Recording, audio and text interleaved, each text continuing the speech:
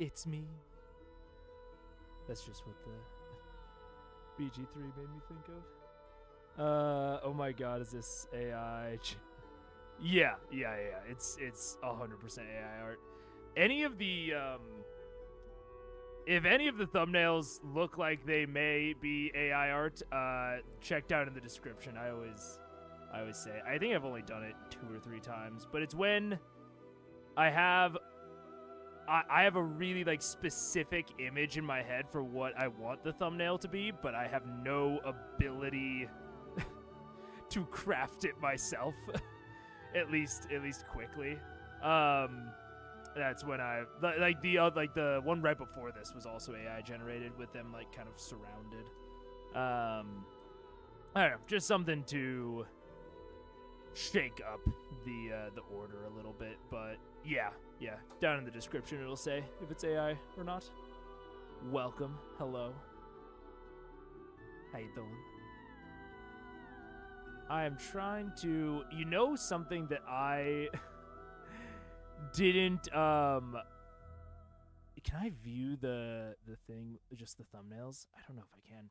Something that I didn't realize until just now, like looking at it, like it tipped me off. I'm gonna try to find the playlist. There it is. Hello, everyone. Oh no. Okay. It'll be really small, but you'll still be able to see it. On the playlist, it has Orion on it, and it looked really weird to me for some reason. I was like, wait, what? That's... But then I was thinking more, I was like, why does it look weird? Like, there's nothing... Oh, wait. Let's see. There we go. Yeah, so I was like, oh man, it looks like kind of odd. And I scrolled back through, and I was like, holy shit, Orion's never been in a thumbnail. Orion has not been in a thumbnail this whole time, and I don't think it's on purpose. It's just so funny that after 22, or that in 23 episodes, this is his first time being in the thumbnail, because they've cycled through everyone else multiple times. So I just thought that was funny. I have such a burning aversion towards anything AI. I mean, that's fair. I have a lot of thoughts and critiques of it, but I will also say that just from like a content, like a practical content creation perspective, I have tried to become like a content guy multiple times. And especially with magic items, with homebrew magic items, and absolutely none of them gained traction until I started pairing my homebrew items with like Mid-Journey AI renderings. I don't fuck with ChatGPT. I don't use it. But Mid-Journey bridges a skill gap that eventually I would really love to pay for. Like, I would really, really love to like pay someone to make thumbnails or to make AI art for me. But I don't... This whole thing is a net loss for me in terms of money. So I definitely don't have the cash to be doing that. I actually have a Tech Tuesday planned talking about AI copyright because I think it's really interesting. There's a lot of court cases right now talking about who owns the copyright on AI-generated work, which I think is very interesting and could potentially, depending on how the dominoes fall in it, or I guess the case resolves, could actually provide some decent protections. Just to, I won't go too far into it because I do want to do like a whole separate thing about it, but one of the, oh yeah, the timer, true. One of the possible ways that this could fall, one of the potential outcomes is that no one owns the copyright on AI generated work. So anything that ChatGPT writes, anything that Mid-Journey creates, absolutely no one owns the copyright to those works, which would really disincentivize large like corporations from using AI works, but would still allow it to be a potential tool for hobbyists or people like me who are using it to like bridge a skill gap. So I think that would be cool, but I am also very open to like larger conversations about it. I also think I have like a different perspective on it, because like I've programmed a generative AI before. Like in college, I like what my capstone project was related to a generative AI. So like I very much understand the back end and the tech of it, but I'm also not the one that is going to lose their job to it. So I try to be like super open and understanding when it comes to that, of like I don't have the same emotional attachment because it's not actively trying to replace me. Can't stay because I'm about to play some D&D, but wanted to pop in. What up, Undead King? I know you said that a while ago, so hello. It helps step up your game. I mean, it puts it, or it at least gets it to some sort of floor. Like I truly believe that, especially with AI and neural nets, most of them tend towards basically very, very, very similar things. So, like, if you have seen enough Mid-Journey art, you can normally pick it out of a lineup no matter what. The different versions have different looks and feels, but I think in general you can always pick it out. And it is super hard to get anything specific. Like, if you want any details changed, it's almost impossible. So I think that I don't know. I don't want to step into that nest of worms, but human designed and made art is always, maybe not always, but I think at least right now it's still leaps and bounds better. And I don't know that there's really a way, at least with my current knowledge, to program a generative AI to not tend towards what it thinks is the best solution, and therefore all of its feel will feel very samey. So I always foresee human-made art being more unique and creative and allowing for more interesting things. My company has already started to take work we do and have AI do it. Hasn't cost any jobs, but it's uncomfortable. I mean, I will also say, like, I'm the fucking baddie here. I work in IT, actively trying to take processes out of email, out of spreadsheets, and move them into tools, like online, kind of like IT tools. And, like, it's good. It makes people's jobs easier. But I measure the success of my job in terms of cost savings, which eventually adds up to, like, a job. So I happen to work at a company that I have seen, like, demonstrably does actually make people's jobs easier. Like, they don't take those cost savings and then lay people off. I have seen that they demonstrably do good things with it, but people that do my job at other companies are actively involved in laying people off. It feels like any artist's works that are fed into the code to make the art should share the copyright, not anyone who uses it. I abhor the shortcuts that hurt artists. Yeah, I mean, yeah, anyone that's used in the training set should share in the copyright. I think for a lot of these, that's like literally everyone. So I don't know that is feasible, but I just like, because of that, because I don't think it's feasible to actually reward the artists. Oh, and we're out of timing. I'll wrap it up. Because I don't think it's actually feasible to reward artists whose art is being used in the training data, I think it should just be public domain. So that, because if the artist's work is available for use, and well, I say available for use, if it is accessible in a way that it could be used in the training data, then it's already out where, like, I could go and grab an image for my thumbnails. I normally do, off of like Google Map or off of Google Images. And so if the artwork is available in that way, I think that anything derived from that should be public domain. I don't think the AI companies should own the copyright. That's ridiculous, I think.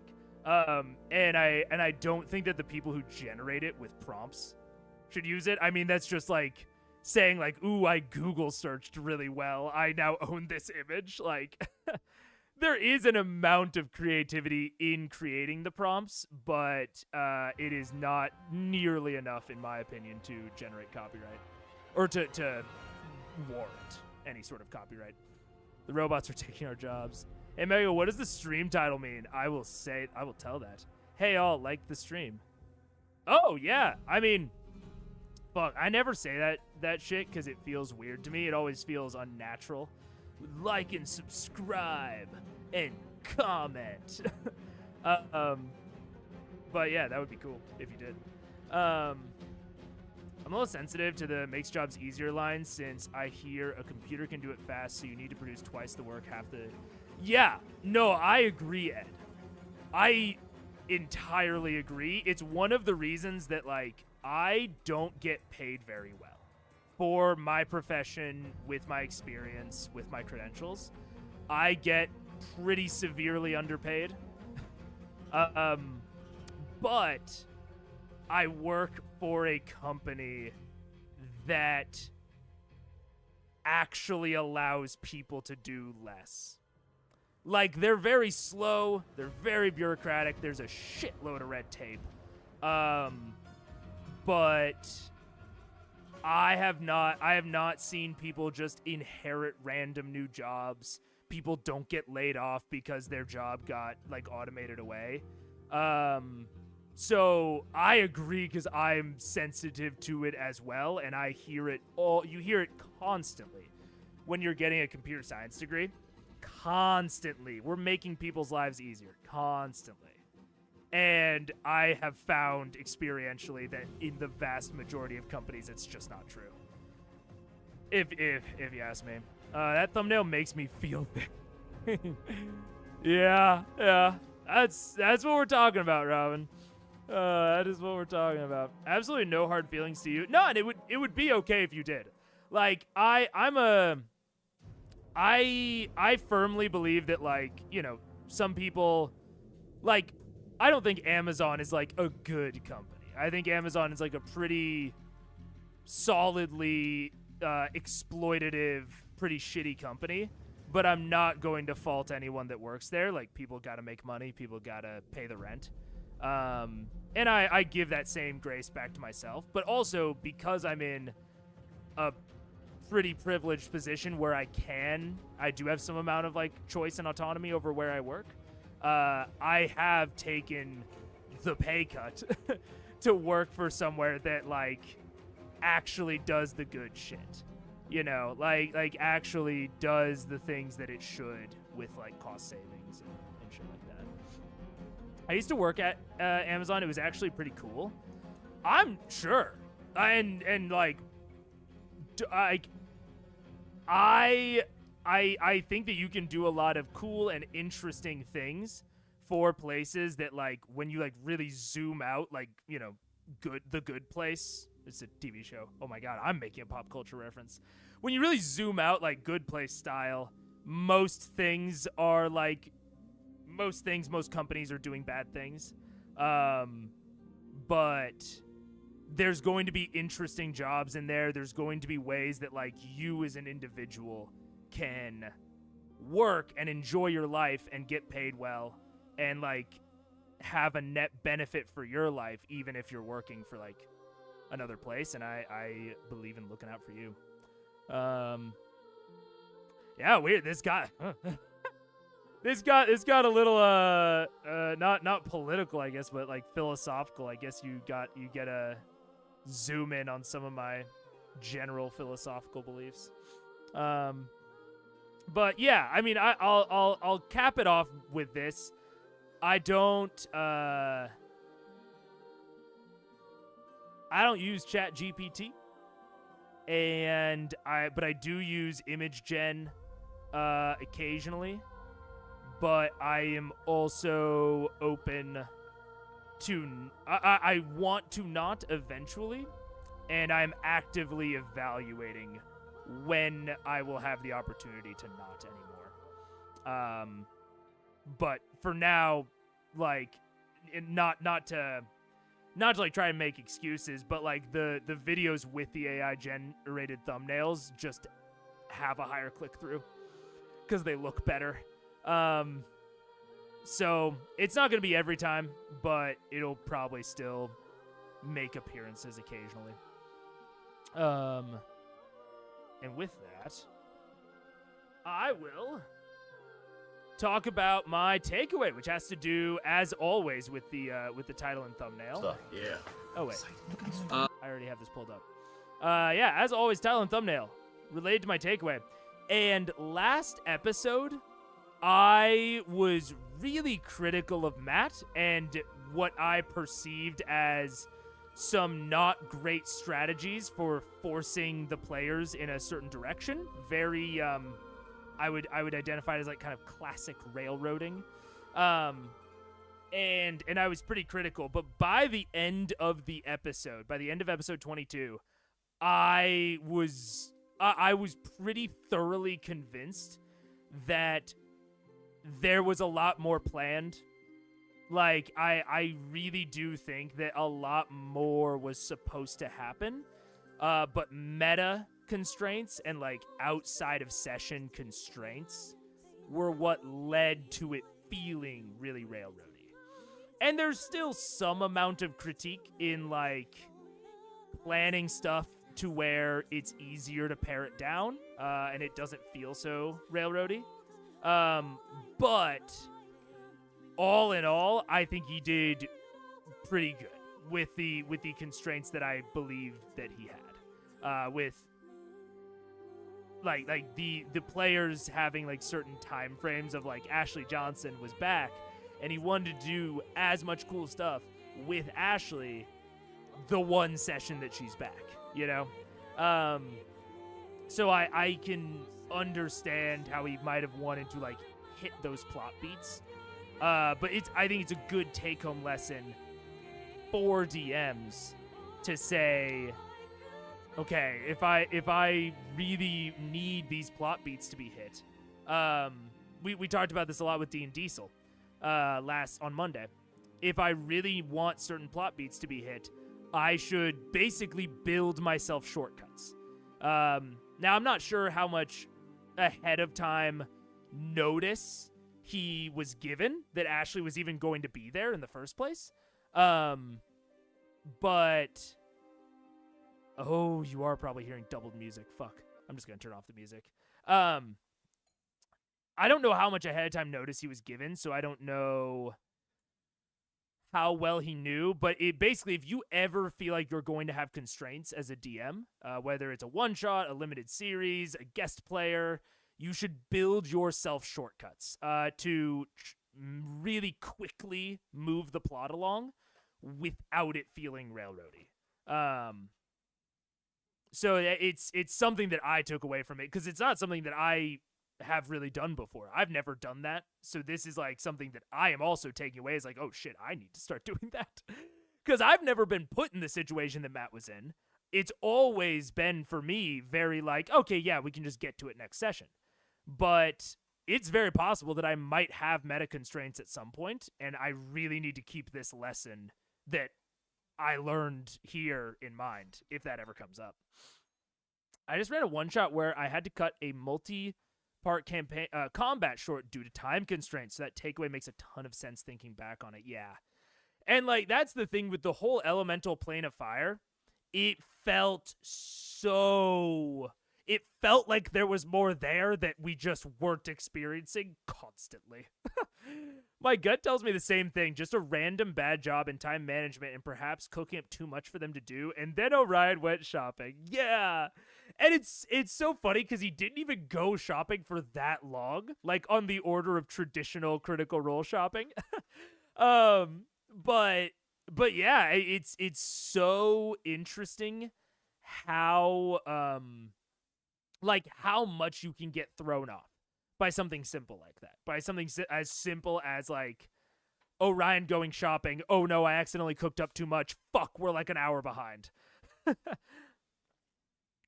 Like it can just happen that quickly. And I've had it happen where I got behind, but I normally just move along, move forward. Oh, just Mustang, there definitely was doubled music at some point, although it was really close because I had the BG3 streaming to you as well as the desktop audio, which was mirroring the BG3 audio, but I turned it off.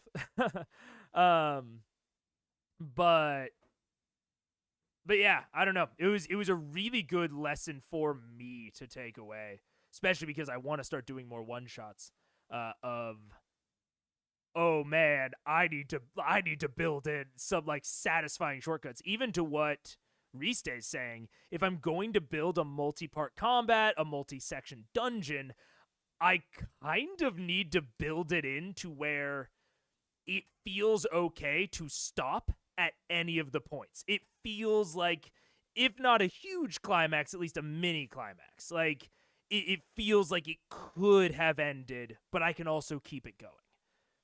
It's hard. It's very, very difficult. And so that's the point of the title, is it's like, man, I don't really blame him for how that went, because I don't know that I would have done any better. Assuming the back end stuff that I'm assuming. He also could have just done a weird bad job randomly, but I sort of doubt it.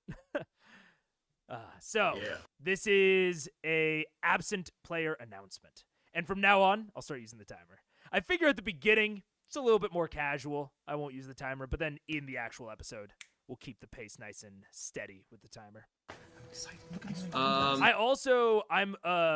I did consider what we talked about with having like multiple timers, having like an overall versus like a small one, like an instance one.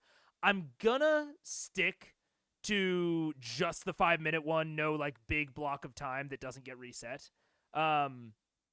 Only because I want to just experiment with this and see how kind of good I can get it, how much it helps, and see if the other big one is necessary. And if it is, we'll explore it later, but I'm just going to start with this one.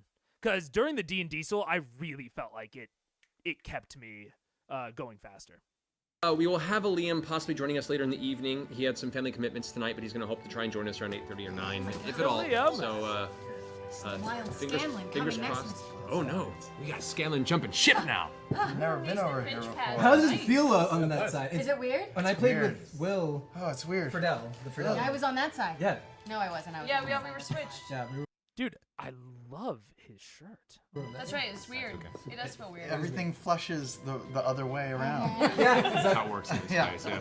Which is Is it colder vital over to there? escape. Are you guys in winter? Because we're it in is. summer. Yeah, wow, that's so weird. Yeah. So I've said, I've very much established, I don't like commenting on people's changing appearances because I think that can contribute to a lot of things. It can contribute towards like feeling bad about your age, body dysmorphia, whatever. But I will comment on someone's fashion because that is mostly something that they can choose. And fucking Sam looks great in that shirt. I want that shirt.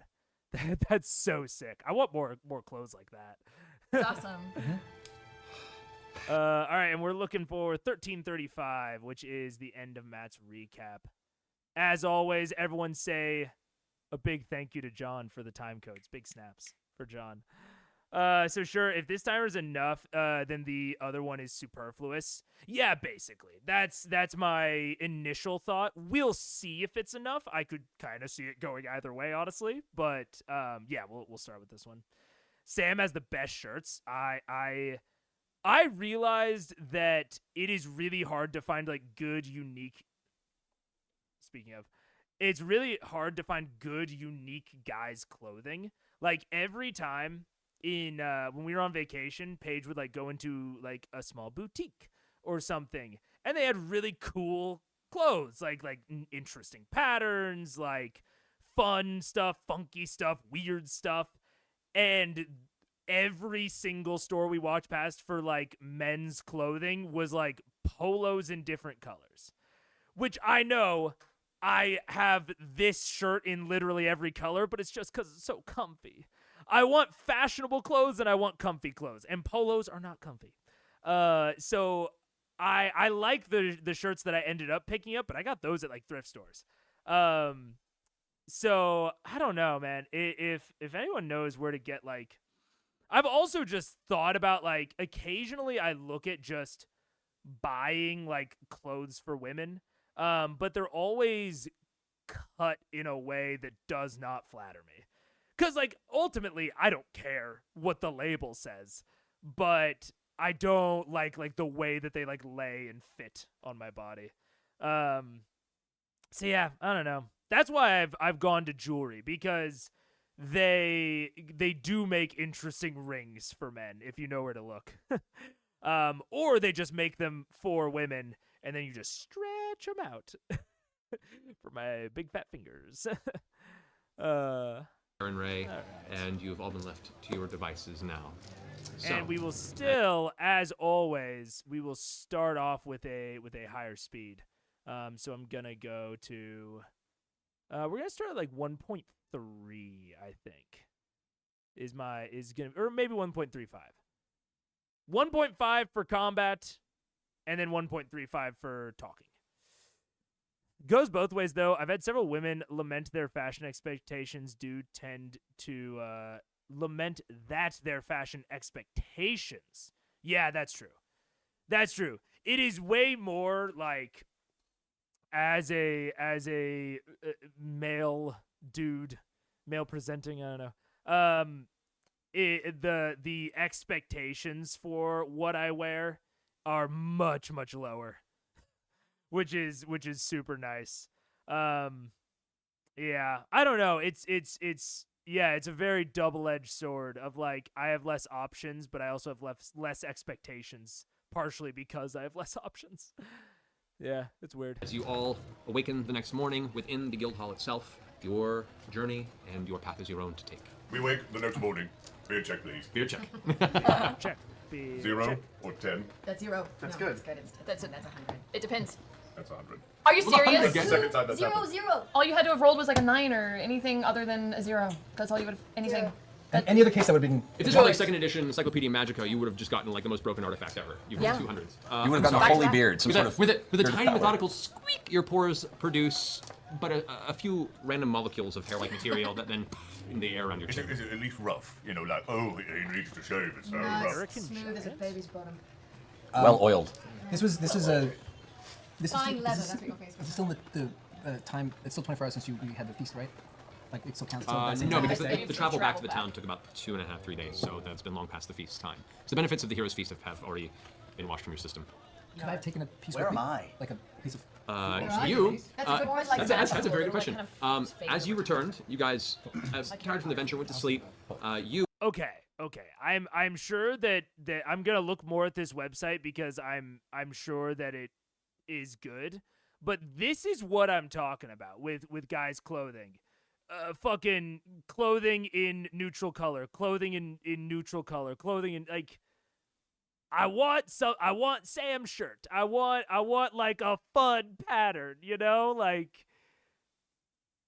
I wonder if there's anything in new arrivals. I'm sure that all of these are very comfortable. They fit really, really well.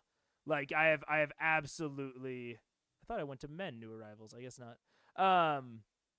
But it's just like this is what I run into at every single like clothing store that I go to. Because again, I'm sure like this, like exactly what I'm wearing right now is very much like this, and it's so fucking comfy. But yeah, It's pricey but nice. You want more flair? Yeah. I want something loud. I wanna go with like more of the aesthetic. The Megaphone Man aesthetic. Yeah, I don't tend to vary my wardrobe, but I love wearing things like rings, watches, necklaces. Oh fuck, I'm not using the timer. Watches, necklaces, and even painting my nails. I've painted my nails several times. Which is so weird. My family's like not that weird about like the long hair, like most fashion choices, the rings, whatever. But for some reason, the painting the nails wigs them out. So I don't do it that often, but I have painted before. Honestly, it's just more of a hassle. It's like wearing makeup, which this is a Megaphone Man lore drop. I've taken tons of makeup classes when I was in theater. We had to take a class every time we did a show, and I went up to like makeup 3. I was doing like prosthetics by the end. So I know how to do makeup pretty fucking well. But honestly, it's like makeup and the painting the nails. It's like cool. It's like I like it, but it is such a hassle. You have to like, there's so much prep, and then you have to like take it off, and you kind of commit to it for that entire, like for like several days, because I don't want to like undo it immediately. Which is why I like jewelry, because it's so easy to like swap in and out. But I do jewelry and occasional nails. Never got into watches. I never got into watches mostly because programming. It's like, and the watches always like rubbed my wrist weird when I was going at the keys. Makes me feel like a woman. What, painting your nails? Oh, well, what's wrong with that? Feel a little feminine, man, or lady. I actually don't know. Robin's a very gender neutral name, person. If you do identify as a male, get in touch with your feminine side. Who says that painting your fingernails has to be for women? Fuck it.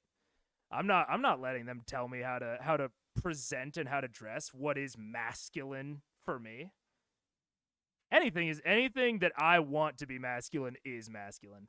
It's actually one of the like weird reasons that I want to get back to being jacked, because when I was more muscular, people questioned my fashion and like style choices so much less. It's so crazy. When I was yoked, no one said shit about my painted nails. I don't know. Yeah, whatever. It's like the long hair. It's like a lot of people are like, guys can't have long hair. I like to bring up Jesus. Jesus had plenty of long hair. This is a wild start to an episode. I can do prosthetics, but I can't do normal makeup. Lamau. That's what happens when you work in a haunted house. It's fair. Yeah, and to be fair, my makeup is stage makeup. It is meant to look correct under intense bright lights. So you look like a fucking clown. But I could theoretically do more normalized makeup. I recently got into wearing nail polish inspired by people like Matt and other men. I really like the way it looks. Fuck yeah, man. Hell yeah. I don't know. I have a lot of complicated feelings about masculinity in general. Maybe I'll get into it at the 500 subs Q&A or something. But like, I don't know. If you like the way it looks, it's not a commentary on anything else. Like, style is just style, and that's it. Is at least my my belief and my interpretation. This one's not my fault. It's always your fault. Make it the 400 sub goal? Maybe. I don't know that I want to do a Q&A for 400. It feels... For some reason, it just doesn't feel right to me. I don't know. Oh wow, 1 sub away. I know it's very close. I have no idea what I'm gonna do. I keep thinking about things I might do, and I haven't thought of any yet.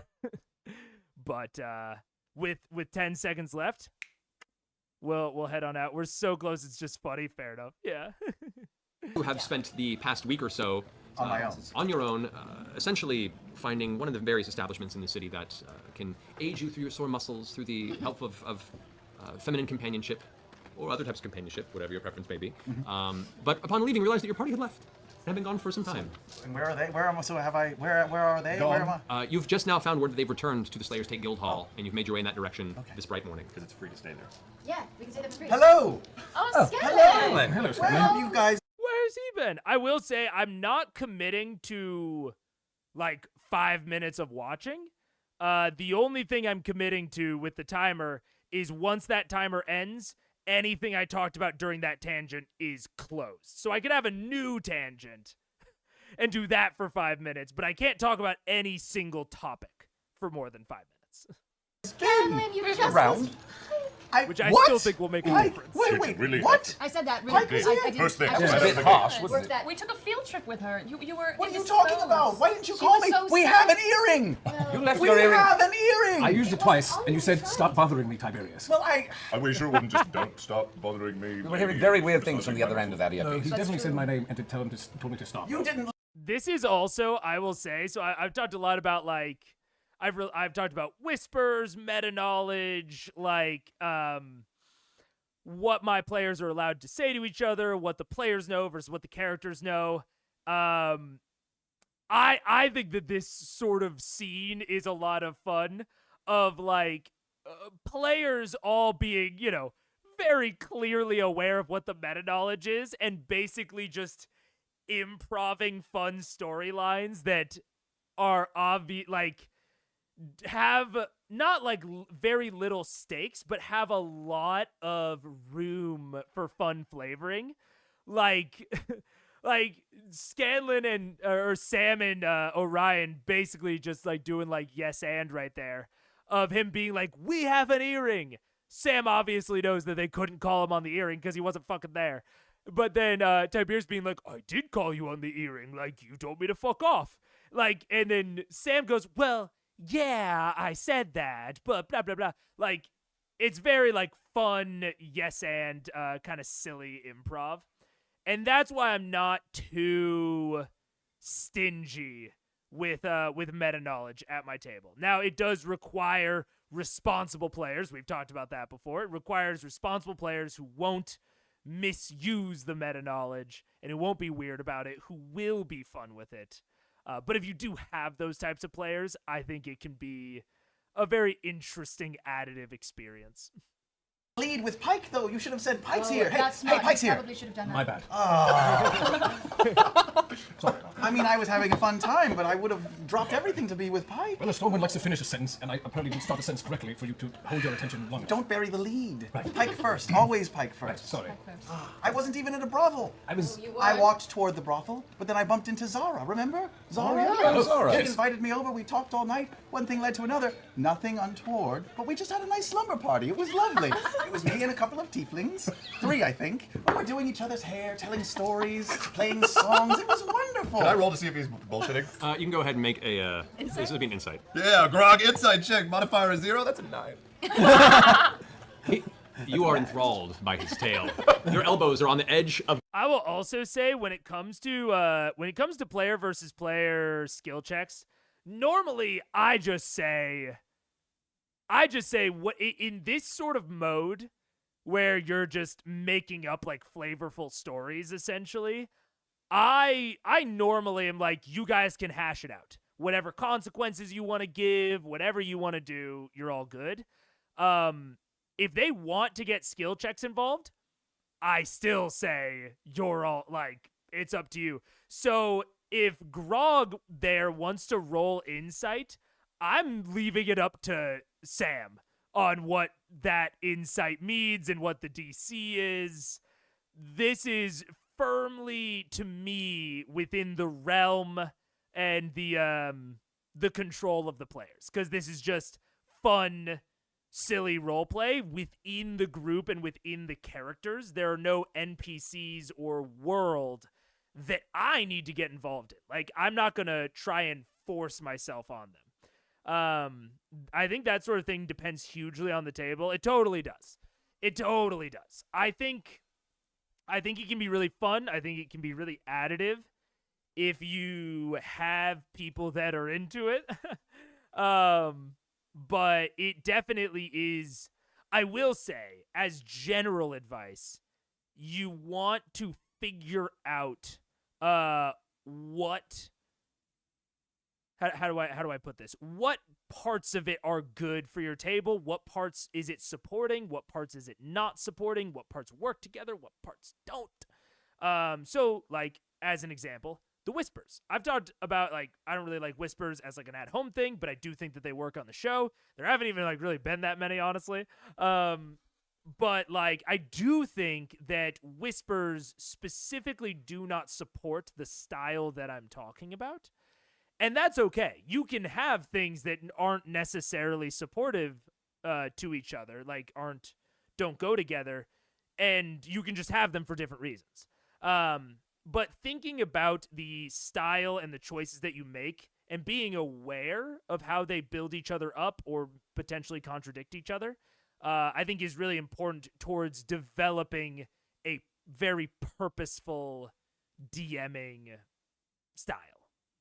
Right.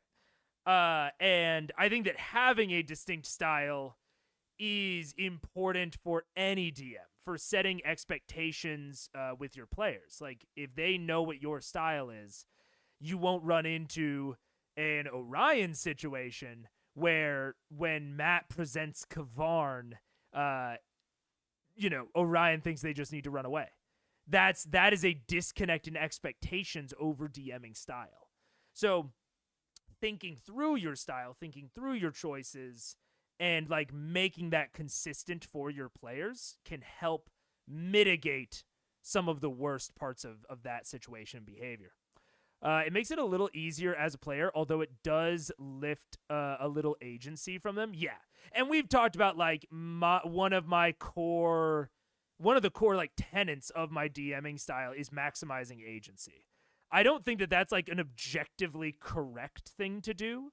I think that I think it's good general advice to tend towards maximizing agency, but I don't think you need to have it as, like, one of your core pillars. Like, I think you can have other things that take priority over that. I think Matt certainly does. I think Matt just has other priorities. It's one of my top priorities. But he does have other priorities that do sometimes conflict or take precedence over player agency. And that's okay. You just really, especially for that sort of thing, you want to make really sure that your players are expecting you to do that. Because if you just start doing that randomly or in, like, some aspects but not others, it could kind of mess with their heads. The bedspread right now with your hands clasped. My feet behind me, crisscrossing. just going for it. Oh, You're this man. close to, like, a breakdown from Greece. It's pretty fantastic. Tell me more, tell me more. It was great. We had a great PG night. Sounds lovely. Sounds like exactly what you needed. That sounds like a wonderful time. It's all right that you Yeah, missed except Friday. I would have dropped everything to come to see the woman I love, But the woman then- of my dreams, the woman I will marry and bear children with. Yes, of course. Wow. That got I don't really know if she'll real. bear mine or I I'll don't know bear if I've hers, ever heard you whatever. say that out Yes, loud. how does it work with very gnomes? impressive. It's tricky. Yes, I've never seen a gnome birth before. Well, Would it help if there were trolls? ooh, don't get me started. All right, so if there were trolls, it would be better, but you missed everything. There but weren't. he had There one weren't before trolls, but if there had been, it would Well, have at been least better. we're all together again. We got to meet We my can- family. Wait, what? Yeah. I missed everything. I missed a couple of What did you do points, for all but the you days know. we've been gone now? This was a long slumber party. We just kept going and going, and I was at one point I was like, okay, I'll see you. Oh, we're still, there's another meal. Okay, I'll stick around for another day, and we just kept going and going. Did We you do went- nails and We did, not my hands, just my toenails. my Oh, good. toenails. All right. We braided what is hair. that We application? we connected. That's wonderful. Sounds nice. connected. Well, at least we're all back. Oh, dude, I need to post a picture of it. I need to learn how to French braid. This is very short, so I'm not even gonna use the timer. I need to learn how to French braid, because my mother-in-law braided my hair like very Viking style at the Swedish festival that we went to, and it looked so sick.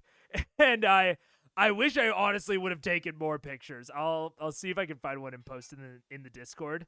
But I need to learn how to do it for myself, because that's like my level of like painting nails of like I really like the way it looks of like I don't really care that much about like how my nails look, but oh man, I want to braid my hair more. And they're just Sam's thing made me think of it. Can get on the flying carpet and go somewhere fun, right? Well, Yeah. Oh my God, he wants hasn't been here since the flying carpet fiasco. Who wants Scanlan, to... you've missed everything. Forgot. Maybe we should let Keyleth explain where the flying carpet went to yes, Scanlan. Keyleth, where is the flying carpet? Why do I have to explain it? You're right, Tiberius. Where did the flying carpet? It's right here. I opened my bag of holding.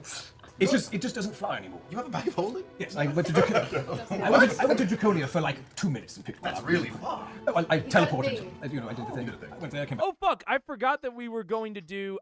I was gonna do. Okay, I didn't prepare it, so we're not gonna do it. But I do plan on bringing bingo back. So next week, bet on it. I'm gonna have a bingo card prepared. I ran all the polls, looked at the comments. It seems like the general consensus was we want bingo, but we don't care about personalized bingo. Like, don't care if like everyone has their own card, but it's interesting and it would be cool on screen. So I'm gonna put it on screen. We're gonna do bingo. It'll be great. I'll bet against it to be just to be contrarian. You'll lose that bet, John. Yeah, no. So I'm gonna have it, and we're gonna do it, and it's gonna be great. So they killed the carpet. It lives no more. I might have a solution. They also spent a lot of money. Well, But hey, To make they an omelet. didn't die, and that's a good thing. Yeah. Right. And we fought a devil. A Whoa. demon. dude, The devil? no, just a Rakshasa. It seems that an enormous amount of alcohol has given you some perspective. I'm very proud of you. Well done. Yes. Thank you. Well, thank you for catching me up, fellows. Really, What's our one mission night's now? all it takes. One night is all it should Well, take. Yes. What are we doing now? That is a good question. I have a suggestion, but at first I'm going to bring up Lockheed and Keyleth. Do you think you could? Help You've me? missed everything. I was gone for like a day. There's a dragon. I'm gonna take him out of this cage. I'm gonna put him on the table here. Oh, he's got puppy breath. Oh, yes you do. It is Yes you do. slightly worse than puppy breath, but I guess comparable. Like So you raw want me to cure meat. him of poison? Meaty. He's diseased of sorts. Dead so squirrel. Maybe see if you could perhaps use your medicine strengths to see what the problem is. I mean, the hero's feast would have worked. Yes, I know. That's why I asked earlier, as the other guy. We did not have him with us then? The other guy. We didn't have him with us when we had the feast? No, I don't think. Oh. He was with you, but it was not specified. You he didn't did think not of him at the time? I said I fed him, but I didn't say what I fed him. So I have a My strange bad. thought. again, When was the last time we went home? Well, okay, here's the thing. If we're gonna go Which home, home? I'm on. We'll have to wait. Grayskull. Right, if we're gonna go home, I would really like to stop like I have. And pick up our money. Yes. I think that's a very 1,000 reasonable. gold on the I website. say If we. we're going to leave, could I make a small request? You want to try again, don't you? I have a bit of a chip on my shoulder. Oh!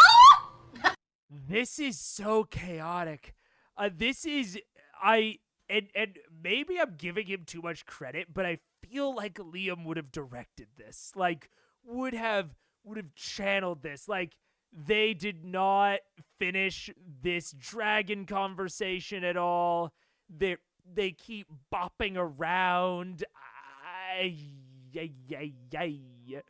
I don't know. It's too chaotic. It's too much. You need to focus one thing at a time, guys. Lockheed's introduction is like when family shows add a random child to inject energy into a dying TV show. Shit, man. Shit. What's up, Opie Dopey? Would you mind terribly if I maybe went out to the street and picked a fight? Just one little fight, or are you gonna fight? Just wait, go out on the street. You're not gonna chase down what's his what? I want Kern. Okay, we're gonna go find Kern. Are we going to going- go find Kern? Sure about this. Hang on. Are we gonna go find Kern and do this with rules, or are we gonna do this without rules? Without rules, you would win. You would win without rules. I can't do it. I have to do it by the rules. So you want to go In the to stadium. the Crucible again? Yeah, but Crucible? does is there like a tavern downstairs or any kind of like anywhere that have cups or wineskins or? Within the guild hall, there is a kind of a mess hall area that near a kitchen would have cups, but it's not like a full tavern. You're right. Tiberius, do you have You any go to the tavern, have a wineskins wineskin? or anything? Oh yeah, no problem. Excuse me? Do you have a wineskin? Oh, I'm sorry. I was waiting on my first request before. Oh, what was your first request? To see if Keyleth could do I it. was waiting for a But break the in wineskin, yes. conversation. Oh, thank you. Oh, thank you. What are you asking? Can I do a check to see if I can tell what Lockheed has? Like what kind of disease? Sure, go ahead and make a medicine check. I can't figure this out, but also that's getting ticked. Come on. We have not seen that Orion is passive aggressive. I think that that Tiberius is passive aggressive. I think Orion's just passive aggressive. Come on, cool off, bud. Oh, he's sick. Oh, give me a wait. 21. He's cute as tiny. 21. thank you. Looking at Lockheed, you get the feeling that his disease essentially comes from a continuous time period of poor meat being presented as a meal option. It's less of a magical or any sort of a natural disease. It is just something that is passing through his system. Emaciated? Like, Not too emaciated, more than just some bad meat has found its system, which means without treatment over time, his health could diminish. However, if the food you've been feeding him has been of decent level, discontinues, it might clear. It could be aided through the use of He's a rescue. simple healing salves and or natural remedies. before we go on your pummeling journey, Basically, Grog, Can I which make I a fully few good support. 'cause- berries for him and feed him a few more good berries? Yeah, and Why not great berries? Well, I guess that's a matter of opinion. Percy. as far as the matters at hand, I, of course, Grog, encourage your violence. And Taliesin, I do like the idea of going back to your mom. And What did you just? Who? Who did you just? Grog. You just, And then you just said. you just NPC'd me. Sorry. You just NPC'd me all over the place. I'm sorry, I was speaking Draconic again. yeah. Percy. That's draconic for my man. Taliesin is my mother's name, please. No, Sorry. No, that's not your mother's name. it's not my mother's name. But, no, she wasn't Welsh. Carry on. Okay. was your I do. mother's name. I'm sorry. Percival. I go over to Percival and I'm gonna give him a hug. Oh, God. Sorry, I'm scared. It's all right. We didn't touch on my family. Go ahead. I like the idea of going back to Imon. But before that, I do believe we should go back to Craghammer and Yes. collect our gold. Yes. Did we say that already? We did. did. Wonderful. I was concerned about Lockheed here. So much. Question of thing. happened. Did I'm gonna put him on my shoulder. Did you say you encourage my violence? Of course. I take off running out of the room. Bounding poof. Oh, Tiberius, you have to the be guild hall. careful. You have to be responsible. Was with there a your window in the room? No, not this one. We're going to do Looney Tunes hole in the wall. So as Grog bounds off into the distance, Oh, you God. guys give chase? Yes. Yes. After you get out into the main Shaking our thoroughfare, heads. We really need to make that leash for him, like we said we were going to. Button pusher. Button pusher. You said you encourage my violence? as you make your way to the main thoroughfare, you look over and you catch the image of the distant Goliath heading northward towards the braving grounds, just plowing through the crowd. You see a couple of people that are like knocked flat onto their ass, kind of like head shaking. What just happened? As he just goes bounding into the distance. Follow the trail of distressed people. I give chase. I give myself fly. I will say I have grown more and more appreciative of Taliesin as the show has gone on, and it's really interesting. I'm gonna hold my tongue, but I heard some actually not like bad, like fucking, crazy shit. But just like, I heard some people that had watched it before, like some personal friends, didn't really like Taliesin. And so I was like, I wonder why. And like in the beginning, he was just kind of quiet. And I've been liking him more and more as the season's gone on. Yeah, he's very much the king of those quick quip. To chat, does anyone else think Mega's mic level's low? Ooh. I appreciate him for his mic is a little quiet. Interesting. Okay. I'll turn it up to 7 dB.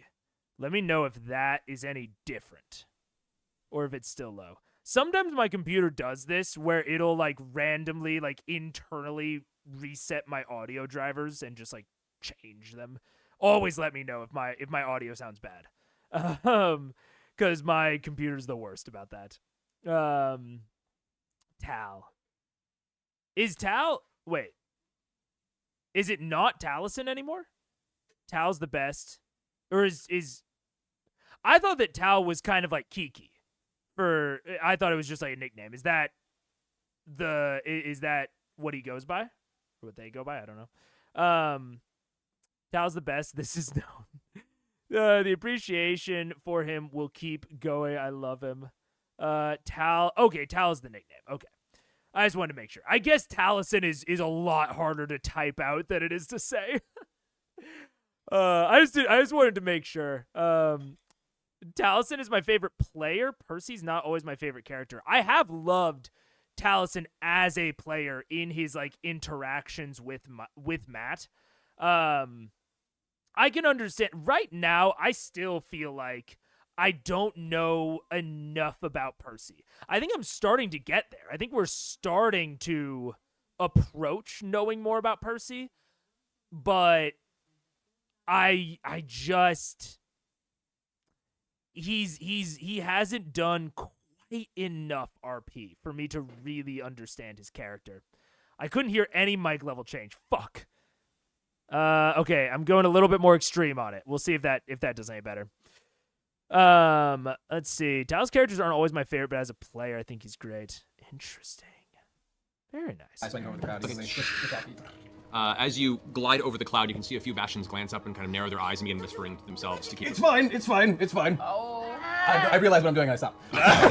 You come to a slow gliding. He's going under Tombstone. As I realize what I'm doing. As you enter the group, you perceive, less than him, that there are now no less than 5 Bastions that are keeping about a 30-foot distance, walking and falling behind Tiberius. Oh. I go up and I tell Tiberius, maybe it's best just to keep a low profile for a while. And I turn around and wave at the Bastions. It's all right. He's from Imon. As soon as you wave and make that interaction, they break off into group 2 and 3 and just go in 2 different directions and disappear into the crowd. Cool, well, that was fun. Hunter's mark one of them. Just... Yeah, Hunter's mark one of them. Can they feel that? Wait, yeah, can they feel that? Go ahead and make a sleight of hand check on this. Oh gosh, wait, which one should I roll first? I'll roll this one. And they feel getting Hold on. Hunter's Just a beacon on their heads. Oh, natural 20, what? First roll. No, wait, that was the first roll. You're the anti-Whedon as of late. It's kind of amazing. All right. Yeah. You Hunter's mark one of the Bastions who wanders off in the crowd, and you have a very, very good idea of where him and or the cluster that's with him is moving. And so as you guys progress, following this path, Agrog is carving through the crowd, heading through the main bazaar area at the center of the Quad Roads district, heading kind of northwestern up into the braving grounds of Vasselheim. You can also sense that they are following, though at a good 60-foot distance, kind of keeping an eye on the red-scaled dragonborn that then flew out into the open air, the midday sun, with his tinier dragon, his very meta dragon-on-dragon action. You continue pushing into the Braving Grounds area, and you can see now the giant black... I have to know, Restay, did you factor in the sexiness to the power set?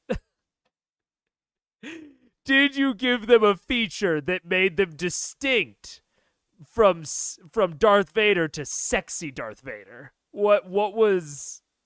I have to know.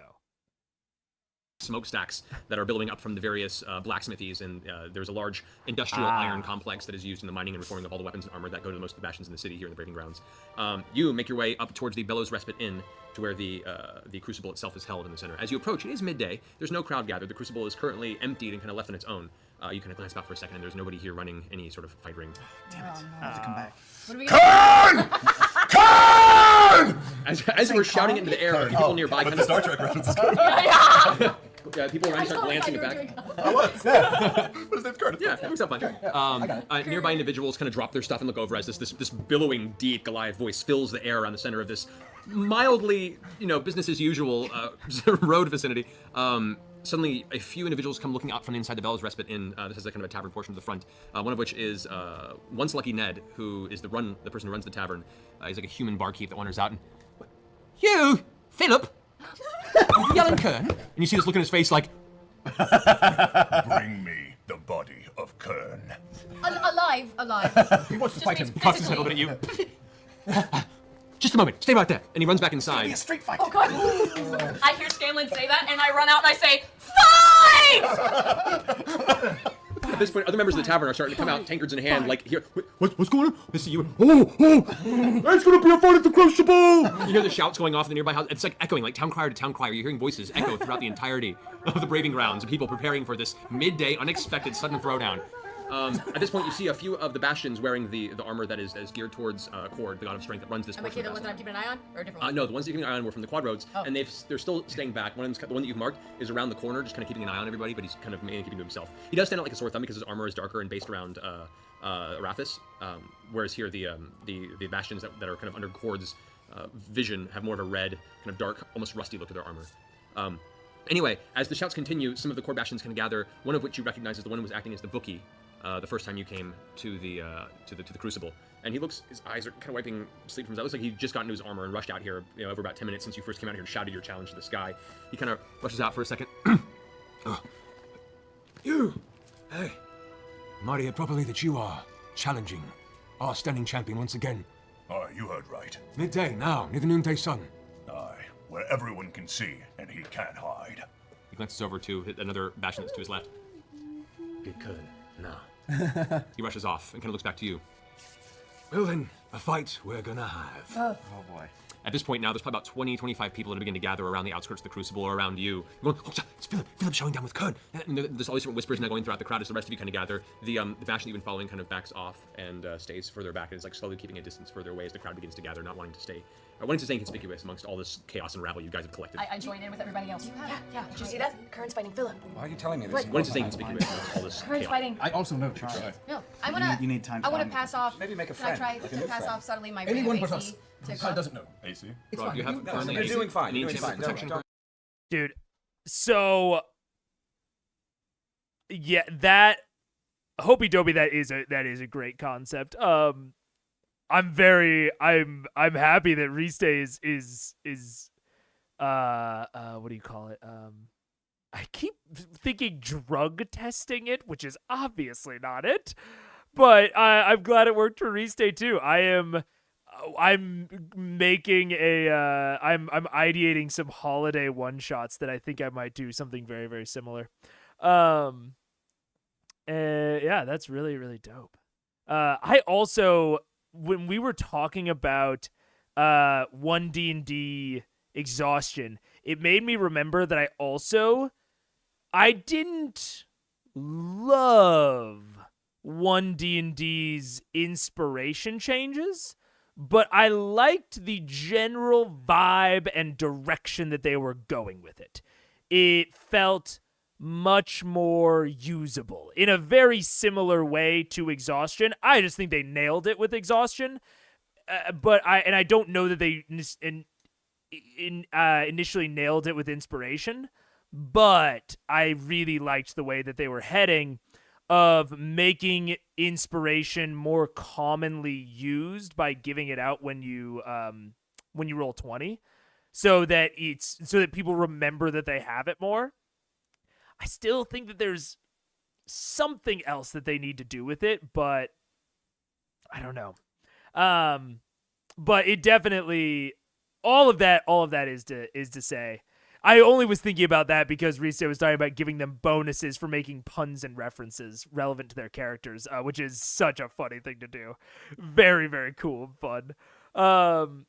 And I completely agree, Hopey Dobie. That's very cool. I really want to do a themed one shot like that with other creators, because I think that other creators will get even like extra into it, of like coming as like wacky shit. And Grog is so cool when he grogs. That's the initial thing. I was like, I gotta pause. I gotta agree here, because Grog is just so dope all the time. Ugh. Make a new friend. You've got enough. Travis is definitely my favorite player at the moment, and I actually don't know that Grog is my favorite character. But there's just, he has an X factor. He just has that little bit of charisma where I will just give him the benefit of the doubt on everything, and everything he touches is gold. Honestly, my main problem is that he doesn't touch enough stuff. Do not. I don't. On the ring, does it say attunement required? No. But maybe that wouldn't make it gold. I don't know. I don't think. Hold on, let me look. I can look it up for you, if need be. Ring of protection. Yeah, my belt of dwarven kind is the It only just thing, but says that's +2 bonus to AC and saving throw. Requires it. So yeah, you have to take time to go ahead and intimidate the magic item. Unfortunately, that won't go. Oh yeah, stop that timer. I will say, I think that I am partial to Grog, partially because I think that he's an incredible example of a dumb character that doesn't feel weird. Like, I think most dumb characters feel bad, and so I think that I like Grog probably extra because of his place, because he's so much better than other characters of his type, if that makes any sense. Sorry, Grog. It's all right. They should All have right. taken off running. And Travis is a great About player. 20 minutes pass by as the crowd has now gathered to about 50 to 60 people. Apparently, word of your last battle has gotten around, and now there's this fevered pitch of interest. People have dropped what they're doing, and the smokestacks you can see have slowly turned to a dribble as everyone who's working the nearby forges and/or smelting irons have all rushed out here to see this battle and dropped what they're doing. This has turned into full-on, Morpheus is fighting Neo. I turn to the bookkeep and I take out my entire coin purse and I throw it at him. Miss, I use my hand, my mage hand. Don't use magic. Oh no, I don't. I don't do that. Whack him on the head before he starts to do the hand. Stop it! I throw him the coin purse and I say, What do I do? I expect to see that. Jump, get out, and I jump into the pit before Kern even reaches. Okay, you leap down as the whole crowd goes, "Yeah!" and a series of shouting screams surround the air around you. You grab the coin purse. How much is in that coin purse? According to this, it's 11. Well, What? that can't be right. Get it? 11,000. Personal funds? Your personal funds, not what's in the bag of holding. 1,363. 1,363. Okay, gold piece. That's normal. We should just All right. start charging admission at the door. He probably has All right. more than that. I run up to the. That's also fair, Nano. I think that sometimes your favorite players won't always play your favorite characters, but a lot of times they go hand in hand because I think the good players just tend to portray their characters in a way that would make you more interested and like them more.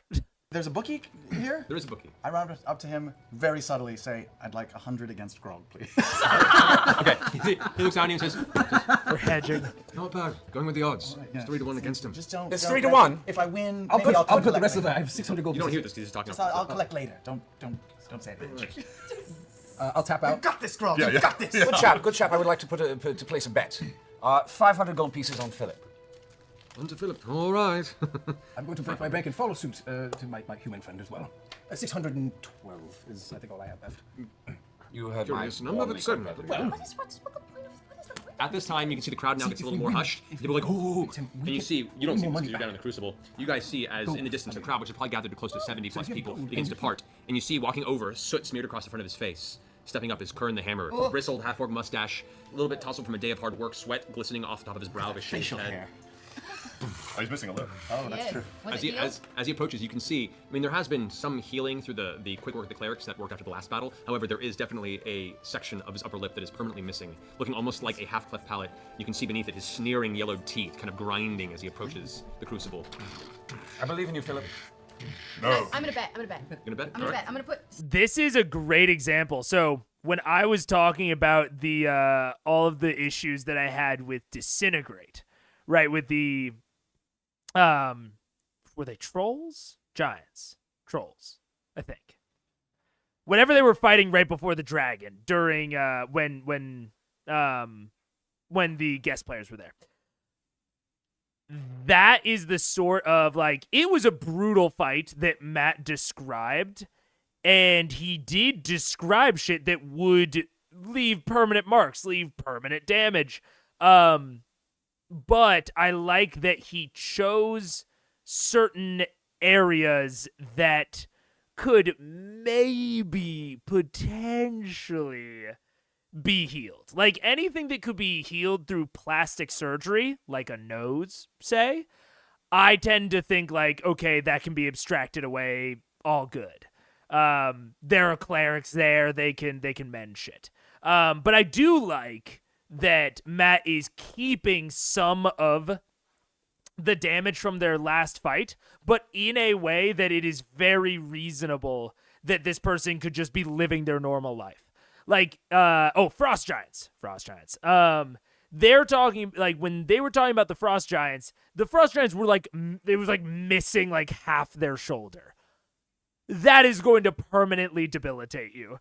But missing most, like, a good chunk of your upper lip, like, it's not comfortable, but it's something you could live with and live, like, a fairly normal life. So I really like that choice as a lasting injury, especially given the narration of the fight last time. My favorite character is Laura or Liam's second characters, but my favorite players are Travis and Sam. Fair enough. I also think that Laura and Liam are really, really great character actors. Like, I think that out of the entire table, actually with the exception of Keyleth, I think Keyleth and Grog are maybe the most characterized. I think that Keyleth is the most characterized while being pretty complex. And then Vex and Vax are very, very close behind in terms of like, I understand their characters the most. I feel like they have received the most characterization through like roleplay and narration. Where like I understand their personalities and who they are. Even though I kind of agree, Laura and Liam are not my favorite or not my favorite players. But I think that they're very, very good at playing into their characters, and like even in like outside meta aspects, they bring it back into like speaking as their characters, speaking from their characters' perspectives a lot of the time. So I can very easily see how those would become your favorite characters because you have the most to work with, kind of, and they also might just be fucking good. I don't want to, downplay that possibility at all. They could just be fucking sick as hell. But I also think that the players themselves are good at showing off the characters that they're making. I think Laura and Liam are. 600 on Philip. Whoa. And I think Marish is very good at it as well. I think Keyleth is very well characterized. Thing is enjoyable. No, it's not. It's a gamble. Like what we feels do with our terrible. lives constantly. It feels But we bad. go It's terrible. So why do we do it? so we can make more if we win. And plus, it's giving faith in our friend. Yes. It's a symbol. It's I'll inspiration. bet 5 gold on No Philip. more than I've heard that about Percy. We'll see. I haven't gotten there yet, so we will see what I think after that. That's an excellent bet. Five gold. That is an excellent bet, Q. Thank you. Very good. Is that what we're... Vax, See how it feels when you Vax either. stands behind you in a Okay. second. Yes. I'll stand behind you. Baby steps. Baby steps. And keeps his gold Everything this dude, you'll never catch up. Don't even try. to himself. At this point, the crowd kind of separates. Everyone's kind of this tension. Basically nothing. They debated what to do in the tavern, and now Grog has run off and started a fight with Kern. Mounting, everyone's eyes are on Kern as he steps into the edge of the crucible. You now notice the dark figure. The noonday sun is now high in the sky, and you can see but a little bit of the shadowed outline of Kern, muscle-bound, looming over the edge of the crucible. You hear a voice call down to you, low and gravelly and familiar. You! Do you like the gift I sent you? I reach into my belt and I pull out his upper lip and I give it a smell. I say, I've enjoyed it very much. I've come to collect the rest. And I fling it into the pit. Hits the ground. You're not wearing the medal. A shame, really. I thought you'd be more proud of your status. Whoosh! Leaps down in the pit right before you. Grin on his face. Fucking metal. As everyone's kind of gathered around, people are now swarming the bookie, like handing gold left and right. He's making notes in this little like ledger out of his pocket. People are beginning to gather around and crush against the outsides of the crucible. Some people being careful, almost be pushed in. At this point in time now, Kern's kind of glaring at you, and you guys are slowly circling each other. You've been training, I see. Good. So have I. Oh no. He goes and takes his wineskin, pops on the top. Oh.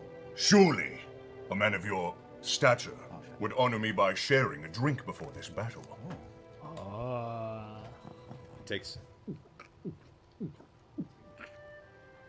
Throws you the wineskin. How much is left in there? About a third. Oh no. You're clutching it in your hand, and he's staring at you intently. I don't drink such piss water. I pour it out, I take out my own wineskin that I filled with the stone giant strength, Yes! and I chug it down.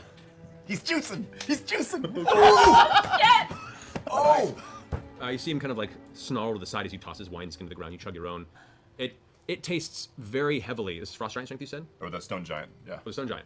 It tastes very heavily of like black charcoal dust grit, and the actual liquid itself has a very, very gravelly texture. As it goes down your throat, you can feel chunks getting caught, but you just push through and continue gulping it. It's thicker like a molasses than it is an actual liquid. You finish it off, toss it to the side. Go ahead and mark your increase to strength for this. I got it down already. All right. You came prepared. No! Gonna need a montage. You toss your wineskin to the side. The bookie, you hear now, raise his hand. All here in attendance. That's us. We have here in the Crucible this day a rematch of Titans. The standing champion of all the braving grounds of Vasselheim, Kern the Hammer. The crowd. Come on, Kern! The ground around you, Grog. You guys just stay intensely locked in that warrior glare. Challenging him once again, tail between his legs, intent on claiming his glory. Returning to the Crucible, Philip! No! No! Philip is dead. There is no Philip.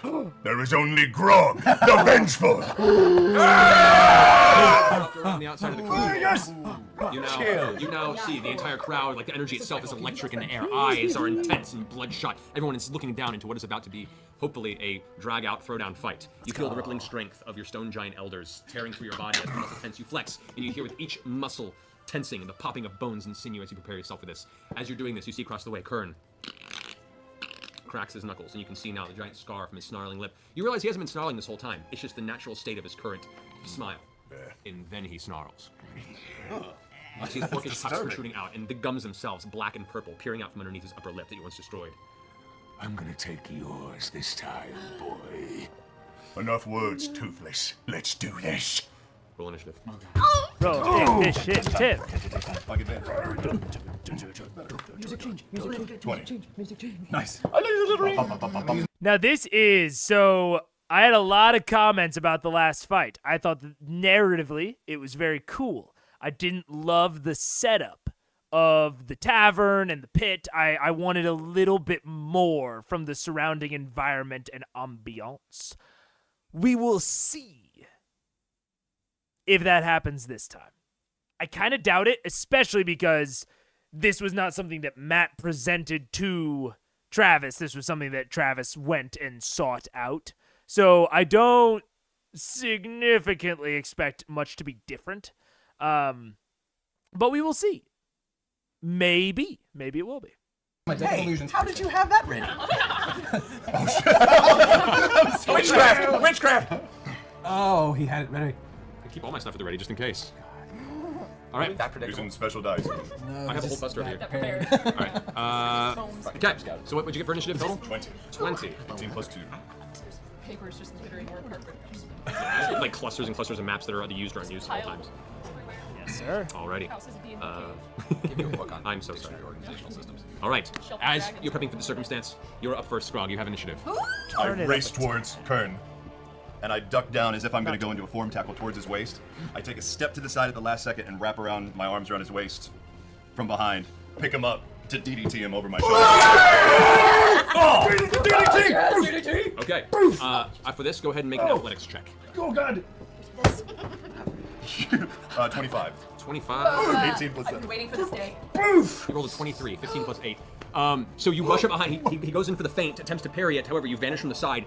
He feels the arms wrap around him, and he reaches down instinctively to pry them away, but it's too late as you lift him up off of his back and whack, send him onto the ground. Go ahead and roll 1d2 plus your strength modifier. 1d what? 1d4? It was 1d4 divided by 2. Wait, use your coin. 6. 6. All right. So he took the damage. There's no attacks this round currently. However, he is currently prone. He is prone. I slam him onto the ground and releasing him. Falls to the ground. You hear this exhale of pain. All right. You also have a bonus action still. That's right. With that action, I would like to go into. Does it take an action to rage? It takes a bonus action for you to rage. Which is what this is. Yes. I would like to rage. And with that, as you see his form crumpled on the ground, he gets up to one knee and begins standing up, kind of wiping off a little bit of the dust that's been smeared across his slobbered chin. You look down at him, and the skylight, a light that's pouring down into this from the sun that was once white and yellow in tone, now turns to red as your eyes focus on your quarry before you. That ends your turn. Kern takes to Kern, uses half movement to stand up, looks at you, and kind of gives this kind of chuckle. This early then, so be it. Bites the edge of his wrist and tears a chunk of his own flesh off the side of his arm. Uses his bonus action to rage. Oh, shit. Goes into his frenzied rage as well, and it's just come at you with both fists. One thing you notice, strangely, Kern, who previously just seemed to throw haymakers at you before attacks, goes into a stance. He mocked up! And just goes in to swing 2 heavy fists at you. That is going to be a, is he 24? That is. And, ooh, that is going to be a 27. Yeah, that is. All right. First hit is 9 points of damage. Okay. Second one is 8 points of damage. You got 9? Whack! Divided by And for this, just for those who are paying attention, they're both raging, they both take half damage, but since they're both doing it, we're just negating both abilities, otherwise this battle would take for 3 hours. Right. So, whack, whack! These fists you see as they hit you, they're not just Alright. extremely strong and powerful previously, but they're hitting precise areas where you feel the muscle and bone is less resistant. There is technique to these punches that was Oh not there no, before. Grog! No problem. No problem! Got it! Just don't forget your shit. For the Don't forget your message. shit. Going to dodge to the side here. Just kind of diff dodge off to the side, prepares himself, fist ready for defensive action. It's your go. Alright, right. I would like to enter a frenzied rage And I would like to, since he moves up to my side, I see him move, and I throw a back fist into the concave area of his nose. Okay. Oh, that's where it stings. The 23. pug nose. 23 hits. That is 6. 6 damage? Yes. Alrighty. I would like to then reach forward as he's reeling back from that hit with both of my thumbs and throw him towards his eyes. Blind that. Oh! Good attempt to blind. Yeah. All right. So what this is going to be is this going to be for your second attack, kind of a loose grapple, and we'll see if you can manage to push forward from that point. So go ahead and make an athletics check. Okay, sure. 14. 14. That is going to be a 16 on his end. Unfortunately, as you reach up, he slaps the hands away. His defensive posture. Dude, he must have rolled bad. Okay, I've talked about it. I actually think during the last Grog fight, I talked about called shots and like attacks that provide things other than damage. And I am typically not super in favor of it. Only because it can get real sticky to balance really fucking quick. Like if you allow a non-feature based attack to blind people, it's like, okay, blind is a really tough condition to deal with. Why wouldn't you kind of always do that? It is why, on kind of the flip side of that, I try to make a lot of things in my arenas, in my environment, be able to do that sort of thing. So when he talked about, throwing sand, that's something that both of them have access to, but it's only in this environment. Like, if I open it up to say, okay, Grog, like, yeah, you can go for it. You can blind him with what is essentially just an unarmed attack. That now opens up that unarmed attack that can blind to every NPC in my world. Which is not what you want. That's not a good trade as a player. I'll tell you that. But if you open it up for this specific arena, or just for dusty or sandy arenas, you open up that like a sand attack is allowed. Both people can use it during that fight. But you have control over as a DM over the environment and over how viable that attack is. You might even be able to modify the plus to hit or the DC based on the amount of dust or the amount of sand, something in the environment, if they do something particularly clever there. So I just have the NPCs blind the player's pocket sand. I mean, once you establish that's allowed, even them having pocket sand, there are ways to like pat someone down, right, and find their pocket sand and remove that from the situation, right? That is a finite resource. But if you say that without a feature, without a class, without a racial feature, anyone can just unarmed blind someone, oh, you're not going to want to go into my kobold dungeon, I'll tell you that much. Those kobolds are going to be leaping onto your heads with the exclusive intent to blind you for their archers. Like, you do not want that opened up. At least I don't want that opened up. But if you tie it to environmental stuff, if you tie it to material, to equipment, those materials, those equipments, those environments can be dealt with, overcome, etc. It's the same reason that I don't love I don't know where I was going with that. The rules are just guidelines. Opening up the options a one-on-one fight like this feels like just for this event type of thing. I mean, that is definitely Matt's style, but it's definitely not my style.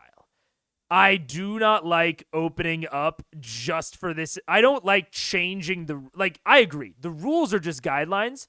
I don't like changing the rules to I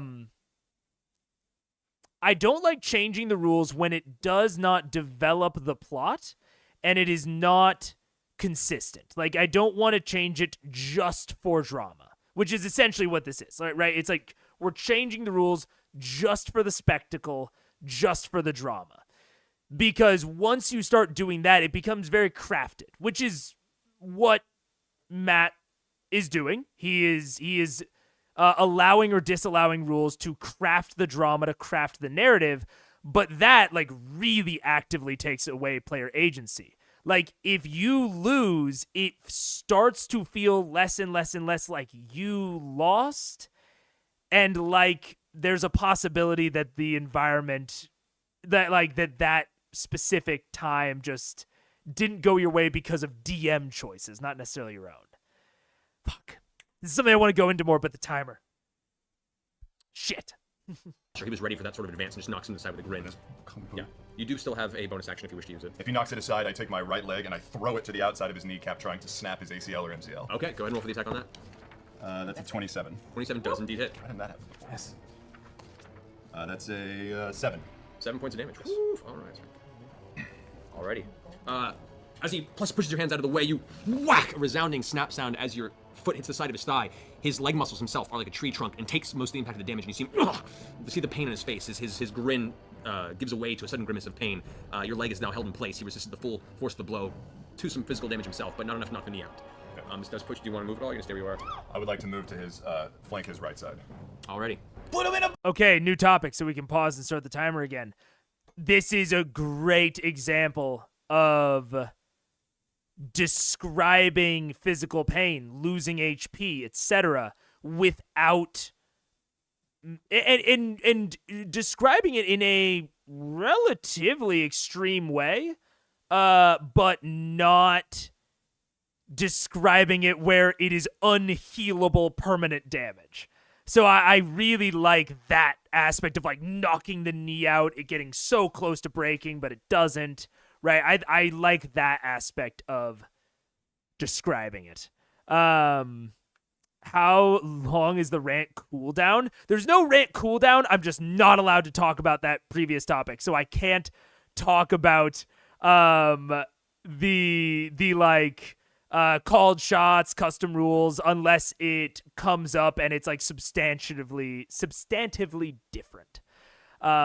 So basically it's like a topic timer more than an actual rant or pause timer itself. It's at least how I'm doing it right now.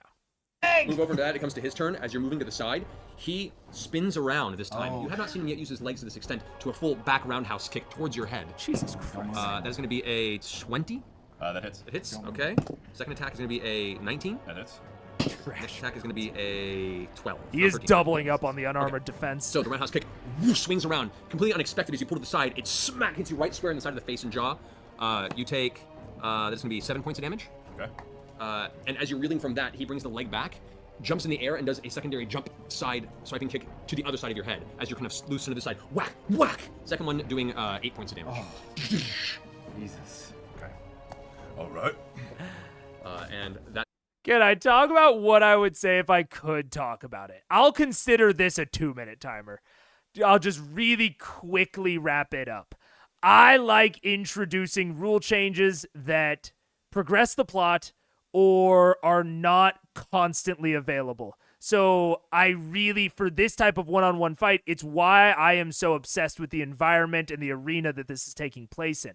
I want to give my players dramatic and cool and interesting options, but I want to have control over when they can do them so that they don't just whip it out in the big fight and they don't have to restrict themselves. I want them to feel like they can do everything possibly in their power at every turn. So I love encouraging the player creativity, but that's why I want to build interesting arenas in order for them to express that creativity by using the battle arenas creatively and using the things that they find there. Objection leading the witness. Fuck, I really just wanted to get that point out. So yep. And I'm done. He's going to go ahead and move slightly over here, basically getting up against the wall. He's like situating himself now. And I will say, we actually talked about this when we first introduced the timer. If people want to hear more about that, or they have more to say, or more questions, I will put that on the Q&A on the Q&A for the end of stream. So anything that I don't get to fully get out within the timer, or if you have more questions about it, we'll put it on the Q&A list, and we will talk about it after the episode ends. So I'll put this on the Q&A list because I feel like I have even more to say. Since you moved to the side, he's putting you in this kind of pincher formation between the wall and himself. That ends his turn. You're up. Came back from the concession. I see you've been taking some ballet. How very cultured of you. And I rush forward. I'm between him and the wall. You are between him and the wall, yes. I love this arena. I get up on Trinket's shoulders and share. Trinket roars with you. This roar of victory, which people around you immediately take 2 steps away from the large bear that's suddenly now roaring in the center. Yeah, you guys back are up. unfazed, too focused Go on Frog! Everybody Come on, churros. Frog! I rush up and give him a little nasty the last time for a double thunderclap to either side of his ears. Ooh, okay. That is a 13. 13, unfortunately. As you go to swing, he ducks out of the way in your hands, slap into each other, finding no purchase on his head. That's all right. Since I didn't find any purchase, I'll see where his ears are, try and grab them, and I'm going to attempt to rip his ears off of his head. Oh, Yeah! wow. His nice pointy ears. Okay, so your second attack is going to be to try and grab his ears. Okay, go for it. 16. 16, no. As you go up for the one ear, he parries it to the side of his hand. Third attack. Jesus. 14. 14. Knocks him out of the way.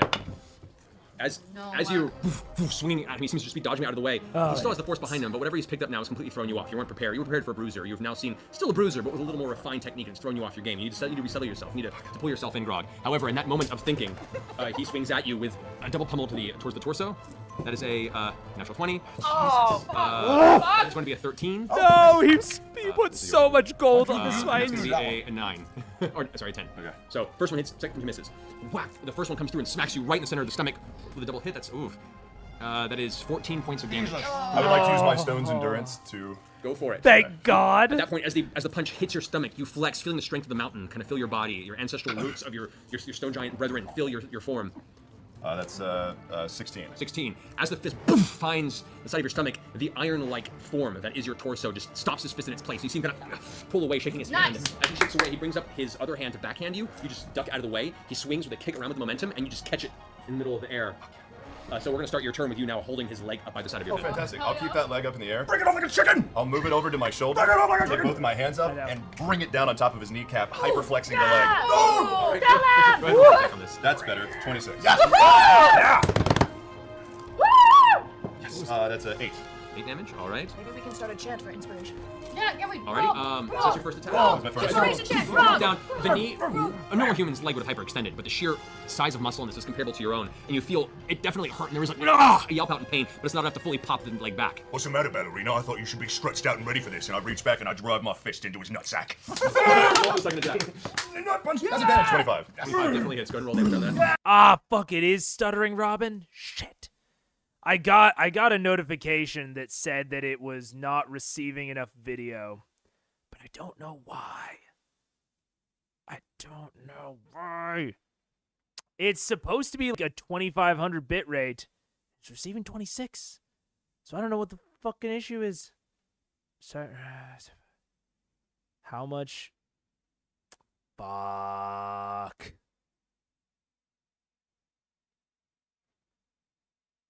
Damn it, dude. No.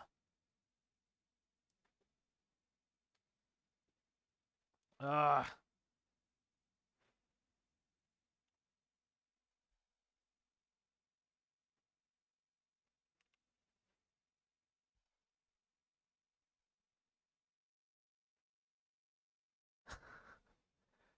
Okay. I think, I hope we're back. It says excellent connection. Nothing has changed in my OBS, so I have no idea what that was. Man, I fixed one problem with the crashing only to get audio is shot? You're fucking joking. Is that for real? It was for you, Just Mustang. You gotta cuddle your dragon. It's not actually. Mine is fine, but video seems fine. Okay. Oh no.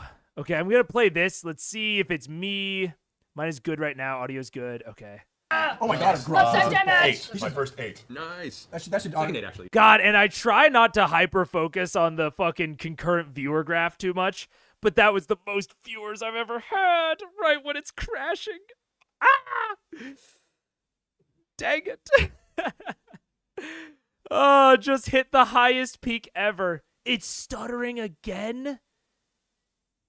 No. I'm not even getting a warning this time. Son of a bitch.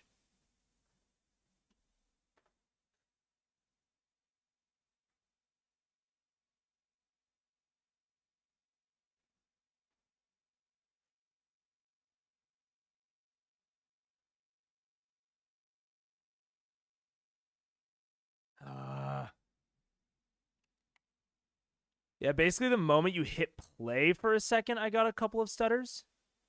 Okay, let's see. Tell me if it does it again.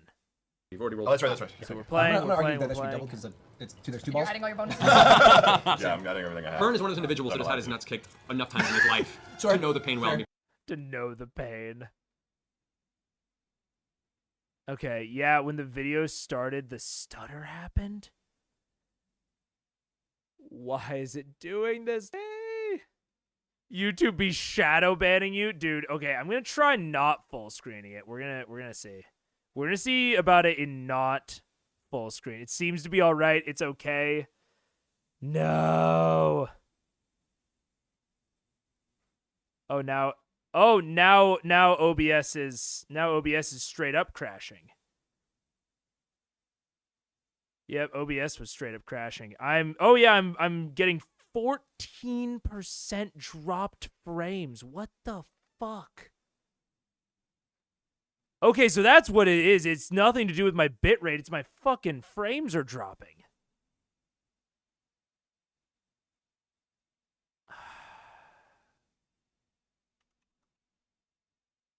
All right, pause.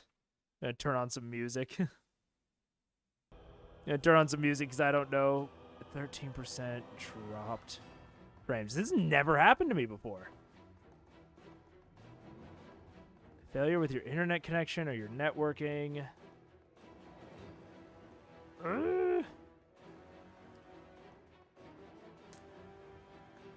Is something going wrong in the task manager? Let's see. Jeopardy theme. Do do do do do do do do. Do do do do do do do do do. Okay. My Ethernet send receive looks fine.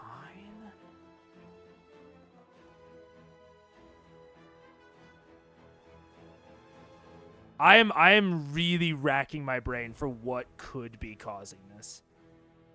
And like I'm still at like 10% dropped frames, which like for the record, I'm normally at like 0. So I don't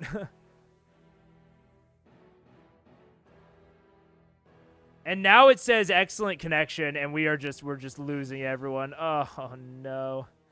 Your stream is bad and you should feel bad. No!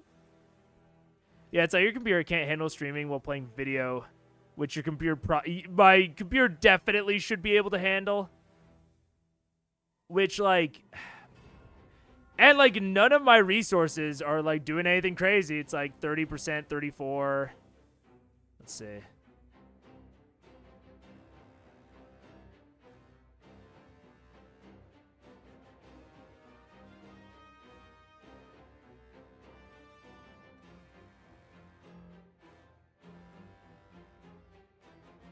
Did that go any better? Was that stuttering? Is it still stuttering? Question mark. How are we? I see excellent connection on the actual stream health, but that could go away. Silent? Shame, bell ring, shame. Wait, it's not actually silent, is it? Fuck. Oh, the video was silent. That's fair. Because I wasn't outputting the desktop audio. To shoot for that same knee I've been kicking at. Aim for the knee or sweep his feet. Grasp your wrist and is now holding it. Try. So it seems fine. I did some networking bullshit, but it only should have helped with this, and I don't know why it isn't. Okay. I'm gonna keep playing it. I'm gonna look up the networking shit on the other screen while it's playing. Let me know if it happens again. I've got my eye on the stream health as well. Fuck me. To pull it away from his midsection. He's in a very bad situation right now. With that last one, can I take my my right leg and in an effort to shoot for that same knee I've been kicking at, aim for the knee or sweep his feet? Sure, go for it. That'll miss. It's a 13. 13. As you pull back to sweep, Kern uses this advantage to bring up the other leg that you haven't hit, plant it right on your shoulder neck area, and then push off your body. As you sweep underneath, he leaps backward, flipping in the air, poof, lands on both of his, kind of clutching the inside of his groin area, like shaking off the pain through the anger. So he leaps back to here. As that's happening, we all start a chant. Grog, grog, grog, grog, grog. As they're chanting, I'm starting to sing amid the chant. It's the eye of the Goliath, it's the thrill of the fight, rising up to the challenge of that asshole. And I'm trying to send inspiration to him. With that, you hear through the fury, through the anger, that the chant, your real name, not Philip now, your real name, reclaimed in the center of this. There's a proving point in the center of the oldest known city to civilization. It shouldn't directly. It's like telling me that I'm not sending it enough. Like it's giving me warnings saying YouTube is not receiving enough video. Like, and I also don't think like one of the benefits of, you know, streaming on YouTube should be that they can handle whatever I could throw at them, right? That was good, no problems. Okay, and I'm seeing that the dropped frames aren't dropping anymore, so maybe my internet just got fucked. Like maybe I just had like a big internet like lag spike. Maybe it's just fucking Xfinity's fault. Ah, what terrible timing if it was. Under the visual guidance of the god of strength and valor. And through all that, you hear the gentle... But also great option to bring it back to Critical Role. To bring it back to Critical Role, great option for Sam, because Bardic Inspiration, I feel like, is pretty undetectable magic, and it's also like kind of unclear if it even is magic. So yeah, throwing that out to him is great in a pit fight. Is Inspiration a magic thing that would be noticed in a fight, or is it literally just being supported? We're on the same fucking page, Robin. I feel like at my table, I would not run it as magical. I would say that that's like allowed, and that bards are lol. And that bards are just fucking so good. All up in that good shit. I hit 400. Oh man. People who came home from work. RCN in Chicago is best for internet speeds and connection and customer service. I will look into that because I hate Xfinity. Let's go! 400. Like the stream to help the algorithm. Like the stream. I didn't, maybe hitting 400, my fucking OBS detected it and was like, fuck you. You can't enjoy anything. Oh my god, my fucking download. My fucking dashboard won't even load. Something was going on with my internet. Woo! Air horns. Here, let's see. I don't think it would show it, but theoretically, on my Be Right Back is the most recent subscriber. Vernon Jones? Thank you very much, Vernon, if you're watching. Let's go. Yeah. Okay. What a weird interruption all that was. Hopefully that doesn't happen again. If it does, we will deal with it. Only 100 more till 500. 500 is where, like, I actually get more capabilities as a streamer, so I have plans for 500. Don't you worry. But yeah, that's where I will actually get more like real capabilities. 400 is still a dope milestone, and I'm very excited about it. But 500 will be a party. Okay. Him. We're going back. Hanlon's voice cut through all that and come to you. with a beat, a rhythmic beat that drives you forward. Go ahead and take a D10 inspiration. D10, D10. Now Kern, having landed on his feet, rushes forward towards you, and first using his bonus action is going to go ahead and reach down for a very deep uppercut. It looks like he's coming in for a left, and then sweeps down to try and take you from underneath, breaking through your defense. That's going to be a 20. You take 10 points of damage. Jesus. Right to the chin from underneath for the bonus action. Kern then comes back, and you used to like an unleashed flurry. Kern, however, comes back into a fully defensive position, riding his hands and leg on kind of a backward stance, and is just looking at you, ready for you to come. Is using his action to go into a dodge. It's now your turn. Oh, wait, so he gets some sort of advantage? All attacks against him have disadvantage this next Oh, turn. come on. Wait, against You him? really make that. He meant no Wait, how do you do advantage that? because balls. Nope. Damn it. Nope. This balls doesn't give advantage. Dude, this is where... Oh, man. I do... Thanks, Robin. I appreciate you putting it in perspective. How kind of you. This is where I do find it really interesting, like really experienced D&D marshals players where they like hear like, okay, attacks against him have disadvantage, and they'll like move over to like try and grapple or shove, or they'll do something else. Like there are actually a lot of variable attacks that you can do in D&D, like dodging.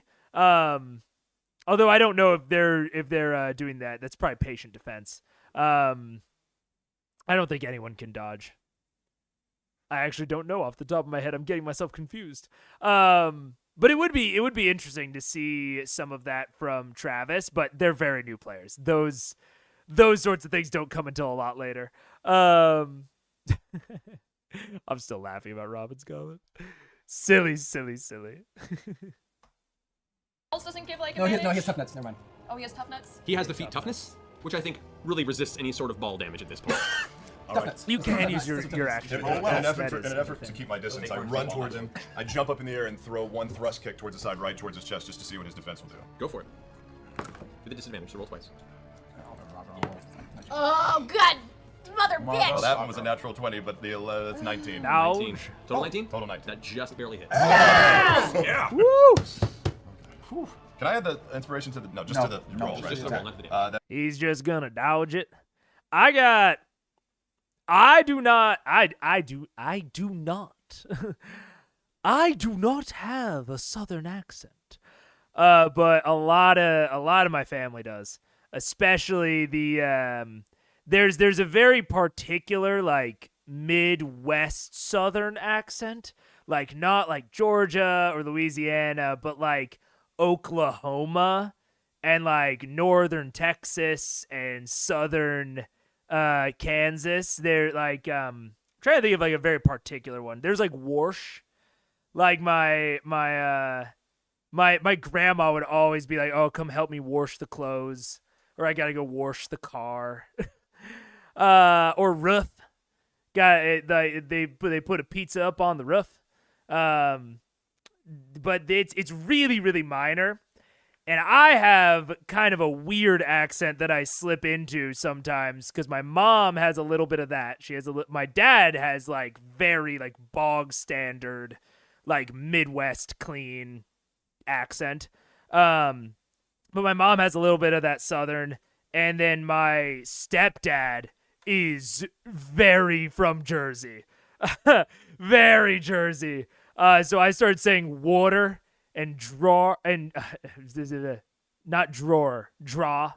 When I was younger, but then I broke that when I went to college. So sometimes I have especially when I'm talking really fast, I kind of just slur my words into a soup. I missed the 2 ticks on the OAC. One of they were like right at the beginning. It was something with how he interacted with the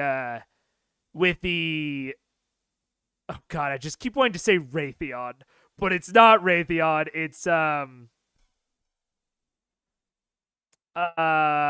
fucking the other defense contractor. I can't remember, but it's it was 2 things related to that was why the OAC is ticked. They were minor, but they really bugged me in the moment. Oh boy, I have an accent. Florida, Georgia, South Carolina, and Tennessee raised. I really like the Tennessee accent. I don't really mind the Southern accent in general. Mostly because I think I have such a nothing burger of an accent that I just find all accents interesting. I'm a flat Midwestern, but a few cousins have a very big Minnesotan. Oh, yo. Yeah, my family's from Minnesota. Well, my cousins. They're gonna go get the bag, put the dragon in the bag. Oh, yeah. Y'all need more grog? Grog. I always need more grog in my life. That's true. We should play. Lockheed. Thank you. I was thinking of Lockheed Martin. That is an 8. An 8. All right. So because half of one of my favorite my absolute favorite cousins are from Minnesota. I love them. I'm closer to them now in Chicago. It's dope. So 3 and 4 is a 2 considered. Right. So 8. Yeah. Alrighty. All right, so you rush up, whacks him, and he puts the defense out and tries to push to the side. However, his defense is imperfect. You can see he's still new to this fighting style, and you still manage to push through sheer force and slam him into the side of his torso from the impact. You fall up. I leap forward again and try and throw my thumbs into his eyes. Okay, you're going for the blind again. And roll for attack on this with disadvantage. 21. Oh. 15. 15. Oh, wait, Oh! The thing! If you want to use it. No, that's a 22! So you rush forward to grab. So you have hold of his head now.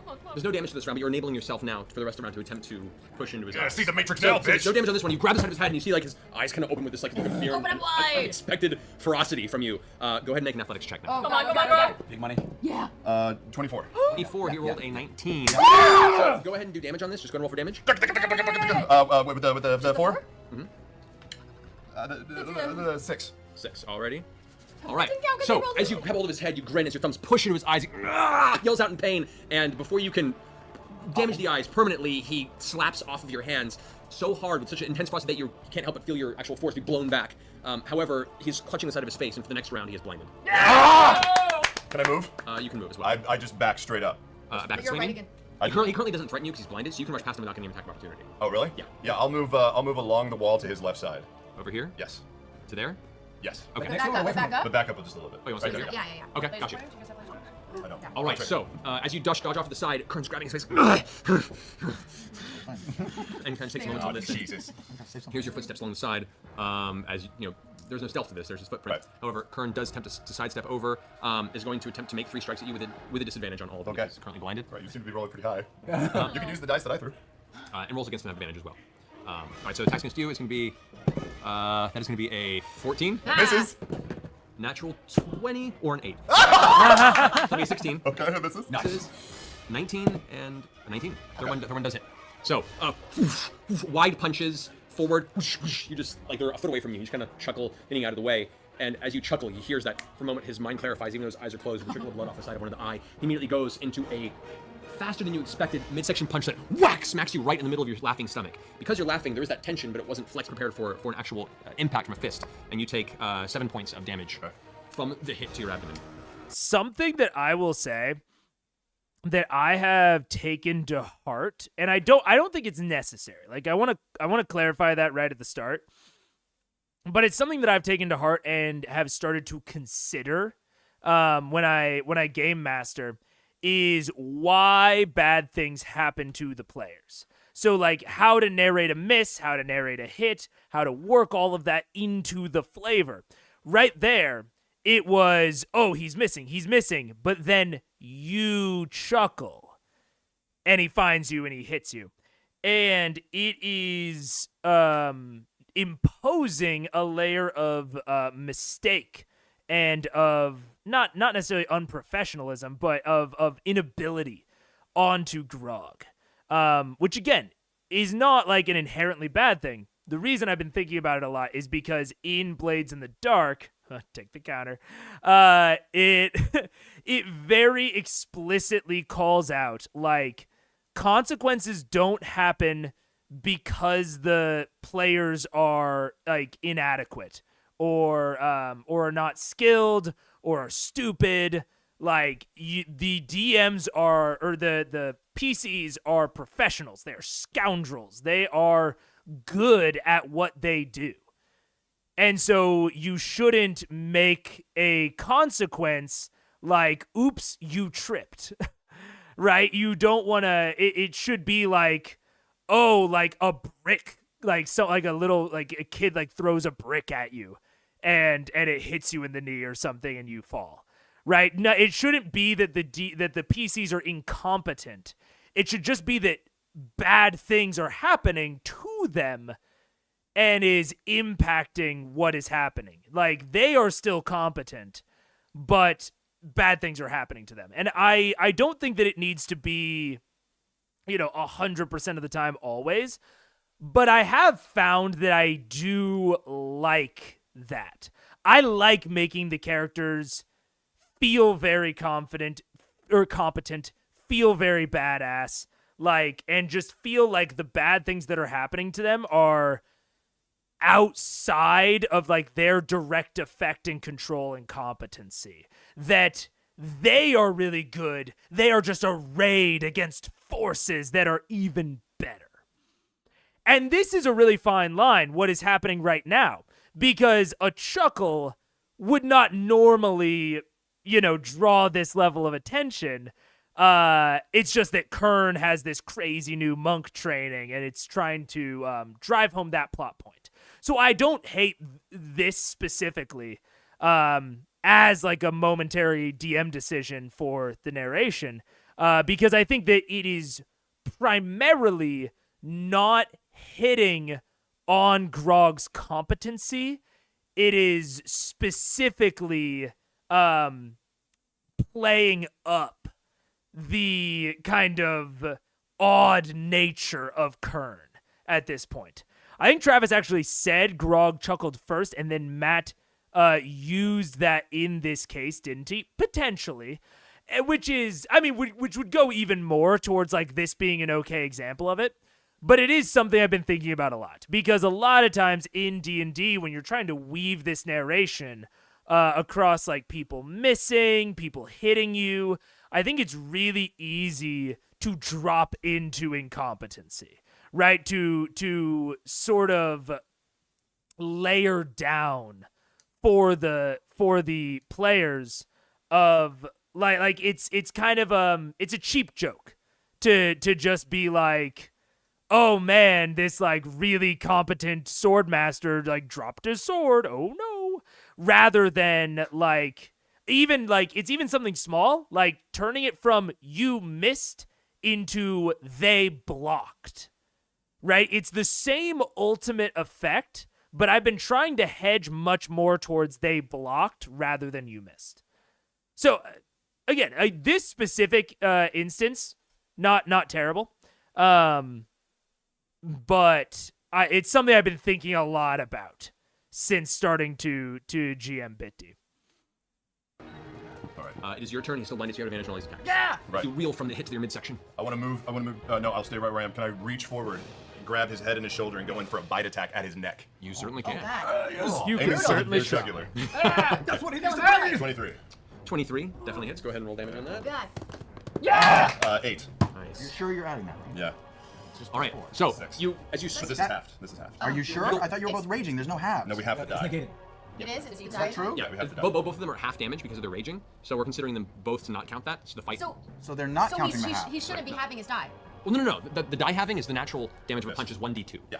Oh. So it's half of a d4. Okay. Got it. Sorry. Except for Kern. I mean, that's not. I'm gonna chalk this up to Pathfinder shit, because that's just like not. There's no 1d2s in D&D. Who's doing a full d4 on his punches. Yeah, for because some he's- reason. That's money on this. I gotta make sure it's going. Leather right. and All right. So as you rush in, you grab. As he puts out a hand to try and. Something I will also add to discussing my tone and expectations and changing the rules and changing the game. I think that Matt has had to do a lot of narrative heavy lifting to talk about Kern's differences. Talk about how Kern is doing an extra d4 for some reason, but he's also like working it really frequently into the narrative. And like, I don't think that the narrative, I don't think that working it into the narrative is bad. I think it's good that he's working this monk multi-class into the narrative. But I will sort of point out that it is necessary. Like, it is not just good. Matt has to do it. Otherwise, his players might just think it's random. So this isn't like a bad thing. It's just more of a, this is the realistic repercussions of choosing specific themes and of choosing specific styles. When you change something about an established character, that change in and of itself is not interesting or is not noteworthy within Matt's style. People can just, like, rules can just change to fit a scene. They can just change to make things more dramatic. So Kern suddenly doing 1d4 rather than 1 isn't actually that noteworthy, unless Matt narrates all of the other stuff about the stance and about, you know, the precision strikes, which, again, I think that narrating all of that is good and he should do it anyways. I just want to point out that he has to do it. So when you're thinking through your themes, if you want to DM like Matt, if you want to DM with that style, you need, anytime you are changing a rule, because you are changing them so frequently to fit the plot, to fit the drama, and to fit the narrative, if there is a lore reason that you are changing a rule rather than a drama reason that you're changing a rule, you have to do some extra legwork to call attention to the fact that it's a lore change and not just a drama change. Again, I want to make it very clear. Not bad, but something you have to think about. Because if you just throw off a 1d4, it just feels like you're making it like randomly harder for the drama, and they won't pick up on the lore. Punch just instinctively as you rush towards, his eyes still kind of coated in his own blood. You push to the side, reach in and grab the back of his shoulder, and Grog bite into the side. It's like biting into a tree trunk. His skin is so thick. I eat bar stools for dinner. You do, actually. I do. And the taste is similar. Your teeth grind in, and you find yourself tearing into probably what would be the toughest steak you've ever tried to. You get about a quarter to a half an inch in with your teeth, definitely taking a chunk and tearing out what you can, but just based on the general hardiness of his half-orc structure, you don't get to a jugular or any major vein, but you do leave a gash that leaves a significant mark on his body. Right. That's the first attack. I pull back from the bite and I whisper into his ear, I was wondering what was going to break first, your spirit or your body. And I would like to try and pick him up over my head and bring him down on my knee, Bane style. Okay. All right. Go ahead and make an athletics check with advantage. That's a 25. 25. Do I need to roll an advantage to see if I get a 20? Sure, go for it. Oh, it's a 19. It was so close. 26. So you reach forward and scoop him up, lifting him over your head. He's trying to resist it, but in his unable to see state, he just cannot give. There's no way he can possibly resist this. You lift him up over the top. Down onto the knee. Go ahead and roll damage. I will consider this both your two final attacks, but this attack damage is doubled modifier included. 7, so 14. Whoa. 14 points of damage on this attack. Yeah. All right. As part of this, Oh no. he is. He's about to pull some shit. Not reaching for things. I'm gonna go ahead and make a Constitution check on his end. The DC is gonna be the damage dealt. So he's gonna try and essentially resist the effect of this. He has a disadvantage because he's blinded. That is a 3. 18 and a 3. However, he still has a really high Constitution, and it's still plus 9 to that. That's 12. Not enough to beat the 14. So, for the purposes of this round, Kern is currently on the ground stunned. He loses an entire round of combat. Oh, make me my money! No longer blinded, but Kern is currently like reaching towards this back where there's just. Okay, and this is dramatic. This is good high drama. The warning that I will put out for this sort of DMing, for this like homebrew rules, is that because it can, you have to. How do I phrase this? I think that this relies a lot on being a really good storyteller. I think I said this in like episode 2. I think that Matt has unparalleled dramatic timing. And so I think that this style really, really works for him. If you are doing this at home, keep in mind that like you are losing the natural pacing of a D&D combat when you do this. So like if it makes it a lot harder to plan out, it's going to make it a lot harder to trust the numbers, if that makes sense. Like, it's going to make it a lot harder to, like, trust the balancing if you are taking these sorts of homebrew liberties during the middle of the battle. So you have to trust your own narrative timing, and frankly, I would say that you have to either be okay with fudging, or you have to keep in mind that, like, you are in control of this at this point. Like, you can't throw your hands up and be like, it's just the way the dice fell. You have to take ownership over what happens, because as the DM, when you are introducing stun effects and blinds and, like, all of these things that are outside of the normal balance, those aren't bad, but you are now taking control of the balance. You are saying, like, you are kind of disregarding the CRs on the back end because you're buffing you're buffing Travis, or maybe you're not trying to buff Travis, but you're doing your own, like, recalcs on the back. Like, you are now in control as the DM over whether or not this fight succeeds or fails, and you have to take that on. You can't do all of this and then at the end be like, it's just the way the dice fell. Uh-oh, whoopsie. In my opinion, those are kind of mutually exclusive. When you're introducing this much benefit. Now, that might be okay. I want to make it clear that might be okay if you are willing to give this much creative freedom and this much, like, and this many, like, homebrewed effects to your players. You can potentially present them with higher CR challenges. So it seems like Kern is, like, a level or two higher than them, I would guess.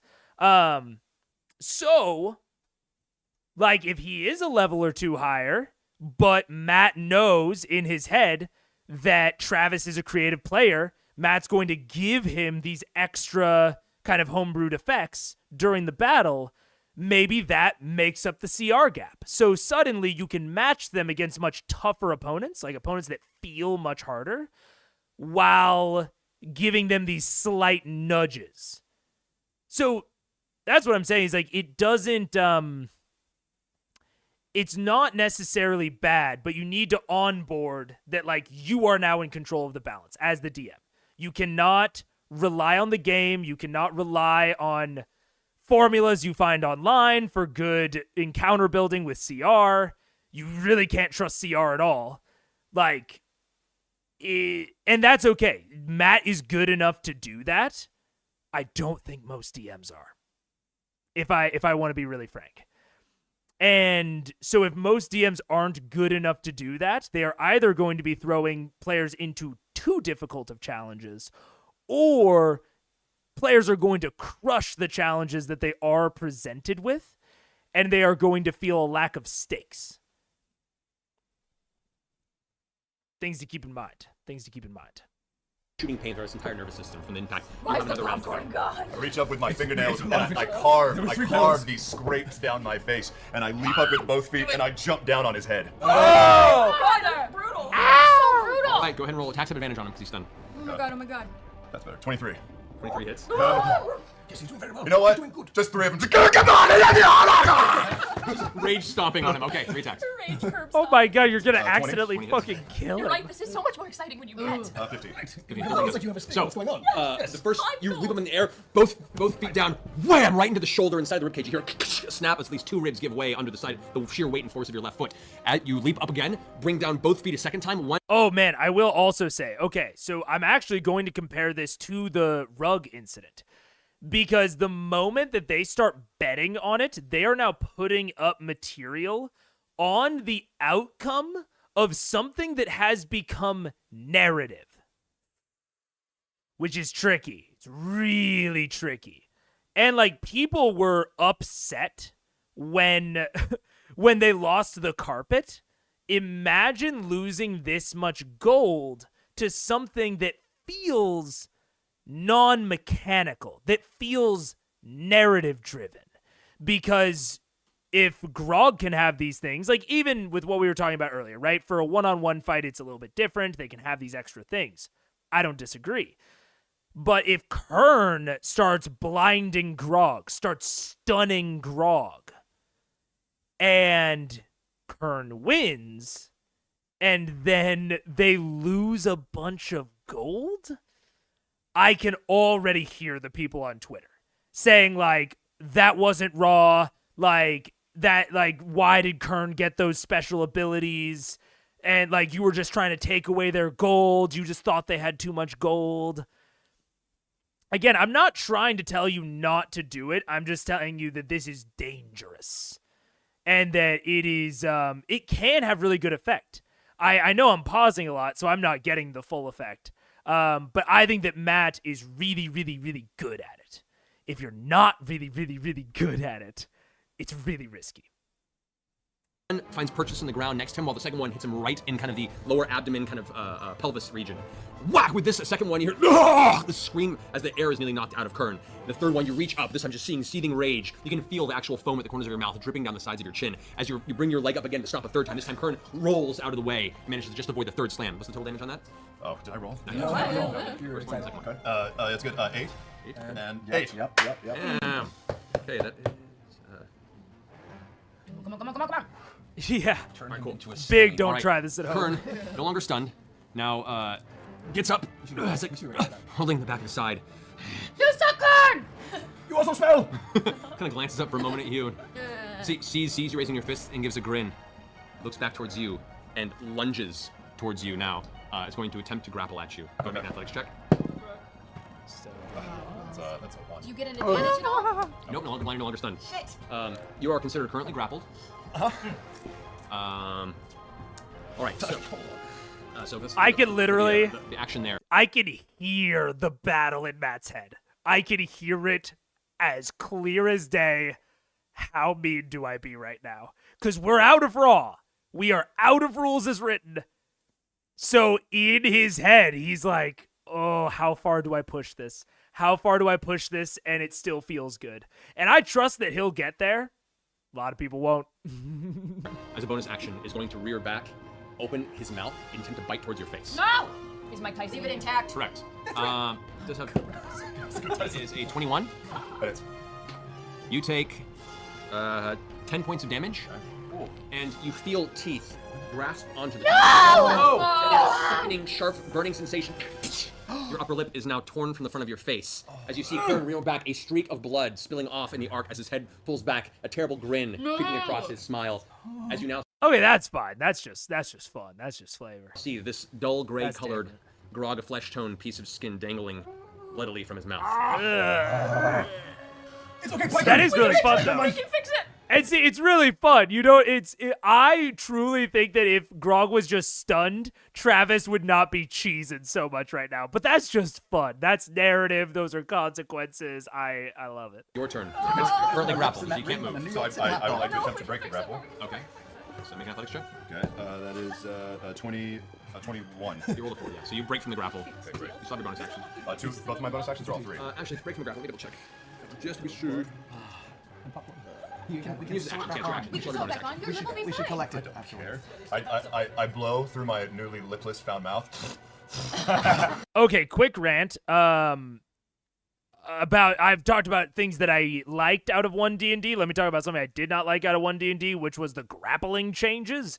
There was a lot of grappling changes. Some of them were fine, some of them were terrible. And the one that I really didn't like was that you got to try and break the grapple for free at the end of your turn rather than having to take an action. Having to take an action is the only reason that grappling is ever worth doing. Like the fact that you have to take an action to break it. If you do not have that, you are going to run into this like constant rubber banding of you're grappled, you're not grappled, you're grappled, you're not grappled. Hate it. Mini rant over. And I run up and I throw my face into his. Okay, go ahead and roll for your headbutt. That's 17. 17 misses. As you dodge forward, Kern actually spits it towards you and it hits you in the face. And for a second, it just completely throws you off. Your head still goes forward. Kern, however, as you look down, Kern is already swish beneath you. The speed is unexpected. Is definitely looking up and grabs the chunk of the lip that he had taken and comes up for a full round of attacks against you. Wait, that was just my one attack. Oh, that's right. You're still no. Use your action to break the grapple right. and your third attack. So you're still grappled, so you can't move. So this is his turn.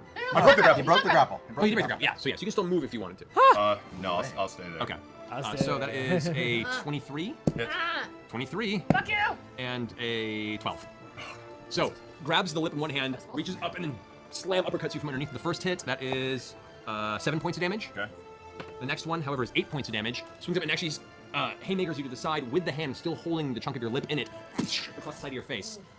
And is going to attempt to do a backwards leaping kind of flip. Oh, Jesus, Chun-Li. However, because Kern is not as practiced at this and is kind of overextending, you see it telegraphed far too in advance and you duck out of the way. It whips past Kern, loses his balance for a minute, and in an embarrassing moment almost falls over from his own strike and manages to catch himself and is like, nobody saw that, right? That ends Kern's I turn. saw that Kern! I reach forward, throw that leg towards the right knee again, still working on the same spot. Okay. Miss. All right. Still have 2 more strikes. Yes. That's a 21. 21 hits. And I miss. Okay. It's gonna be a So great you rush forward with your leg. Woof. He manages to duck out of the way, bringing his knee up to the side. Comes down to try and get ready for the next attack. However, you already used that inertia, the kick to bring your fist down. Whack! Right across the front of his face. Go and roll damage. It's an 8. 8. All right. Okay, and the third strike, you come out to follow that up with a full combo, at which point, however, he reaches out, grabs the sides of your wrist with both of his hands, man. and brings it down to where you're now face to face again, kind of left at his mercy at this point. You're off balance and led towards him. As Kern's turn, Kern is going to reach back and attempt to headbutt you in the front. That is a 21. Hits. That is a 11. Misses. And that's going to be a 22. That hits. Just whack, headbutts you right square in the face. You reel back from it. He goes to headbutt again. This time you duck out of the way. However, at that point, he pulls you closer in towards him, still holding your wrist to his side, and headbutts you a third time. So the first headbutt does 9 points of damage. Okay. And the other one does 7 points of damage. Okay. Whack! Whoosh! Whack! Pulling you in, this time releasing you from the sheer impact, pushing you back onto your feet. It's your go. Oh, am I back to the wall? You're pretty close to the wall, yeah. I'd like to take a step back, put my back foot on the wall, and then push off into the air with a huge overhand right. Nice, okay. Pushing off in the air, the arc coming down with the fist. It's a 22. 22 hits. For 8 points of damage. 8 points of damage. Alrighty. And then I say, you were supposed to be the only lipless one, and I soccer ball the shit out of those dimes between his legs. Nice. 25. 25. Yeah, baby. hits. Come on. That is 7. Already. And then whack! With another screeching, oh! Your Now foot he's a disadvantage. immediately cracks right. Double hit. You've now repeatedly pummeled him into his man bits. And you can see there is a dark stain in the shroud back where you've definitely drawn blood into other regions. Oh, cool. He's got a bloody cock. That is painful. Is he standing? Is he bent over? He's standing partially bent forward, kind of clutching towards the severe pain in his nether regions. Cool. Did you lose something? No, you lose it now. I'll do it again. All right. 19. 19 just barely hits. So I think, John, I think that meta knowledge can be very positive and very negative. I think that if you know the HP of a enemy, that means that the DM can never change it, which is bad. It's not bad, but it's what it is. They can never fudge. I've made my views on fudging very clear, that fudging is totally cool and fine as long as your players never notice. The moment they notice, it means you're doing it bad and you are bad. And so it takes away your agency as a DM. It kind of nerfs you. And beyond that, it takes away ambiguity from situations, which is not bad. It is a style. Like, let me put it this way. A high ambiguity game can be really interesting. It can be very intriguing. A lot of times mysteries will have very, very high ambiguity where you're not quite sure, like, what's going on in any given scene. You're having to figure it out, and figuring out the puzzle, the ambiguousness is part of the fun. Like with this, they have no idea how close they are, and that is part of the fun. is that they don't know. It's suspenseful. It's dramatic. So that's more of like a good side of the high ambiguity, is that there's tension, there's drama, there's suspense. The opposite side of that, low ambiguity. Low ambiguity is a different type of puzzle. It's less of a riddle and more of a like one of those like little toy puzzles where like you have to, twist it in a certain way and then it'll solve. Right? Still can be very interesting. Like telling all of the players how much this guy has can be very interesting, and it can actually really ratchet up the tension towards the beginning if you keep everything else ambiguous. If you throw an HP sponge at them, but it only has 12 AC, that's a little misleading in kind of a good way. It ratchets up the tension a lot, and it actually communicates something about the world without you having to actively narrate it. At least in my head, most monsters or people that have higher HP would visually look like they have more HP. But that's something that's not always clear during narrations and descriptions. So there is a level of efficiency and clarity within those low ambiguous sets. There can also be a level of excitement when you start getting them really, really low. When you get them within 10 HP, 5 HP, 3 HP, your players are more likely to take risks, right? They have no idea how close Kern is to going down. They're probably going to play it more safe than they would if they knew that he was one hit away from dying. If they know, I mean, if you've ever played a video game or watch a video game, like competitively, there's a very common call of, oh, he's one hit. And that spurs on more risky and interesting and dramatic behavior. So, all in all, and that's kind of how I feel about meta knowledge across the board. Them knowing more can be interesting because they might make more interesting and dramatic choices. It can also be lame because they might make less interesting choices. It kind of does both, and it depends on the situation, the players, and the table. Really quick, they have no idea. It would nerf any tension in CR streams. Ooh, we might talk about that more later, because I don't think it would nerf the tension necessarily. I like saying the enemy's bloody. Also, Mega says, sometimes you want 5-round fight. Yup. Would shred 70 and you already laid out the HP total, you can't maneuver around that well, totally. Okay, we'll talk about that more later. Timer's out, but I'm going to put that on the QA list because I think I have a little bit more to say and I didn't get to hear any responses from you guys. So that's going on the QA list. Yeah! 8 already. Thank you, Percy. Yes, Percy died. Percy died. Whack! A third hit, this time another howl in pain. Kern reaches down and clasps his hands once again, kind of insane capture maneuver with your fist onto your ankle. And you can see the face goes from pain, his eyes flash open with a blood-seething orc rage. Half orc this may be, in this moment, Kern's gone full orc. Okay. And you can see, on his turn, Kern is going to, pulling your leg forward towards you. You feel yourself pulled off balance and the momentum pulling you towards him as he unleashes another flurry of blows. As he does, I shout out from the audience using my cutting words. You shout. Oh, Kern, do you need some dick? Because I gave some to your mom last night. Go ahead, roll a d10. No, distract him. Yeah, roll a d10 and... That was a burn. Fuck, only 3! Oh! Three's all right. Three's all right. Roll was a 21. That brings it down to an 18. What's your armor class? It's 18. 18. So still, that was awesome. You can see there's a momentary distraction as Kern glances over for a second angrily, but still follows through with the first hit. This one clocking you straight in the face, sending your head back in severe pain. You take, that is 10 points of damage. Yep. You fall backward, the force of the blow sending you kind of onto your heels. Second strike comes in at a 15. I believe that misses. Oh, that misses, you. That's a natural 20.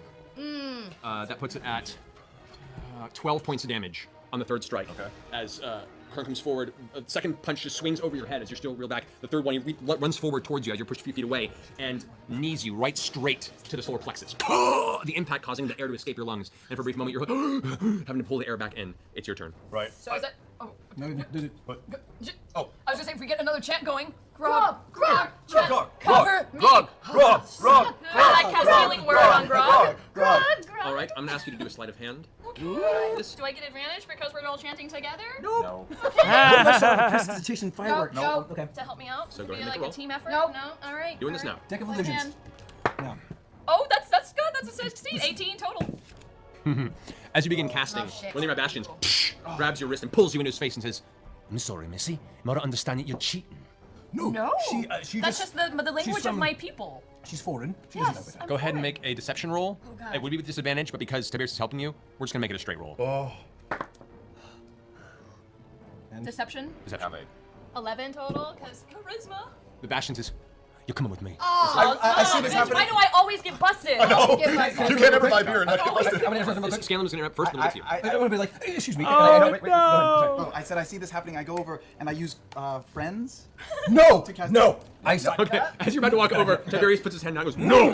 Excuse me. I pull out 10 gold coins. That's all I actually had because I had 10 left. I pull out 10 gold, and I give it. Excuse me, I'm sorry. This is a big misunderstanding. She's foreign and she's royalty. Please, I'm from Draconian. She's a druid. Blah, blah, blah. I see all this shit really quick, and I'm like, I'm sorry. I'm so sorry. The other loving unicorn, rainbow fluffers. Please. Make a deception check with disadvantage. Oh God. Already, because he's already All this stuff happening pissed while off at you're this. dying. Kern is dying. What was it? You rolled a 12 and a 13. Deception? So that's 22 and 21. Oh. Okay. The bastion glares at you. I'm sorry, huh? No, it's not. What was it? You rolled a 12 and a 13. A 12 and a 13. Deception? So that's A 12 and a 13. He's saying that he has +9? Okay, wait, let me actually think about this. No, actually. Okay. If he has 5 on charisma, and they're at +4 prof, which they could theoretically be. Okay, never mind. I was about to get pissed. But I think we're cool. I think we're all right. Just wanted to hop in and say hi. Gonna go back to watch at 1.5. See ya. Thank you for joining us, SH. Have a fun time watching me in fast speed. Yeah, that checks out. If he has 5 charisma, which it is the Orion bias at this point. It really is. But I actually, from my remembrance, I think he only has an 18 in charisma. So I still think something hinky's going on, but expert in deception? What? How? Like a feat or something? Like how would he even get that? It must be a feat that he took, or I guess like a magic item. Oh wait, if it's 20 charisma, he doesn't need to have expertise. Because I think at level 11, which is what I think they are, I think they would have +4. Dot and circle on crit roll level 9. Oh, level 9. Wait, what? The wiki has his charisma at 20, which would be +5. And then dot and circle would be +6 at least, so he has 11. So he would have +11, which would still not be this. Something is going on here. Like, if he does have expertise, this doesn't add up. If he doesn't have expertise, this doesn't add up. He's just doing his math wrong. I don't know. But if he has expertise, I mean, it's probably fine. That's 22 and 21. Oh. Okay. The bastion Probably enough, though. Probably enough. glares at you, looks over one of the nearby bastions. You see 2 manacles. Because if Critical Role Wiki is right, it's probably fine. I'm looking at Critical Role stats. He has a +9. He has a +9 to both. Is proficiency +4 at this level? I think it is. Clink down on your wrist. If it's +4, then this does make sense. Then we're Another all bastion to your left. And the bastion's holding both says, apparently she's got people helping her out. Come on, we're dragging her off. You both are being pulled away. As they're doing that, I'm like, you said dragon. I'm not dragon. So you guys are being dragged away from the Crucible. Ron. It's my turn. Either way, it doesn't matter. We don't need to litigate Orion's stats. They won't matter for too much longer anyways. It is I come back from that knee to the I solar guess have fun plexus. for Grandpa! I reach up and grab the back of his head, and I just drive my elbow straight into his chin. Go for it. 25. 25 does hit. Yes, 8. Alrighty. As it carries through, as it carries through his chin, I'd like to come back with a back elbow, same spot, boom. Alrighty, roll for attack on that. 16. No. Whoosh, parries it to the side after the first impact, kind of sets his jaw off to the side again, snaps it back into place. Last one. Last one. Since I'm standing and I probably whiffed, I see that knee that I've been working on. I throw my heel out and just try and pop it in. Okay. Yes. 27. 27 does hit. Go roll damage. 8. 8. All right. You go forward and pop. Your foot finds the side of the knee, and the knee this time buckles under the weight. Off to the side. Kern falls onto the one knee, puts both hands out in the ground, and coughs up the sputtering puddle of blood that then spills out in the ground. Kern looks like that blow is about to knock Kern over to the side, but Kern sits there and tenses his muscles. His head whips up at you, and that orcish glare, that sheer focus of fury that you saw once before, is holding him on the edge. Kern looks. That's that. He's almost dead. We'll wait. I was about to say that we'll take a break, but we'll wait until after the fight's over because I feel like it's right there. But you, no. This is my town! And leaps up at you with a flurry of an extremely desperate half-orc. First strike comes at you. That is a 22 to hit. Hits. That is a 27 to hit. Hits. 19. Yeah, And totally, Samuel. Oh my god. First strike is 10 points of damage. 10 points, okay. Next one is 8 points of damage. Okay. Last one, which is, okay, that's 8, 6, 14 points of damage. Right, okay. What are you at? So that puts me at negative 13. I use my relentless rage. Oh! Oh! What is that? What is that? What is that? Little boy's growing up. Oh my My God. little boy's growing up. So Grog has been put to sounds negative frustrating. as the orc has pummeled you, and you feel, and with a final resounding crack, the knee comes up, slamming you into your chin. You feel your body begin to fade from. Travis your vision knew begin to- his features. I just won 100 gold! He knows his features.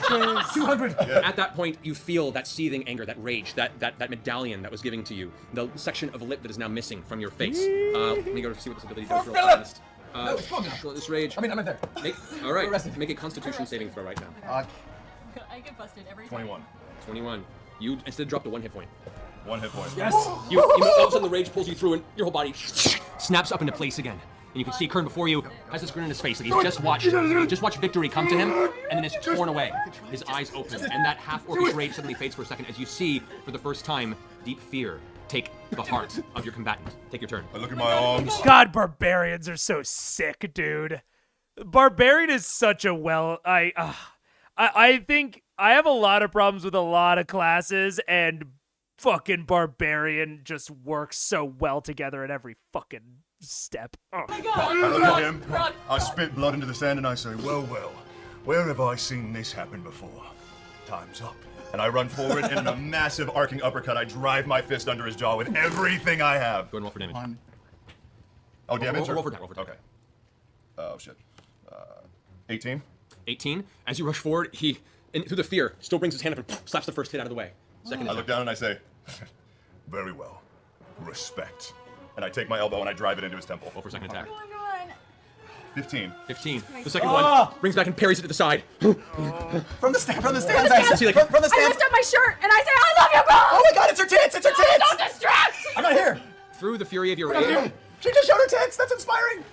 at this moment, if that were to distract Grog, I'm afraid Grog would drop his rage. Yeah, dog. Never mind. I put my shirt However, back on. Do it for Kern. Do the it entire for other Kern. side of the Crucible right now is going, "Ah!" And they all burst into cheers. Damn it, I'm not there. I missed the uppercut. Vax, by the way, is standing behind you and going, sister, and is like pulling your shirt down for you and is like desperately trying to. I missed the uppercut.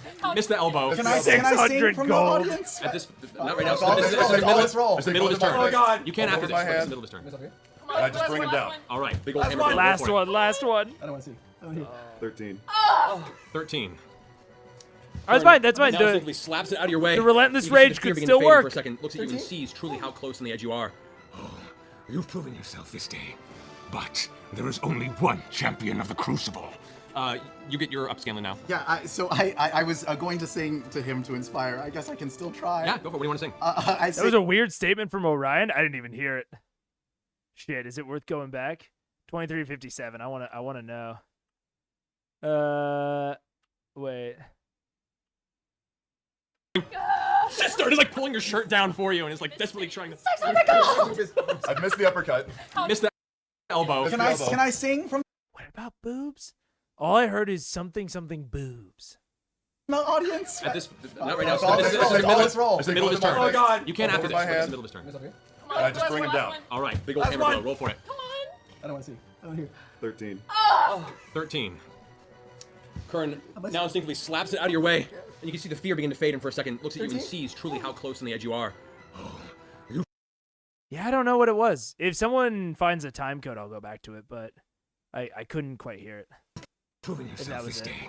But there is only one champion of the Crucible. You get your upscaling now. Yeah, so I was going to sing to him. Oh, when Vex lifts her shirt. 23:52.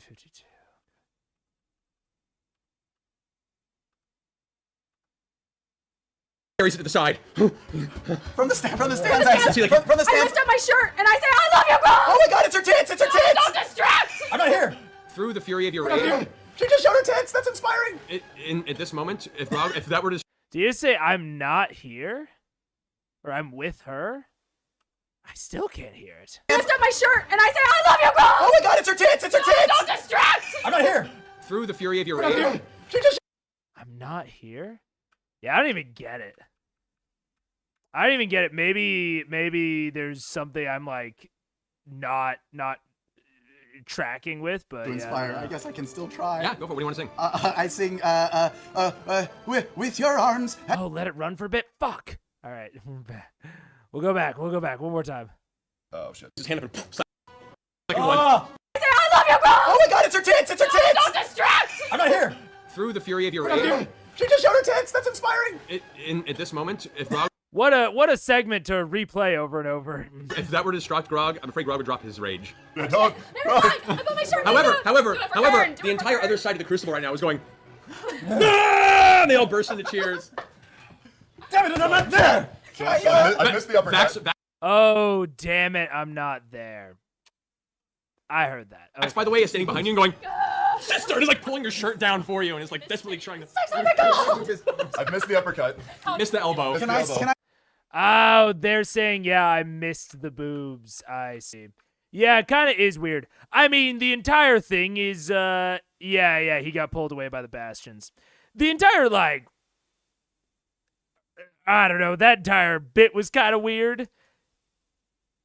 They're married, so it's, like, less weird. It's just, like, probably not something that, like, the character Vex would do, right? So it's just, like, I don't know. Classic joke character shit rather than characters joking. Although, that's maybe debatable if Vex would do it or not, because it is 600 gold and whatever Grog put up. So maybe Vex would do it. That's less of the joke character shit. Also, Laura trying to inspire Travis. Vex would to win 600 gold. Yeah, true. I don't know. I feel like it's in character. It's on the line because it's a weird thing, but we have established that she would like probably do anything for money. Yeah, very weird from Orion. Laura just doesn't want to lose the gold. Yeah. Yeah, it was very weird for Orion. Like, I feel like it kind of works for Vex. Like, it's on the line, but I think it's probably all right. Scanlan, very well within expected behavior. And then, yeah, but for Tiberius, yeah, weird. Kind of, yeah. I don't know. I'm not even going to put it on the annoyance counter. There's just like a weird counter when he wanted to say something, and I always took it as him reminding himself not to speak. Fair enough. Yeah, maybe it is just him reminding himself and it came off weird. Unfortunately, at this point, benefit of the doubt is not something that Orion has anymore. So that's kind of tough. Your arms and your fists and your legs and your wrists. It's in your head. You are fighting. That's all I got. D10 inspiration die to you, Grog, in this pinnacle moment. So hold on to that D10. Okay. All right. Fuck. Kern, now intensely scared, is using his action to go into his dodge maneuver. It's like on the edge, you can see like one eye is swollen shut, and it's like goes into the stance to defend himself. However, as his bonus action, all of a sudden takes 2 steps forward and almost Bruce Lee 1 inch punches to your torso. That is a 9 plus 8, 17. Misses. Misses.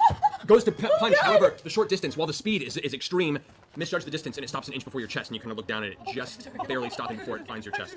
Okay, really small thing that I really like. I think that Matt is really riding the line here, and this is why I am so complimentary of his like moment-to-moment DMing, is because that maneuver is stupid if you want to win. Like let's call a spade a spade. He should attack. He should multi-attack, right? But because he's essentially getting advantage on it, he's probably going to hit. He's probably going to kill Grog. But the DM, it's not DM versus player. The DM doesn't necessarily want to win. And by reaffirming the fear that Kern has, and it makes more sense. It builds narrative precedent for him going into dodge and only doing a single attack.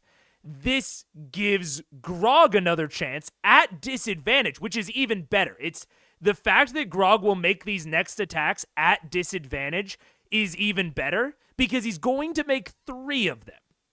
3 attacks, even at disadvantage. One of them probably will hit. Grog was very unlucky last round. And so Matt is really, again, this is why I'm saying it's okay for Matt to do this because he's good at it. He is using the narrative, keeping the drama high while tipping the fight towards Travis in a non-obvious way. And it would have been really bad if he had just dodged. That would have felt very anticlimactic. It would have felt like he was giving Grog the fight. But instead, he dodges bonus action attacks. So it still feels like there's the chance that Kern will win, even though Grog still has Relentless Rage. He could Relentless Rage again, and he will probably make the second check. So, like, Matt is not giving him the fight, but he is doing everything in his power to keep the drama up while still tipping the fight towards Travis. It's frankly, like, it's good DMing. It's good dramatic tension DMing, because, I mean, if he loses again, he loses again. That is what it is. But because of all of the advantages that he's given Grog up to this point, it will probably feel kind of bad if he loses. But he also can't outright hand it to him. So I'm impressed. I think it's good, especially given the features that this person has, like the bonus action attacking. I think he's doing well at crafting the narrative around this fight. Looks up at you. Come at me. He just come at me, bro'd you. Okay, I wouldn't. Is he in defense? Is in dodge mode. He's Yeah. in dodge, so it's a disadvantage? So all of your attacks are disadvantage. Oh my god. I want to leap at him and try and grab him around the waist. Okay. Oh my god. Take him down, take him down. I Yeah. get okay. Don't do what you want. Just hit him. Do what you want, Grog. Do what you want. What are you doing? All right, fine, fuck it. I just, like, with desperation that this might fall away, I just throw my Goliath fist at him. All right, so first punch is with disadvantage. 17. Plus 10. 22! 22. Roll damage. Come on. 8! How do you want to do this?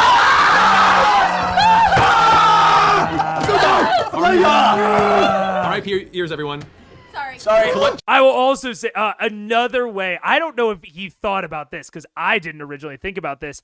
Matt knows that he has inspiration, that Scanlan just gave him inspiration. So by giving him disadvantage, he has essentially said, hey, here's a negative 4.5, which is actually less than the bonus that inspiration gives, which on average at this level is 5.5.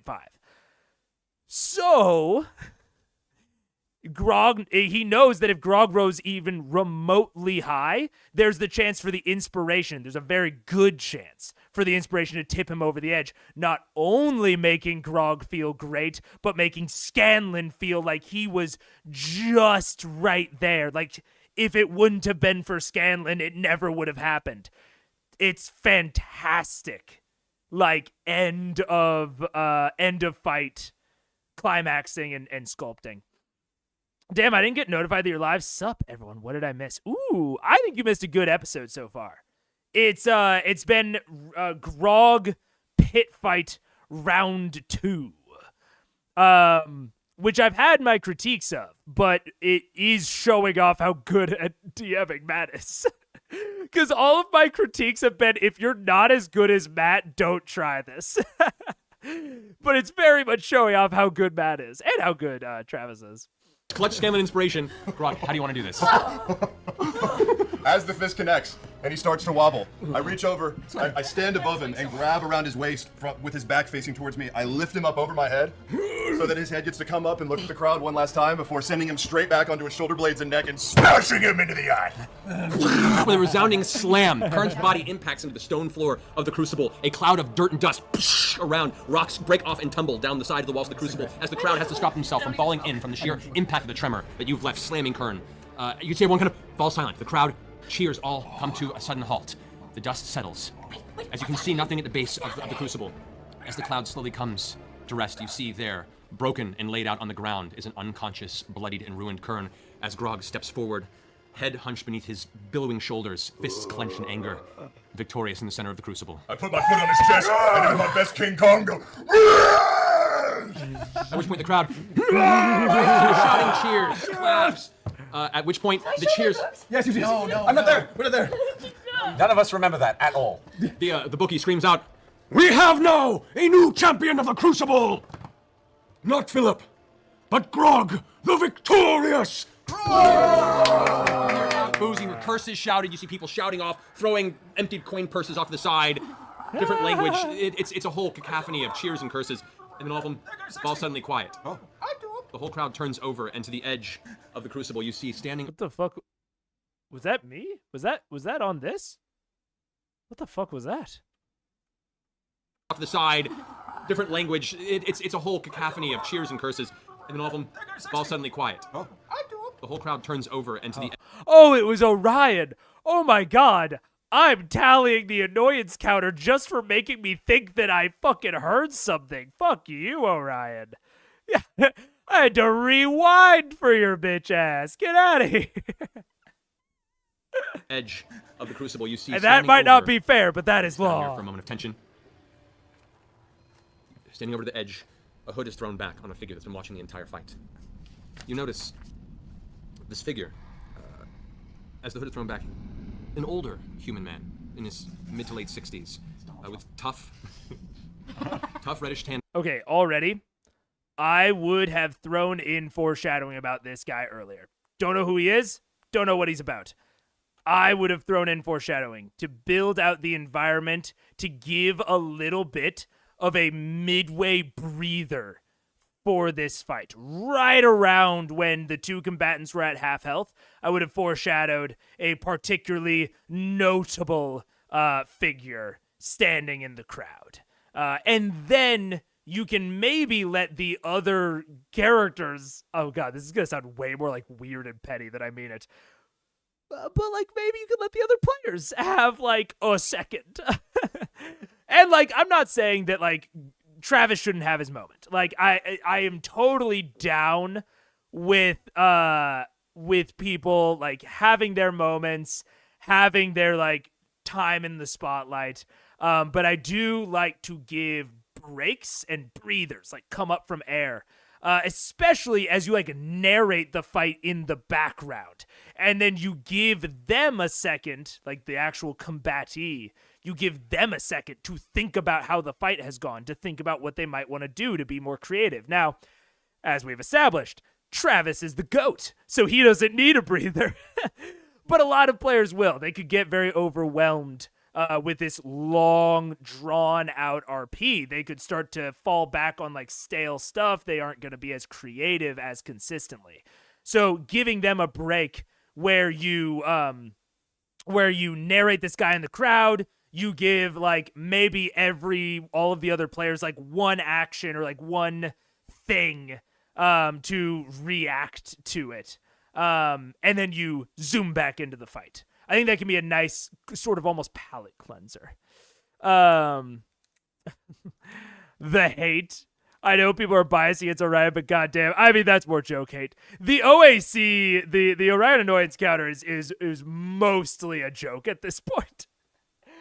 If I have serious criticisms of him, I talk through them. And the original point of the OAC was that I wasn't going to talk about it when I ticked it. So it's mostly a meme. I didn't even find it that annoying.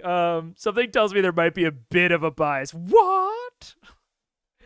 Insane. No. Look, if you go back and watch, I was actually fairly complimentary of Orion in the very beginning, and he has earned my bias against him. He's gotten here on his own. I did not start off here. Bress, are you very behind? I don't know. You might be. I might need to put playback speed in there, or are you live? What happened to the sanctity of the OAC? The OAC has never been sanctimonious, sanctus. It's been corrupt the whole time. I've always had control. You all thought it was objective, you fools. We haven't spoiled a thing. It's all natural. It really was at the beginning. I remember the first couple people that came in. Once there was like at some point a seal broke on it on like, oh yeah, people actually hate Orion, and I had no fucking clue. And I think it was like around like the Emberhold. Like I went through like 5 or 6 episodes having no idea that there was an Orion bias. And then I just kind of like got there myself, and I look at chat and I'm like, does this guy fucking suck? Like I can't figure him out. And they're like, okay, well, let me tell you. I haven't shown the timer's working. We're making a good pace. Let's fucking go. All right. We're close. We're 30 seconds off, but I'm glad to hear it. I just caught up on all the views. Nice. Hell yeah. All right. We're back in. Skin. Short, but stocky, receding gray hairline with a long, coarse gray beard that tumbles to his belt line. He wears what looks like ceremonial robes of red and gold. Oh, do you mean like the views on like what, like people's views on Orion? I see what you're saying. Yeah, I'm excited to watch like the big Super Geek Mike video and all that. Should be very interesting.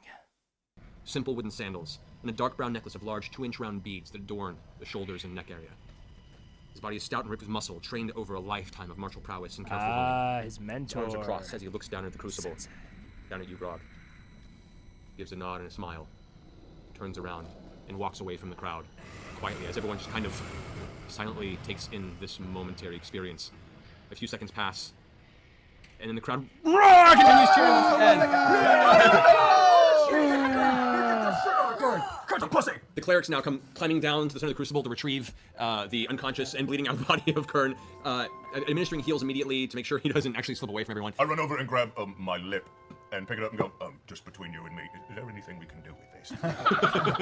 One of the clerics looks up and says, hold it there for a moment, and reaches out and administers a 5th level Cure Wounds. It's making a medicine check to see how, yeah, that's a 16. You go ahead and heal. Shitty rolls. Why is Are You Live not working? Actually, we'll do that one there. So that's, you heal 22 hit points, but you feel your lip fuse, and while it might leave a very small scar, it is in one piece. You might want to be careful about spitting or doing anything too heavy with it over the next week or so, for fear of jettisoning it from the front of your face accidentally. Right, or growing a beard on it. Oh, that's all I want to mention. If you grow enough beard, you can knit it together to hold it in place. You make your way up the... Actually sweating. Yeah, no, I am too. You make your way up the rope ladder to the top of the Crucible as the crowd, some folks come up and they cheer and like, grab your hand and shake it. Thank you, I believed you'd do this. Kurd's been standing there too long, it's about time he got taken down. And he gets pushed away to another person. A young guy, you see now 16, scrawny, but excited, says, you're my new hero. Oh my God. Grog, where'd you learn to train? Can I train with you? Grog's not here right now. This is Philip. If you'd like to leave a message, come back another time. Gotta go, bye. I walk away. I find Scanlan in the crowd, and I reach out and shake his hand. Oh, sorry. Stanley, are you all right? You look poorer somehow. Oh, Have you lost money? You look like you've lost money. Especially in the face. It was worth it. I heard your voice is cutting through the crap.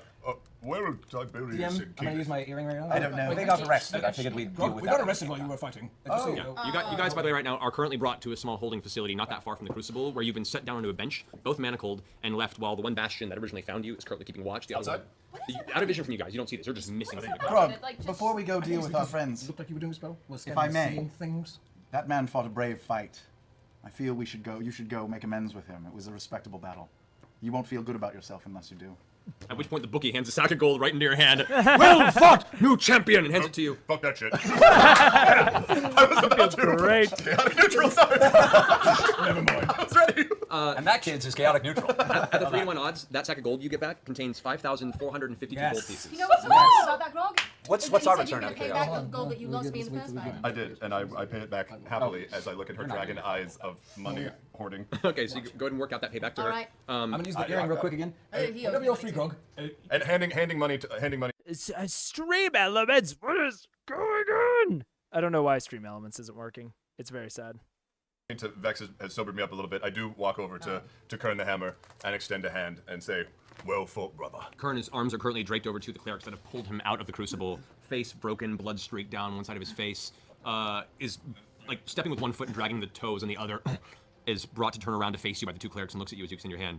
Looks over at you, one eye kind of swollen shut, the either glaring at you, bloodshot and angry. You see the teeth are gritted and kind of grinding beneath his still busted, missing upper lip. Well fought, Goliath. He brings one hand around one of the clerics and takes you in a Beastmaster. Yes, strength and honor. However, in the strength, you can see there's no strength left. Like it's barely there. Takes his hand back and it kind of hangs loosely to one side. He looks at you and says, I'm proud to have finally found my match. When I recover, Not your match, but I'm gonna find you, and I'm gonna want that championship back. When the time comes for a rematch, I'll be here. Good. Where can I find you, Grog? Oh shit. Oh, I don't hit. You're not there. Yeah, just Tell him. If I'm not here at the Crucible, because I don't think you need an audience for glory, you can always find me in Imon at Castle Grayskull. Grayskull Keep. That's a Grayskull Keep. It's a real place. It's a real place. Good luck with your tick, by the way. Sorry about that. he looks over at you. It's a real place. We proud. You see for a minute he had forgotten about that in this kind of exchange of honor, and seeing the pain he starts whimpering. Spits off to the side. This okay, something that I didn't start doing until later on-ish in my DMing career is trying to create rivals. Castle copyright infringement. Grayskull Keep. Is trying to create rivals. I think it can make for really, really engaging NPC relationships when everyone is not an ally or an enemy. Some of my favorite, in like works of fiction, some of my absolute favorite arcs and relationships have been enemies to rivals to temporary allies, or just straight up like rival relationships.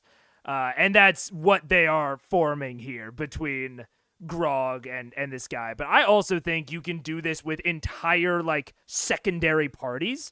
Like you can have a party of people that is not a direct enemy, but that is a rival. Maybe their morality is very similar to the parties. Maybe it's similar but distinctly different in like some important ways. Like I think that playing with that relationship, especially if you're staying in the same general area for a large portion of the campaign, is really worth doing. I've only had fun and good times with rivals when I've introduced them. giant bloody loogie that slaps onto the side of one of the clerics who's like, oh, God. Starts wiping it from the outside of his tunic. Looks back at you. Grayskull. So be it. Oh. And hobbles away through a series of painful whimpers and whines. Percy, the bookie, collects you. And with that, I think I'm going to be right back. I think we're going to it's been 2 hours since we started. I think it's time for a bathroom break. Fill up your water. Water's good for you. You're probably chronically dehydrated, or maybe you're not. Maybe it's just gamers. But just drink some fucking water. Can't hurt you.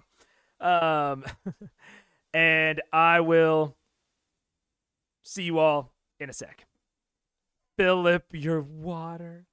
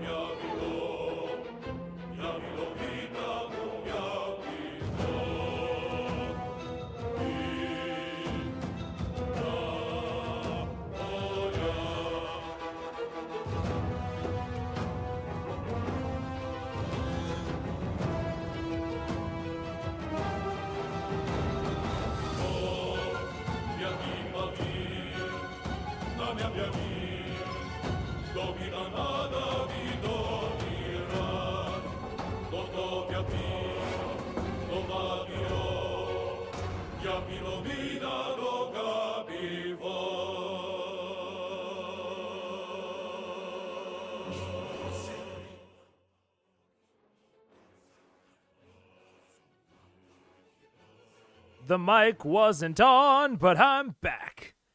What's up, everybody? What music? That is the Baldur's Gate 3 original soundtrack, which I got for pre-ordering it. And it is like sort of D&D themed, and I already had it all downloaded, so I just threw it in a playlist.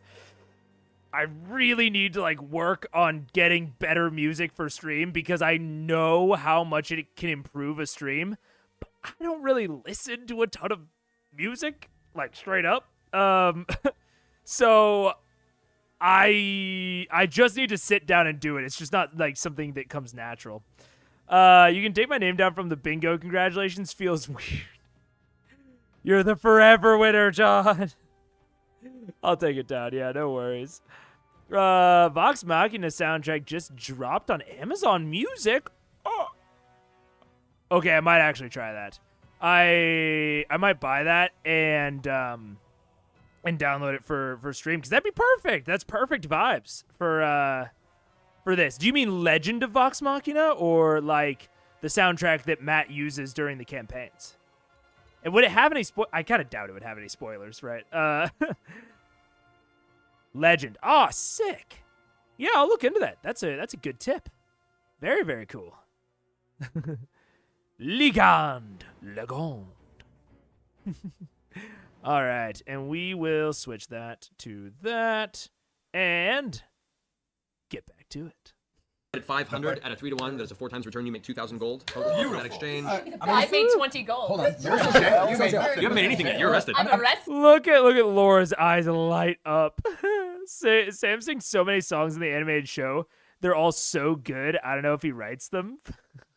That's sick. That's I cannot. I'm gonna have to figure out something for the animated show. I've got a ton of time. But I am very excited for when it happens. He is listed on a writer with 2 others. So maybe the songs, maybe he was just a writer in general. That's cool. So I'm gonna use the earring. And, Grog, if you want to use 2,400 to you, Vex. Fuck yeah! I'm here to collect my winnings, please. The Bastion goes. Then you would owe me 300 gold. No. I bet on Grog, if you remember correctly. No, I have it here in my ledger that you bet against Oh, your he would friend never do Grog. that. I believe you're mistaken, actually. That must be a typo. I bet on Grog. Don't you remember? Are you casting something, or are you? I'm just doing this. Okay. Go ahead and make a deception I roll. don't understand. Can I back him up? Can he roll? I'm gonna leave this as. No. What'd you roll? 2. So, but wait. Plus, what is this? Deception? Deception. Persuasion? Wait, what is It's deception? deception. Oh, You're that's lying, right. motherfucker. Yeah, it's 15 though. 15. Modify No, memory. No, you did not. I gotta work on this. He whips around, takes his cloak, kind of like dismissively putting out of the conversation, and walks back towards the Bellows Respite Inn. Beware the cover art is spoilers. Gotcha. Okay. I will try to block my eyes. Or maybe I'll just have Paige buy it. We'll see. And I use the damn ring. You can Okay. Grog, could you use your clout to get us out of holding? I don't know where we You're in holding. Yeah, I'm sure I'm a pretty big deal. What's going on?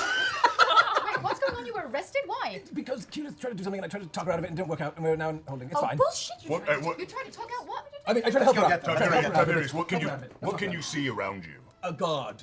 What, Looking are at you me like inside, outside? Can I You're track on them? a I bench, figure I Grog. can track. Go make a survival Draconian check. Yeah, we'll footprints. I'm sure if you asked the person who We're paid sitting on a bench. If and someone were to be an idiot, where would you take them to hold them while other people decided just how 16. much of an idiot? Because you know their tracks, their footprints, I would have put it at disadvantage because you have to roll. I'm going to test that out. At a 16, you look around, you can see there is a track of 2 people with their feet being dragged behind by 2 other heavy footprints by heavily armored individuals that lead. There are 3 buildings off to the side, and you can see there is what looks to be a small station for holding and or just a general bastion kind of satellite station within this portion of the raiding grounds. Can we go over and knock? You knock, knock, knock. A few seconds pass, and the door kind of slides open a little bit. And from the inside, you can see a partially scarred against one cheek, kind of late 30s, early 40s gentleman who looks square-jawed and definitely trained in some semblance of looking gruff and angry. He says, Can I help you? Hi. Yes, I'm looking for a couple of people. They're actually mental patients. What level is Modify Memory? I was just thinking about that, and I was like, it's number one, 300 gold probably isn't worth it. But can he even cast that yet? Modify Memory is such a great spell. If you're trying to fuck around, which I always am, Modify Memory is a delightful you saw nothing spell. Beware that many of the song titles are also spoilers. Ooh. So I'll have to have her I'll have to have Paige buy it, and then she can put it in a folder, because when I load it into OBS, all I have to do is select the folder, and it doesn't tell me the titles of any of the songs.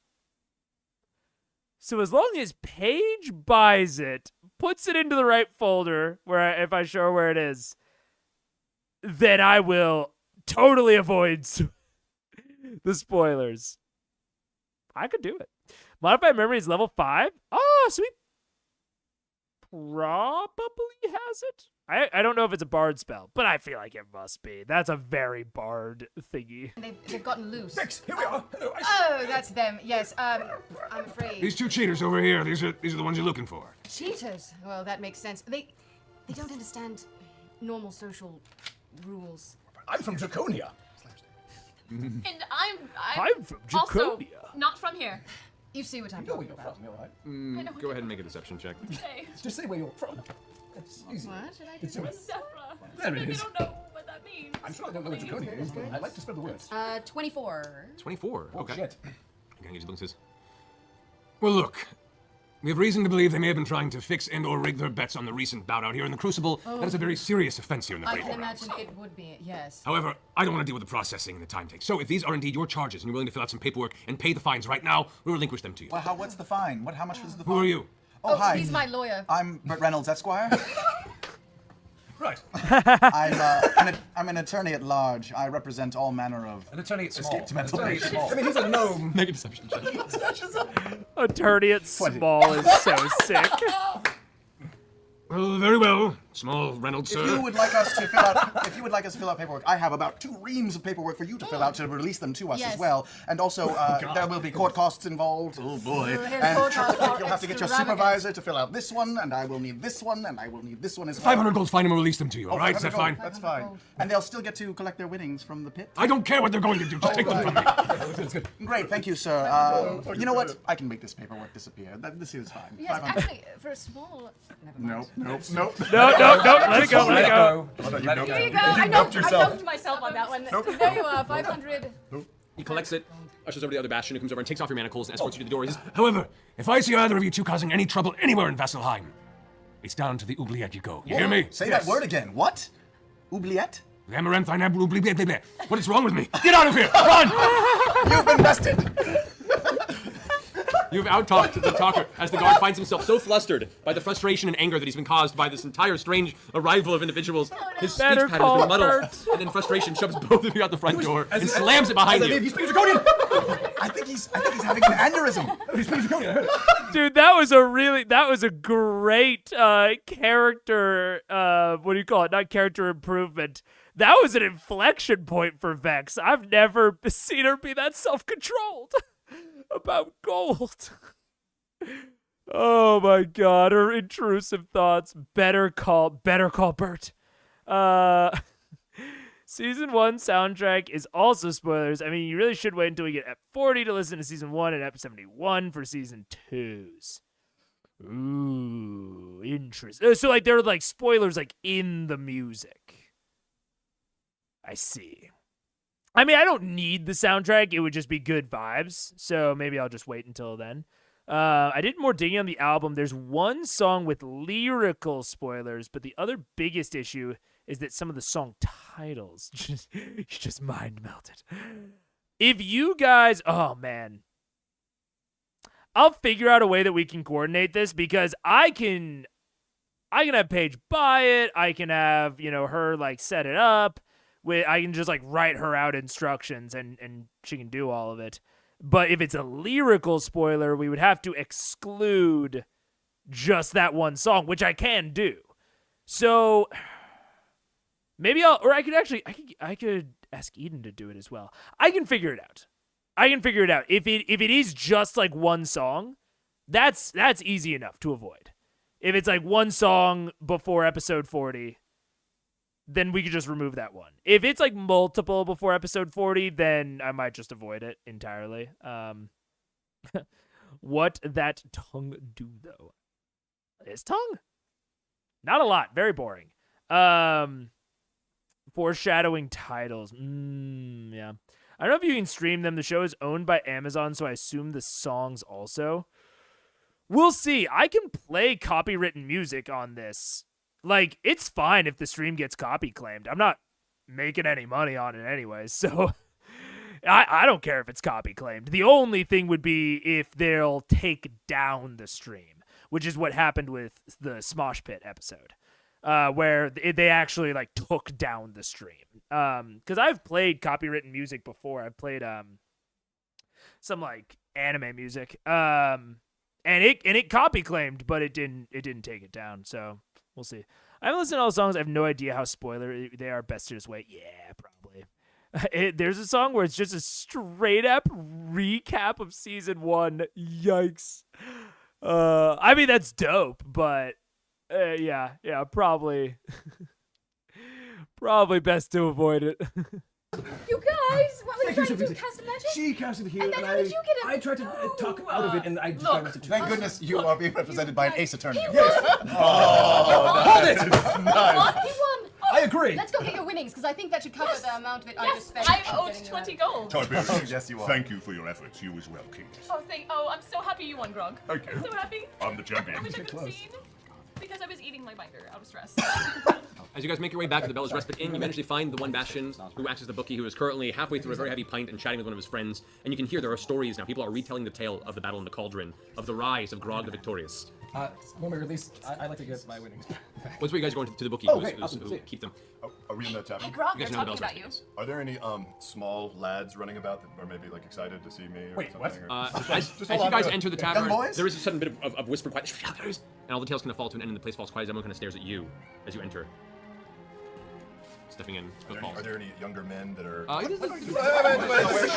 There are maybe two men looking in like their late teens to early 20s that who saw the fight and are currently like wide, doughy-eyed, and like seeing a hero before them. I walk over to one of them. young. I pull out a gold coin. I say, "How would you like to make a gold coin, sir?" Oh God, this is Grog. Gotta think about these things. I didn't mean to make trouble. I just saw it drop. Oh no trouble at all, dude. I very much appreciate recommendations, even if they don't pan out. It's all good. Oh boy. Where this is going? From you, Grog the Victorious. Of course, what can I do? What can I I do? reach into the bag of holding. They definitely do make it worse. I take out the lots of young second boys. place medal, the Oh, participant thank God. medal, and I go, "Make sure Kern gets there." Reads it. Yes, indeed. Of course. He takes it and he runs off. You sick fucks. Sorry. I mean, Come on. It's like you came into a bar looking for young boys. What are you Phrasing. supposed to think? We're here. together Oh, now. that's why Yeah, you're the looking rest for of them in a you don't have to Sorry, keep doing this. phrasing.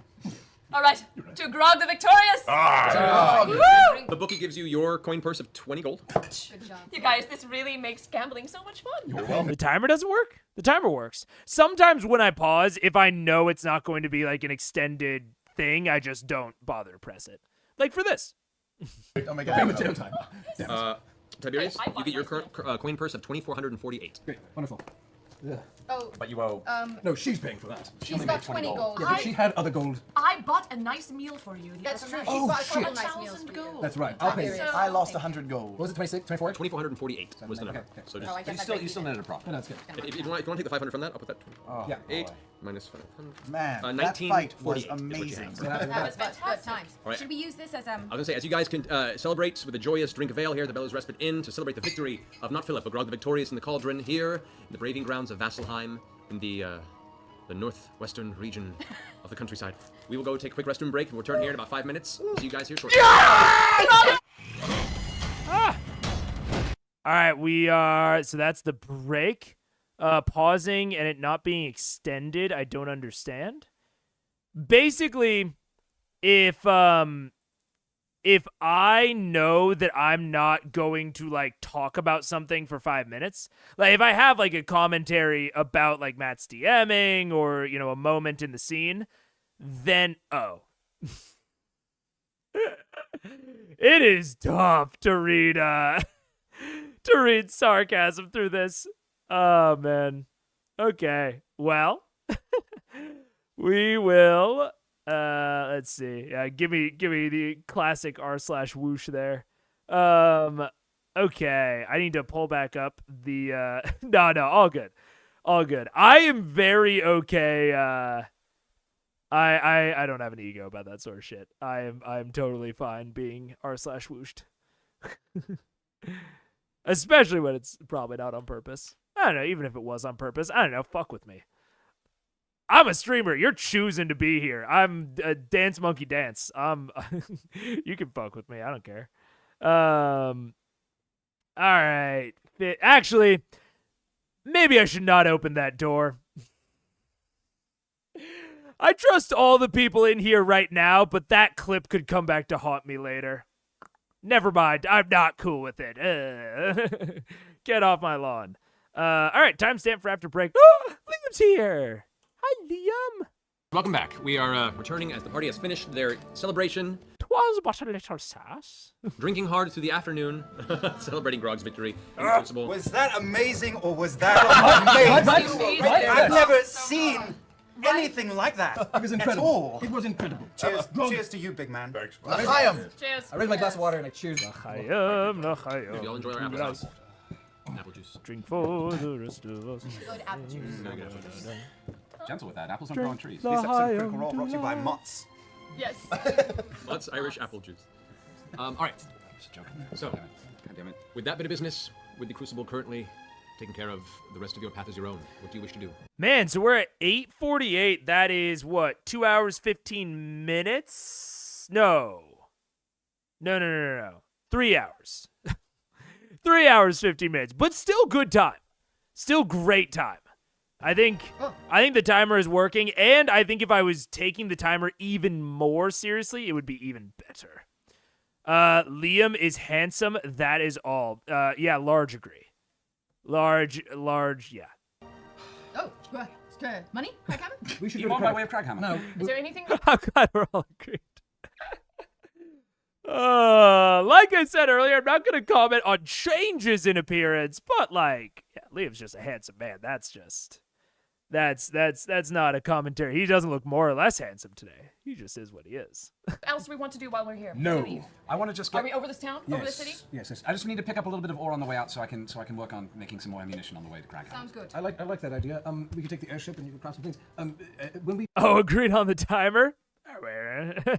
do go, I think I might have an idea for our carpet situation. Oh, Later, yes. Mustang. The Wheel of Mending, Somewhat. perhaps? No, that No, didn't work. Might have been how it It kept it intact.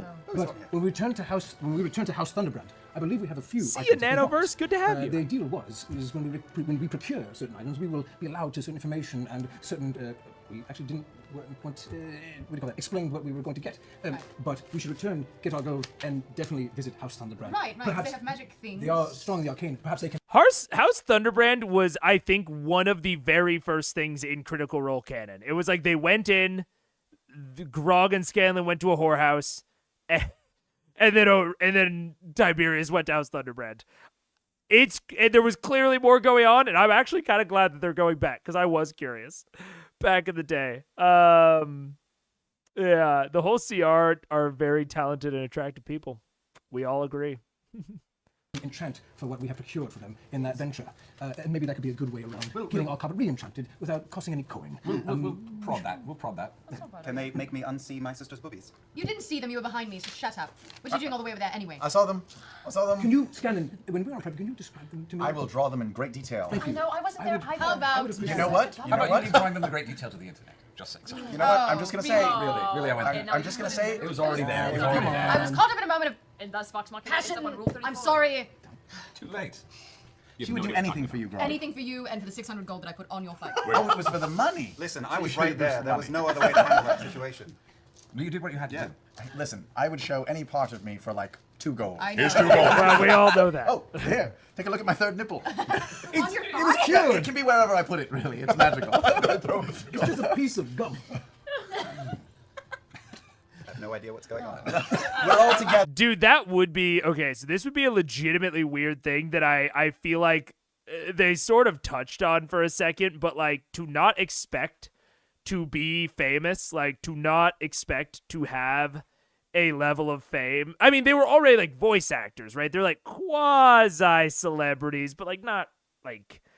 People didn't know what they looked like. And then to all of a sudden like pop up and like have Rule 34 and like they have presented like, you know, photos and art of what their characters look like and they've described it, but I am sure that the Rule 34 probably tends towards having like similar faces to them, like even if like the aesthetics are different.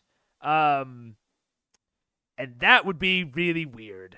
That would be really weird. As like a group of people that wasn't really like aiming for that and probably not prepared for it. Like, I don't know. I feel like I am probably more mentally prepared for it than they are. And it will not happen for me potentially ever, and likely not for years and years and years if it does. So it's just, I can't imagine just getting like thrust into that of like having porn made about / featuring you. Ugh. That would be very. That's what's going on. I love this tavern. So what is closer to Craghammer? Do we need to find ore? Iman, Yes. or where we're from? It's halfway. I think Craghammer's in between us anymore. I No, like actually, to type. it's from where you guys are currently. Across the Osmit Sea is Iman, the port city in Taldore, and then Craghammer is about maybe So we 2 gotta days stop from into now. Iman first. Oh, that's fine. Are we all ready to go? What time is it? You go to the In the middle. morning. By now, I'd say it's like probably 1 in the afternoon since that Y'all, we're day drunk. Yep. Are we ready to go? We gotta get ore, I'm right? not drunk. Well, we're celebrating for Grog, right? Well, Doesn't Percy want ore? I just need to pick. It's not hard to get a little bit of ore. I'm just gonna pick up some. can we expedite that, and then are we ready to go?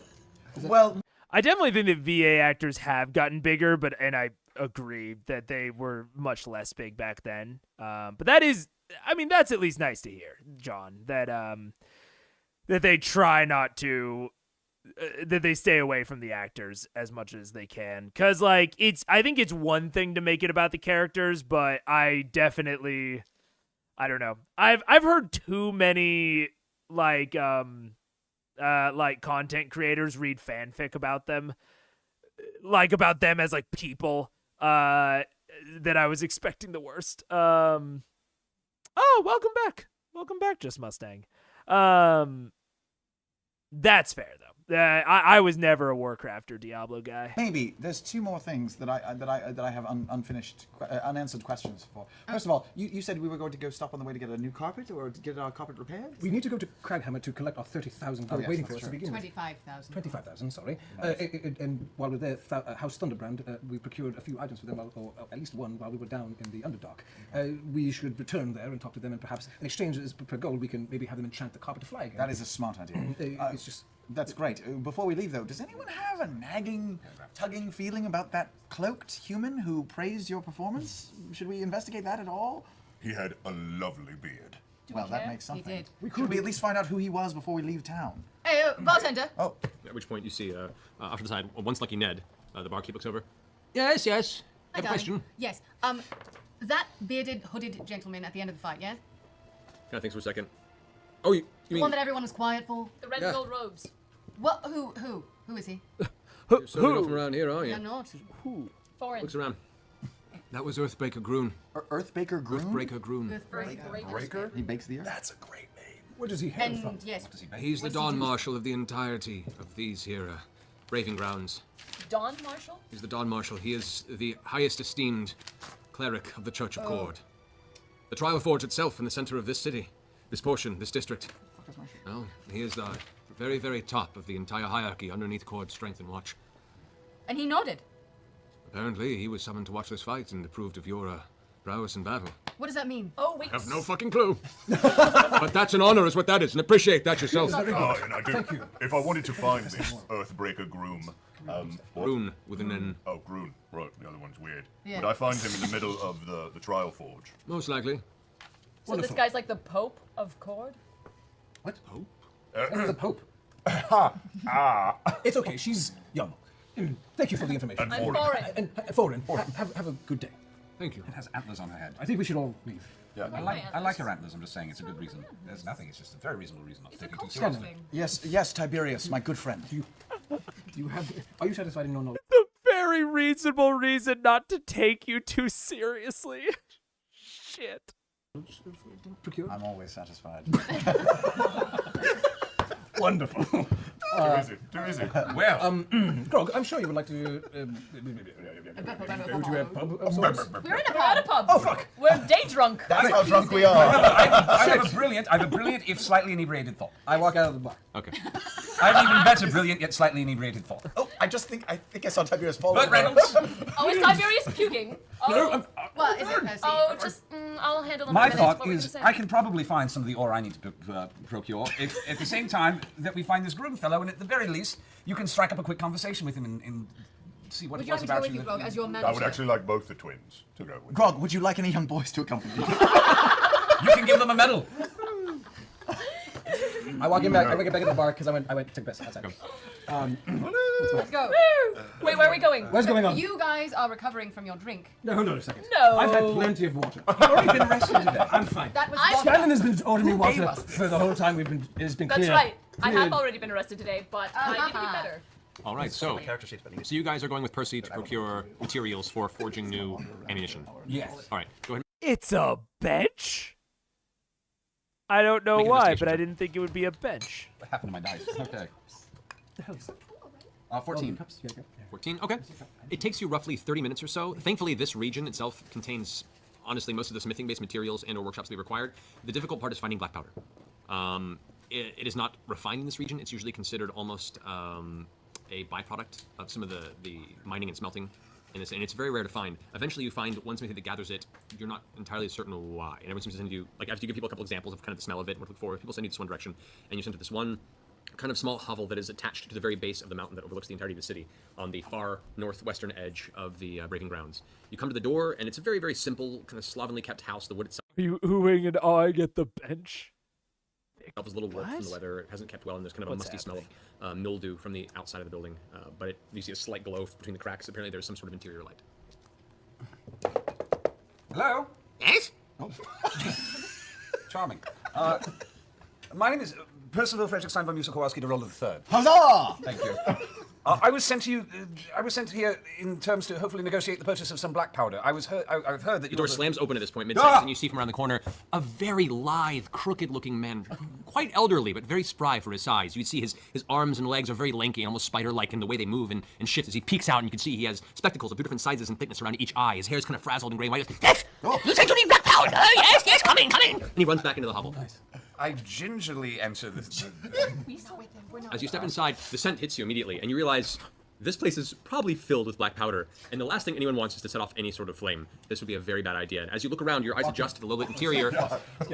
You realize it's low-lit because there are two very, very faintly set magical torch sconces on each side that are very, very low light. Very similar to the ones surrounding you. Kind of like these, but even smaller. And you can see in the room, there's a small forge that's kind of in disuse to the far end. I would hope so. There are a large number of crates and barrels that all seem to be containing various parts of discarded gravel.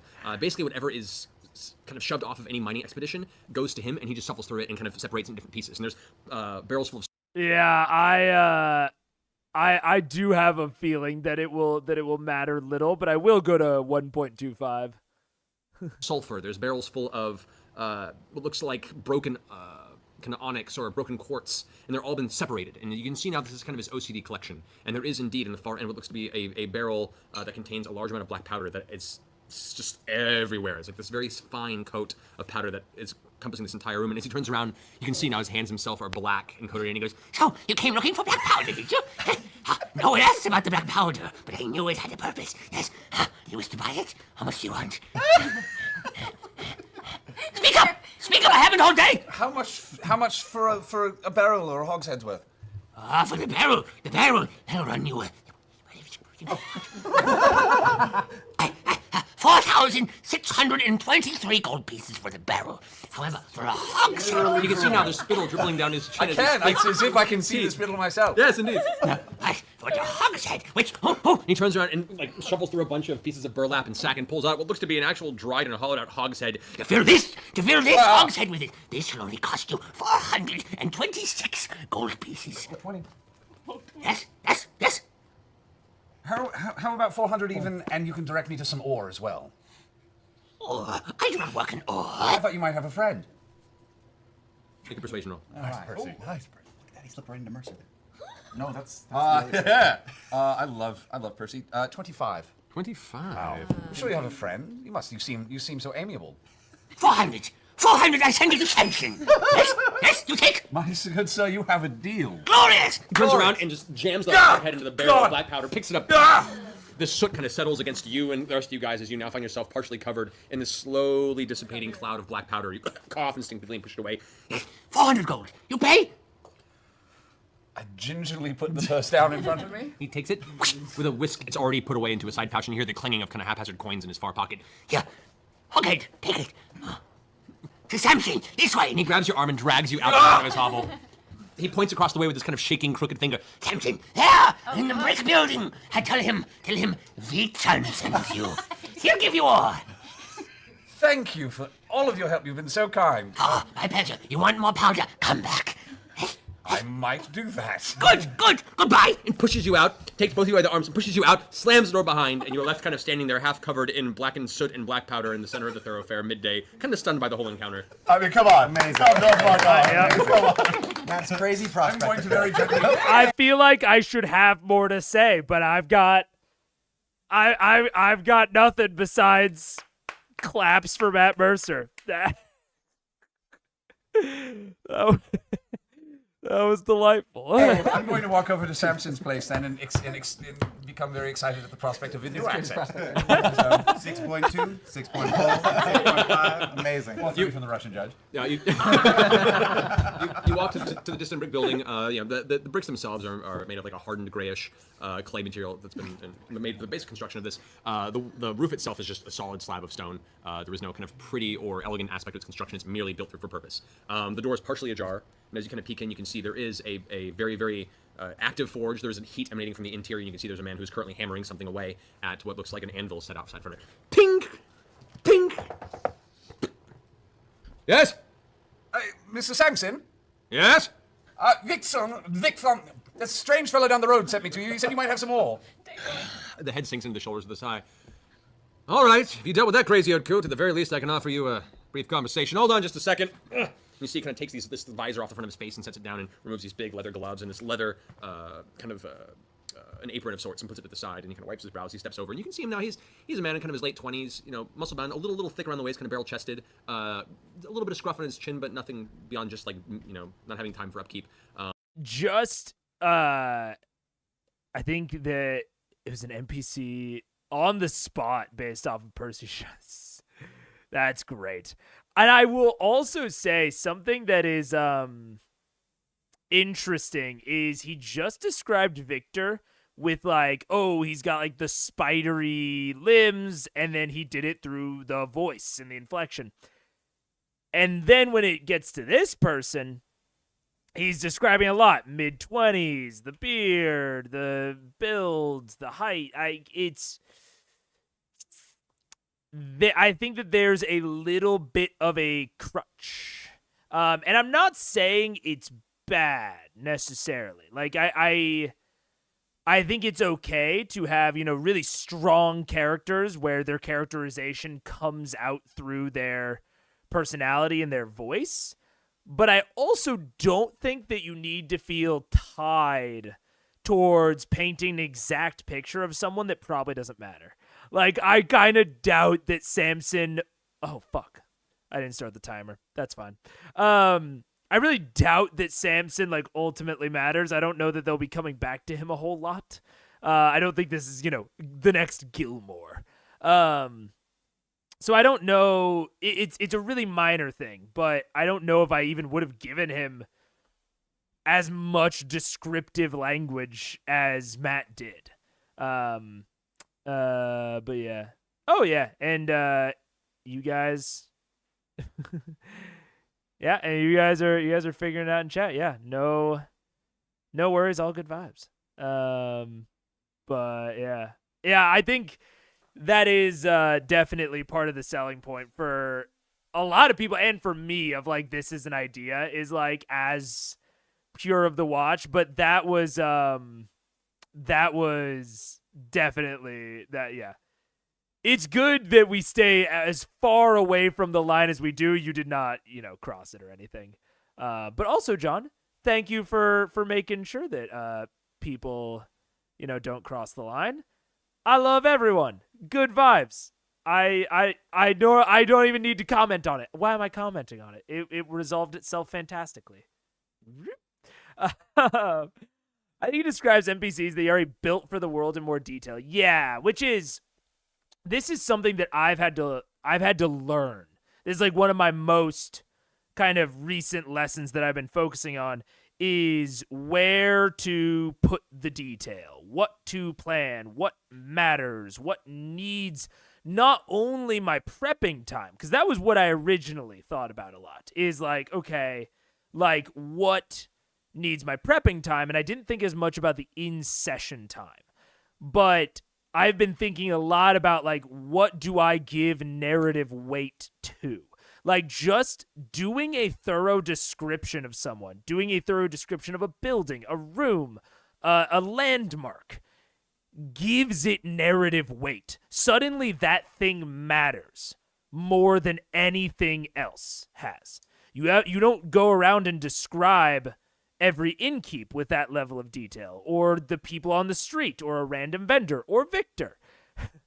And so now, even though I don't think Samson really matters, I think he was, what you're saying, I think he was just pre-planned, but now he has honestly more narrative weight than most of the other people that have been described.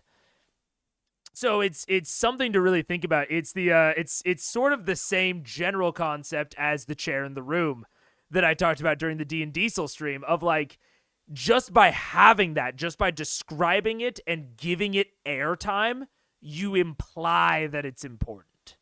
And so that's something I've been thinking a lot about as a DM is like, what do I provide like narrative weight to, and how does that shape player perception?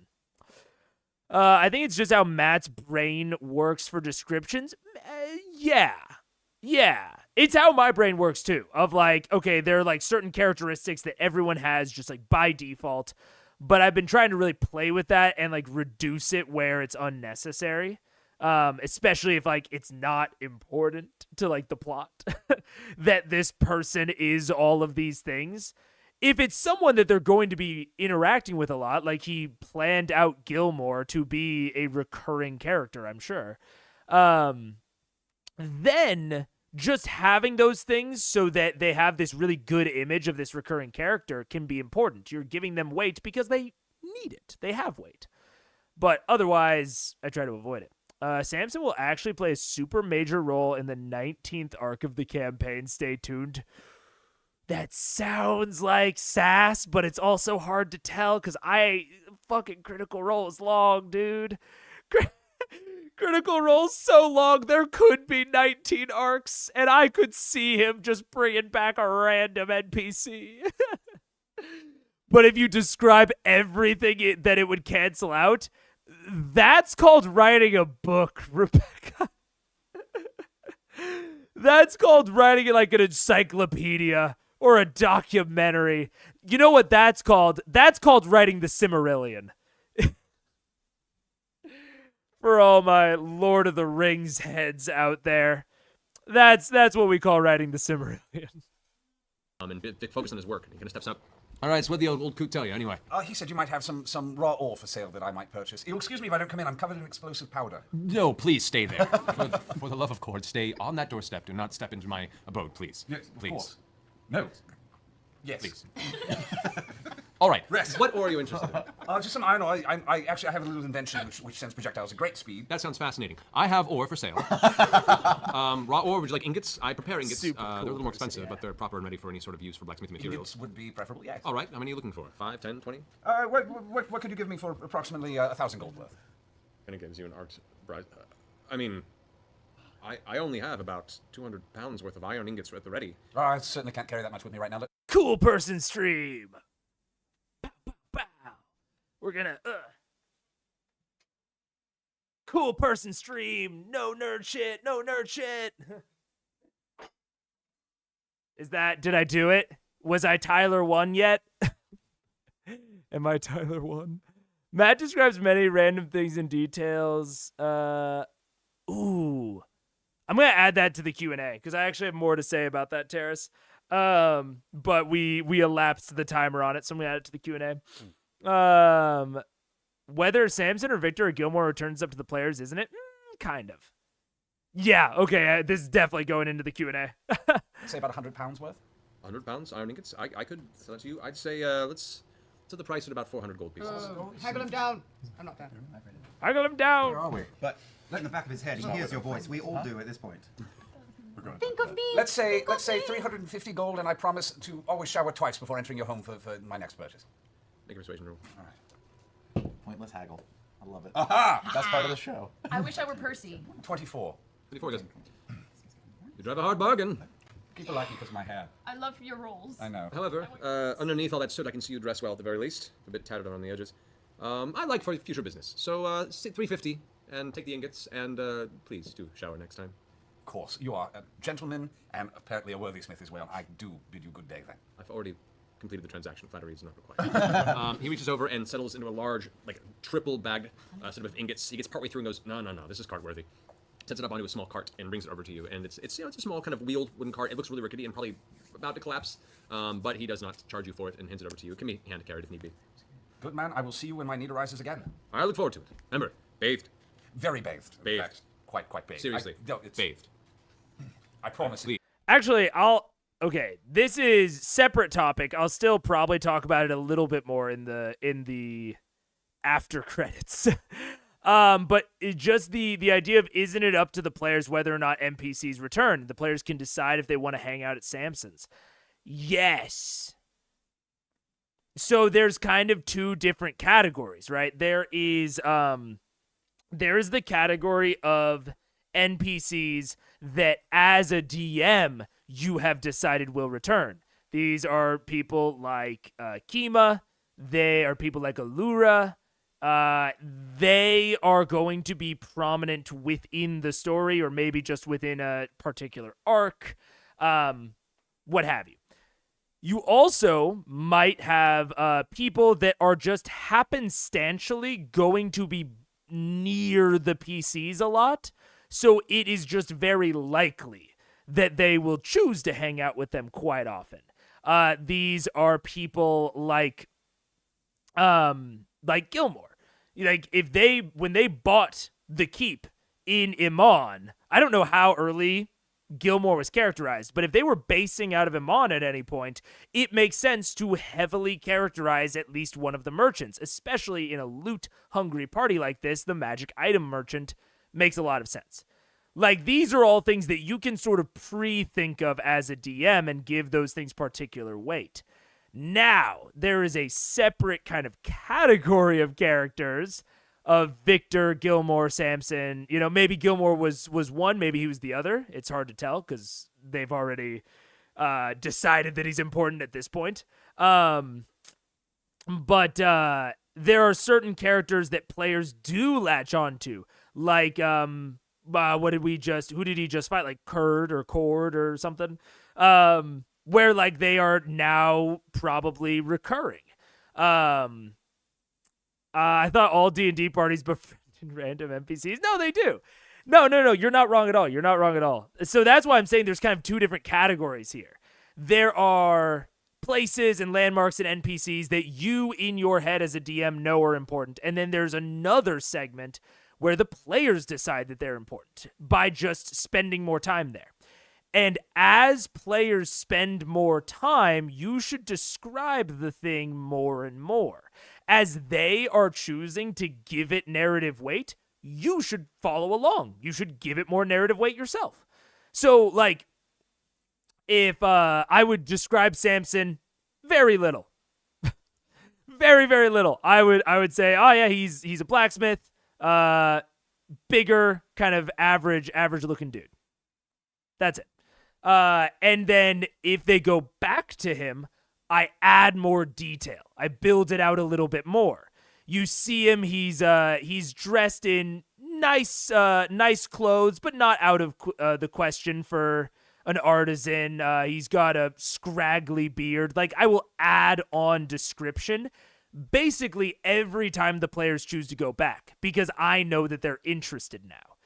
Part of the balancing act, especially if you play a bit more improv heavy, is trying not to waste time on things that players aren't interested in and trying to spend more time with the things that they are interested in.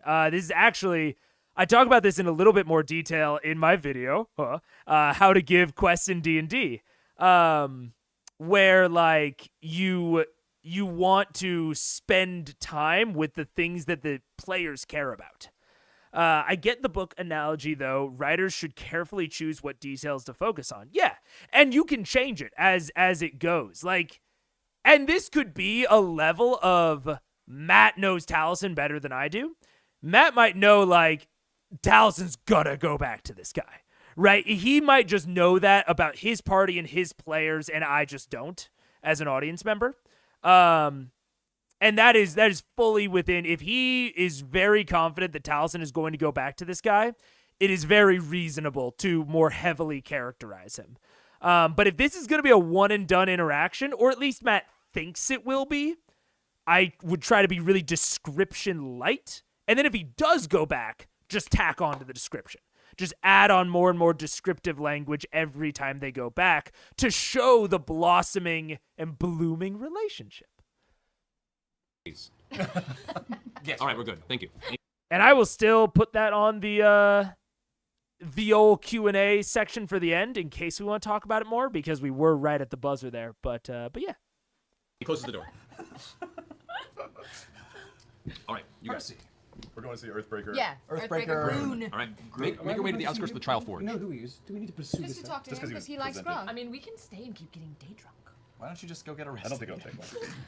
You guys make your way to the trial That hurts, forge. Scanlan. Oh, I'm gonna come back and join you. I'm gonna do a daily roll for my because I'm gonna try to shoot a trick and roll 15. Okay. Try and teach you a trick. Yeah, I think I need to. I don't know All I how have many is- I need to like do my builds of general some points advance. per day, and then I can. What kind of trick are you teaching? The Cabbage Patch. Scout. Scout for you? Cabbage Patch is that. I'll say with 15, yeah, you take some time with a small draconian command, you know, a phrase of your choice, you teach it that on that one phrase, it will go ahead and wander ahead for a bit, and then come back and relinquish in very, very broken, kind of very basic draconic language into you via your connection with it. Very, very basic information about what it saw. Cool. I'm gonna throw a lightning bolt spell into my Ion Stone. Okay. Pathfinder shit. I mean, if this was D&D, if this was like going by D&D rules, I could maybe see considering this some like training some sort of downtime activity. And there are plenty of guides, both raw and not raw and third party, on how to structure downtime activities and long downtime projects. And as someone who is attempting to train their dog right now, I will tell you that shit does not happen in one check. So I think, and there's a certain amount of, again, narrative weight, of like, okay, maybe that is unreasonable. Maybe it is unreasonable for him to teach him that trick so quickly. Like, we don't want to give that a lot of narrative weight. That's kind of boring. We just want to let him have the cool thing occasionally.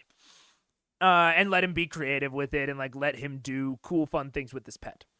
Now, there's a superseding concept here of I would actually say there's a few superseding concepts. We don't want to give people just random buffs, especially through, like, one check. Like, the one check should not land you that.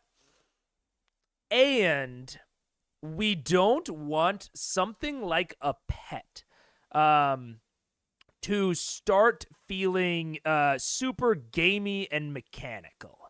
Like, it's one thing for a magic item, which is gamey and mechanical, to maybe gain some sort of personality.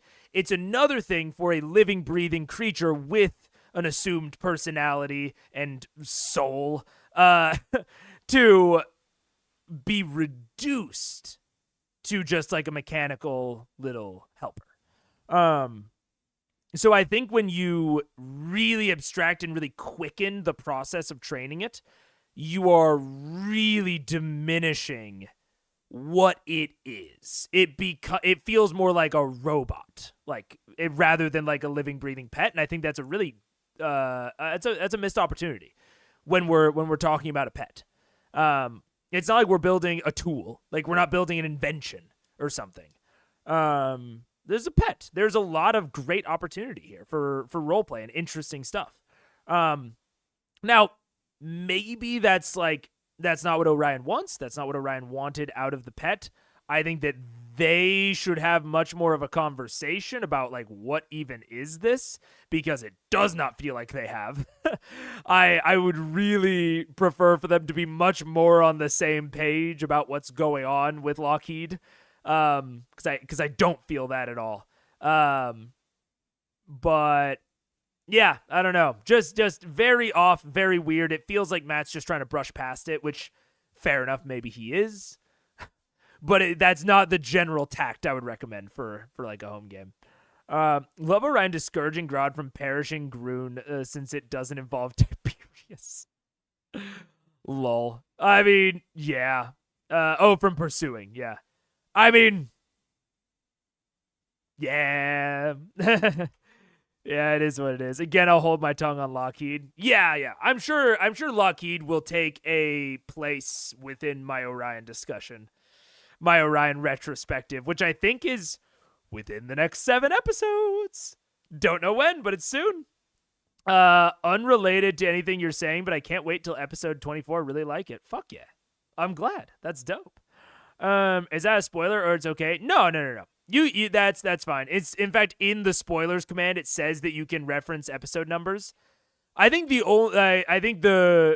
only exception to that is the Orion leaving episode number. Only because I think that there's like an amount of like that's like such a big thing. But in general, I'm totally fine with like just wait until episode blah blah blah. Like then you'll have it. Like yeah, no, you're fine. You're fine there. So you store that? Awesome. It takes it and gobbles it down happily. Awesome. You guys make your way to the Trial Forge. The large temple to court itself is once again brilliant to behold. There are steps that lead up to the front area. These giant, reddish, almost rusted overlooking iron doors that block the front entrance. At the very top of it, you see, looming over this entire district, is a gargantuan statue of Cord himself. This giant, muscle-bound humanoid titan of a figure that stands there. Giant beard, muscle-bound torso, braces against the arms, just one knee up, this very heroic pose, and just kind of looking over the rest of Vasselheim under his gaze. You step up to the front of these iron doors, and you can see there are 2 more bastions adorned in the same way the ones that oversaw the battle at the Crucible. One shouts out, "Halt! He who approacheth the Trial Forge! What is your business here?" Yes, we are here to see, to pay homage to Earthbreaker Groon with the latest champion of the city. Of the city? The city claims no champion.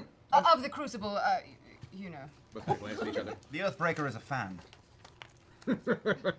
I highly doubt that. Tell him Grog. Check his faces. Check your facts, buddy. Training your pet. I'm not there. Check We're your getting day facts. drunk and training your pet. He likes the cut of his jib, Yeah. believe you me. That's fun. And the other one kind of gets off on the side, stands there, I'm being sad because you're most arms crossed, looking down upon you from 3 large stone steps up. It's a look of, I'm looking forward to throwing these guys out. About 5 minutes pass, the next one comes back and whispers in his ear. That's you casting a spell. That's Very well. The 4 of you may enter briefly. But this one's only invited to the center chamber. The rest of you must keep a distance. A distance. Oh, yeah, of like, what, 10 feet? Yeah? You'll know. He steps aside. Okay, something I love about what just happened. I actually am slightly disappointed. Because I think that Matt just touched on something that I really love. This gets into like full like opinion and preference territory. At least in terms of how much I love it. I really love hitting on information delays, especially in something like medieval D&D, especially if it's like low fantasy. If it's higher fantasy and they have, fucking sending earrings, I still like hitting on information delays because no matter, well, I don't want to say no matter, but in most high fantasy, the common man and the common person still does not have access to all of the information and news of the world at their fingertips like we do. And it's hard to I think really reconcile that in our brains, that even a place with scrying and sending stones and teleportation circles is a lot more close to the 20s with Telegram and not nearly as much like us. Much more like that. In fact, probably still a ways back from that. And even as recently as our parents' generation, 70s, 80s, 90s, when people didn't have cell phones, there's a whole John Mulaney bit about when someone got off the phone, that meant that they were murdered. You never knew. You couldn't just reach out and figure things out. Information took a while to travel, as recently as the 80s and 90s. So I love playing with that in D&D and TTRPGs of not everyone knows things immediately, and things get very distorted very quickly. Rumors get spread, and things don't necessarily transfer 100%. And oh wait, what? Oh, okay. And I really I really like, so like in this scene, I wouldn't have allowed him to go and confirm with anyone, or I wouldn't have like worked that into the scene. Or if he was confirming with someone, it would have been Groon himself, and so he would have come back like a little like shaken or stirred or whatever. Or he would have just been like, who can confirm your story? If they say, oh, Groon was there, he's gonna laugh in their faces. Like, I would much more heavily play on that aspect of it, and then maybe have Groon come out himself, maybe not, maybe have them, like, have to make some sort of persuasion or deception or intimidation or whatever. Like, work in that as, like, basically an obstacle. The fact that this information has been delayed is an obstacle. Because I think most of the times when you see,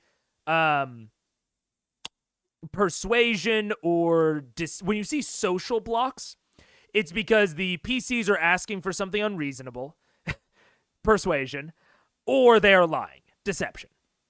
I really like throwing up social blocks that is like the PCs are telling the truth. They're just trying to convince someone of the truth, which is actually something I don't think you see that often in D&D arcs, which I think is very cool. Anyways. Earthbreaker Groon is such an Atla name. Love it. Fuck yeah. I agree. I totally agree. Gotta earn that NPC trust? Yeah. Fuck yeah. I love, like, that aspect of, like, they're telling the truth. They're just trying to convince someone because the truth, they're incredulous about the truth. I love that. That's a good John impression. Oh, I've listened to so much John Mulaney. I used to mow the yard to his specials, to the Salt and Pepper Diner. I can do most of, not the top half, but I can do most of New in Town from memory. I fucking love John Mulaney. I don't know what happened, but I think we're off pace. We can still fit this in one part. We just really need to put it back to 1.35. We're at 1.4, but I can probably bump it to 1.5 at this point. Love Oh Hello on Netflix. Fuck yeah, dude. I love basically everything John has ever created, except for the Sack Lunch Bunch, which I don't even dislike. I just don't like it as much as his other specials. The Top Half, which is not on Netflix, is very, very good. You can still find it, I think, on Spotify, definitely on YouTube. The Top Half by John Mulaney. Very, very good. But yeah, him and it's not Nick Kroll. Is Oh Hello with Nick Kroll? Am I thinking of the right name? I think so.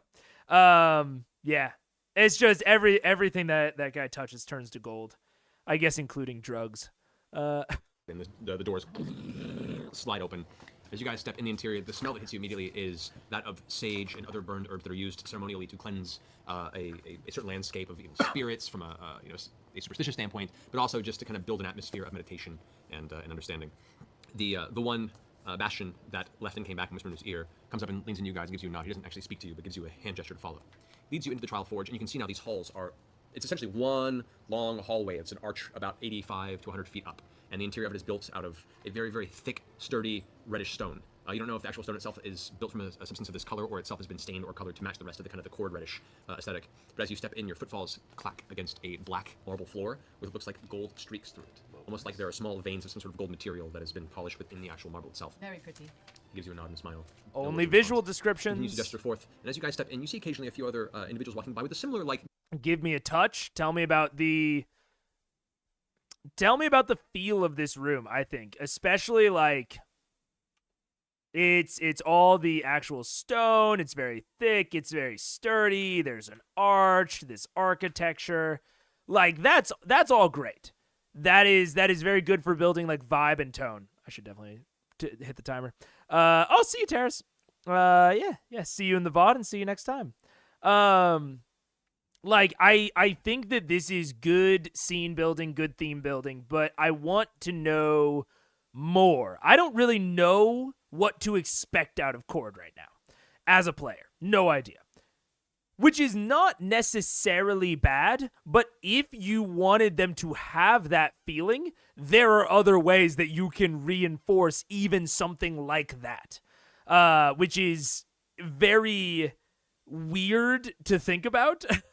But like, if you want them to feel uncertain, if you want them to not know what to expect, you can talk about a sense of uncertainty. You can talk about clamminess in the air despite the warmth. Your skin doesn't quite crawl, but it feels just ever so slightly off, like the pressure is off in this room. It has the smell of slightly burned bread. You can't identify the source. Like, you can do things to make them feel unsettled if that's the feeling you're going for. If that's not the feeling that you're going for, then let me know what to expect. Like, if you're not actively trying to hide what to expect from me and you don't want to trick me, then let me know what to expect. Foreshadow it. For someone as big as this. Again, this is talking about narrative weights. He's giving a lot of narrative weight to this person, to this structure. The fact that there was a obstacle to even get in here is significant narrative weight. Huge amount. And so if you're going to put all that narrative weight on it, give me some foreshadowing. Let me know what to expect. Like, if this is a chill dude in a chill mood, talk about like the smell of fresh honey or the warm atmosphere, like it's sitting, like you're sitting next to a fire. Like, talk about the warm smiles of everyone around. Like, if you wanting to foreshadow that this guy is cool, if you're wanting to foreshadow that this is very, very militaristic, talk about the like, you can give all of these visual descriptions, but talk about how cold they are. That it feels like the life, you can see these flames, but they feel not as warm as they should. You don't smell a thing. It feels almost sterile. How lacking in any sort of scent this place is. Like, you can do a lot with that. And I would really like to see something to set the mood, something to set the tone other than these guys are loaded. Because that's all I'm getting right now is, oh, okay, they're fucking loaded. Cool. No words in response. Sick. Continues to gesture forth, and as you guys step in, you see occasionally a few other individuals walking by with a similar, like, gold and red robe aesthetic that you saw Earthbreaker wearing when he went to watch your battle in the Crucible. However, they're generally a little more dressed down, very simple, as opposed to the kind of expressive designs that were building across the kind of baggy leggings that the Earthbreaker were wearing. Okay, so they're less loaded. The robes. As you continue forward, they all kind of step aside and keep a quiet watch until you begin to notice in the distance there are actually two large hallways that intersect. You can see most of the Trial Forge are now two long hallways that intersect into a centerpiece. And at the center place of this temple, there is a raised dais at three different levels. At the top of it, you can see there is a beam of light that comes down from above. As you begin to walk towards the structure, you see there is a small figure that is currently sitting on top of this central dais. As you approach the outskirts of this main central chamber where the two long hallways intersect, the quiet Bastion puts his hand out and tells the rest of you to stop, gives you a look, and nudges you to proceed. Do you need us with you? Well, yeah, you know I don't like talking. Well, He's not very good at talking. Would you like someone to come and translate for him? Is he going on his own then? Is that a yes? Then good luck. Okay, sorry. I go forward. Also, thank you, this dude, for the like encouragement. I feel super weird doing it, but I'm also super down. And I think that this might be the most liked stream yet. So, thank you very much. I appreciate. As you step forward, I know I'm like kind of like laughing, but it's mostly because it's like I don't know how else to react. I legitimately very much appreciate it. Yeah, thanks. your footfalls clacking against the. I'm sorry, we've been daytime drinking, and I'd hate to interrupt that. Do you have a place here? If I can't be with this is a temple. I mean, are you sure? Just puts his hand out before. Oh, he's some sort of vow of silence. We should respect it, and also make fun of it when he's gone. Oh my god! At the end of that, Oh my god, that's fine. I've got a flask. As Grog steps out into the central chamber, you can hear his footfalls kind of echoing throughout the side here. And as you look up, you can see now the light source from above is there is a what looks like a stained glass domed roof to the top of the central chamber. There's a dark spot in the center where you can see the shadow from the kind of early afternoon sun is being blocked from the giant statue of Cord that remains at the top of this temple, who is currently, essentially, now looking at the structure, straddling the top of this giant dome stained glass The audio for the video is a little low. There. Roof. And so over this, underneath the statue is where the top of this structure. Gotta beg. Yeah, I probably do. I need to come up with like a phrase. I need to come up with a phrase. Or maybe not a phrase. Maybe I try to work it in more. Yeah, I don't know. Sure is. And through it. I know certain ways to play the game. Like, I know, like, okay, gotta make shorts. Gotta do that shit. Gotta have, you know, kind of a clickbaity thumbnail and title, but there's some ways, like when I'm actually on here, when I'm actually making the product, it feels weirder. I'm down to like do the other stuff, but I don't know. Get a little cringe about it. I'll probably do it at the end. I'll probably start doing it at the end. These beams of light are coming down multicolored and kind of cascading onto this central chamber. Sitting in the center, you see, cross-legged, arms to the side, eyes closed, there sits Earthbreaker Groom, Don Marshall himself, quiet, as you approach. Eyes closed? Eyes closed. I step forward and say, sorry to disturb. I'm looking for Earthbreaker Groom. You see an eyebrow kind of twitch for a second. Eyes remain closed and the head turns for a second. Hands come together like this, and in that one motion stands to his feet, almost like it was effortless. From what would seem like a very uncomfortable position, suddenly is fully standing to the swift movement. In place, rotates and turns towards you, eyes still closed, at which point the eyes open. And you saw pupils previously, but in this moment... Not how... how do you want to like this? Instead of how do you want to do this? All right, everyone, how do you want to like this? Of what seems to be serious meditation, there's this luminescent white light that encompasses the entirety of each eye, just looking straight towards you, the hand still kind of clasped in the center like this, staring straight at you. Okay. You have found the Earthbreaker. What do you ask of me? I keep the little bit of pee that's about to fall out from falling out, and I say, I happened to see you amongst the crowd at my recent tussle. It seemed that everyone there seemed to know who you were. I wanted to at least introduce myself. Wargrog, the Victorious. That's right, that's right. Once called Philip, known as one of Vox Machina, the traveling band from Iman. Oh shit. Slayer of demons that once usurped Uriel himself. I know of your travels. I know of your deeds. What else do you ask of the Earthbreaker? I don't really ask. I only mean to say that Vox Machina is at your disposal if you would ever need someone outside of the amazing Braving Grounds, Vasselheim. We're really amazing. I know what's going on. We know where they're at, right? No. You don't know where they're at. If you would just keep us in mind. At this point in time, his eyelids close, and they open again, and there's a softness that wasn't before. The white light is faded, and you can now see beneath them these extremely piercing, very, very light blue, almost white irises that surround his pupils. And from his old, weathered, wrinkled face from underneath his beard, you can see a smile slowly crawl across his cheeks. His hands release and rest to his side. He lifts his head slightly as if to look down. It's a very interesting way of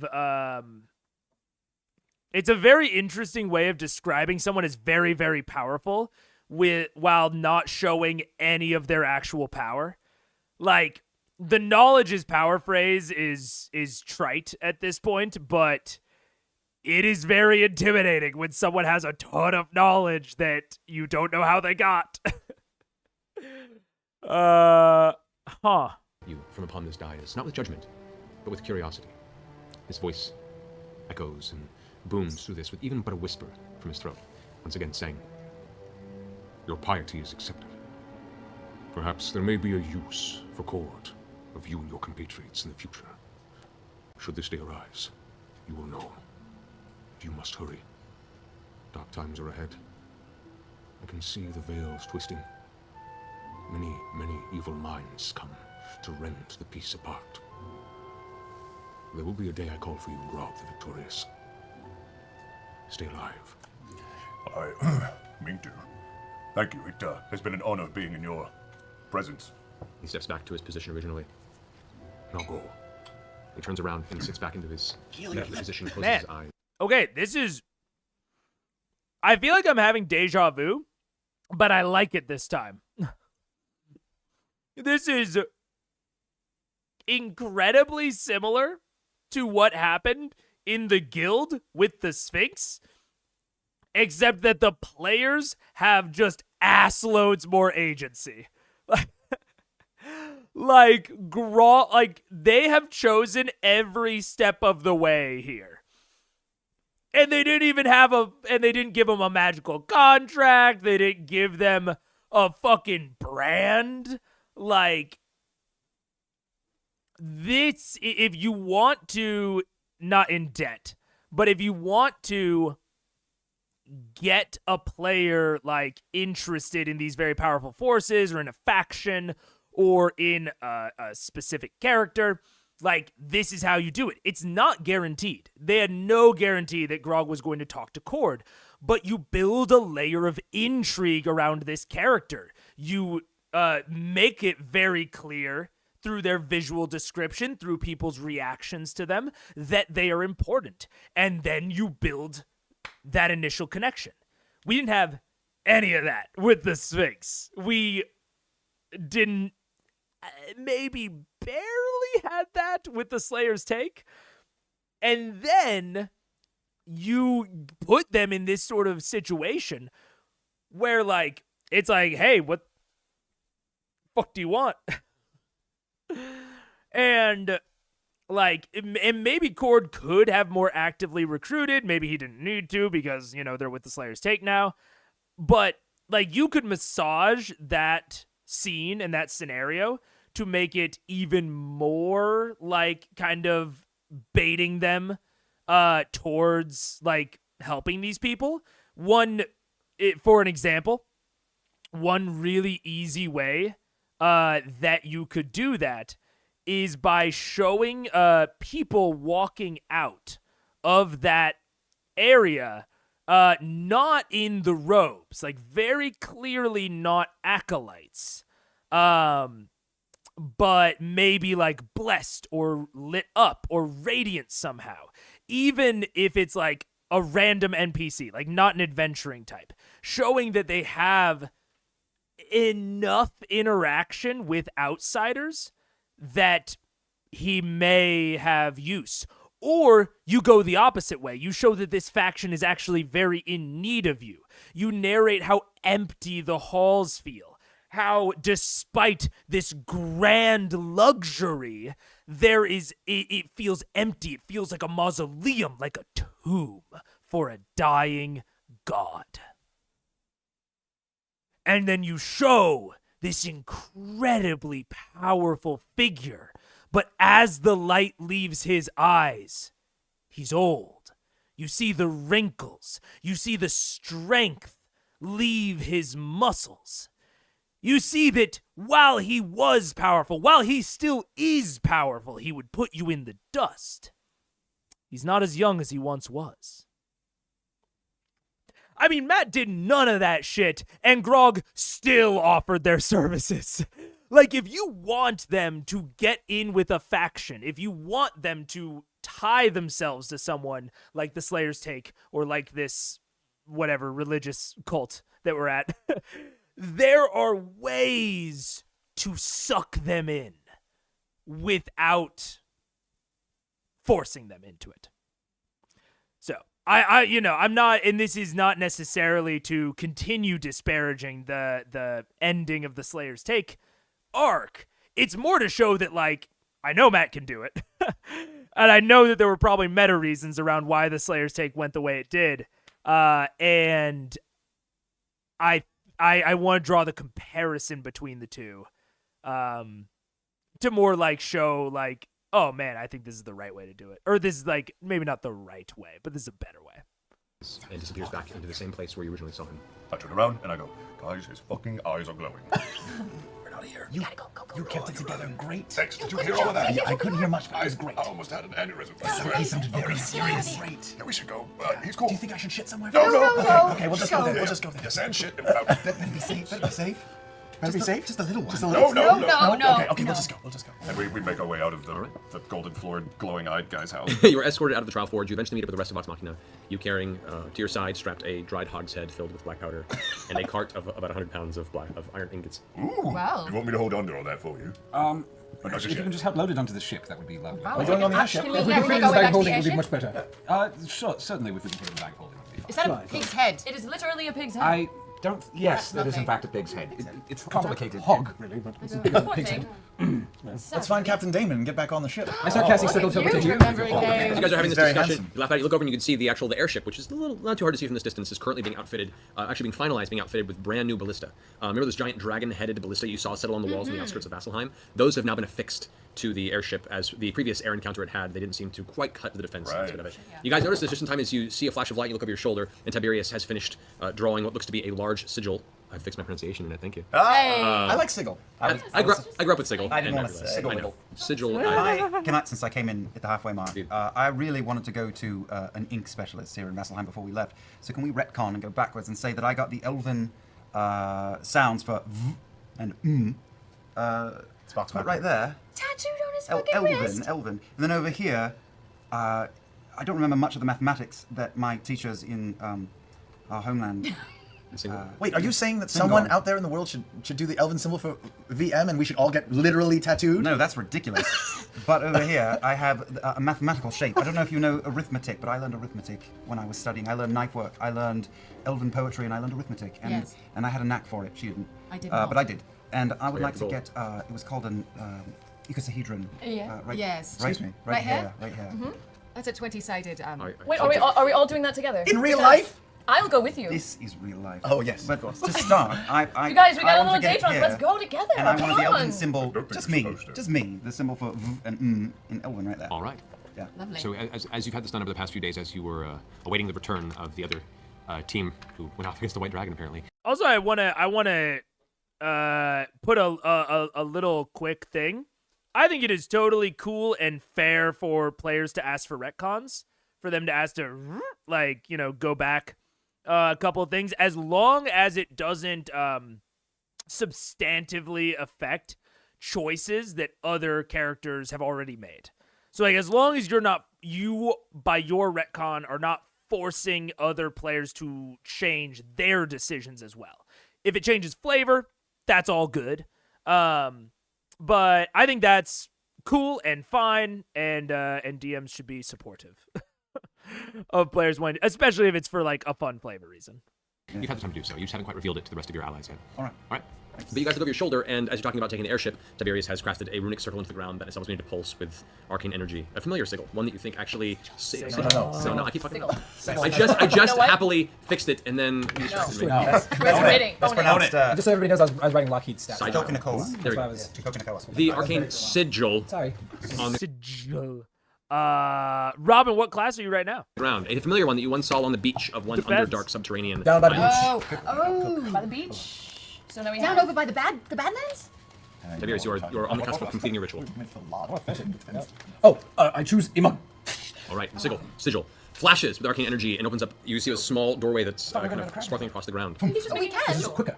We can just pop But over Iman to is not Iman. Crackhammer. You can see the sigil shimmering, Look at and the the map. energy is Yeah, going well, that's to very fade. good. Let's go. Let's go. Let's go. What about the airship? What about The Captain airship Damon? was only going to take us to Emon anyway. I walk right This through is it and say, faster. Tiberius, where are we going? Iman.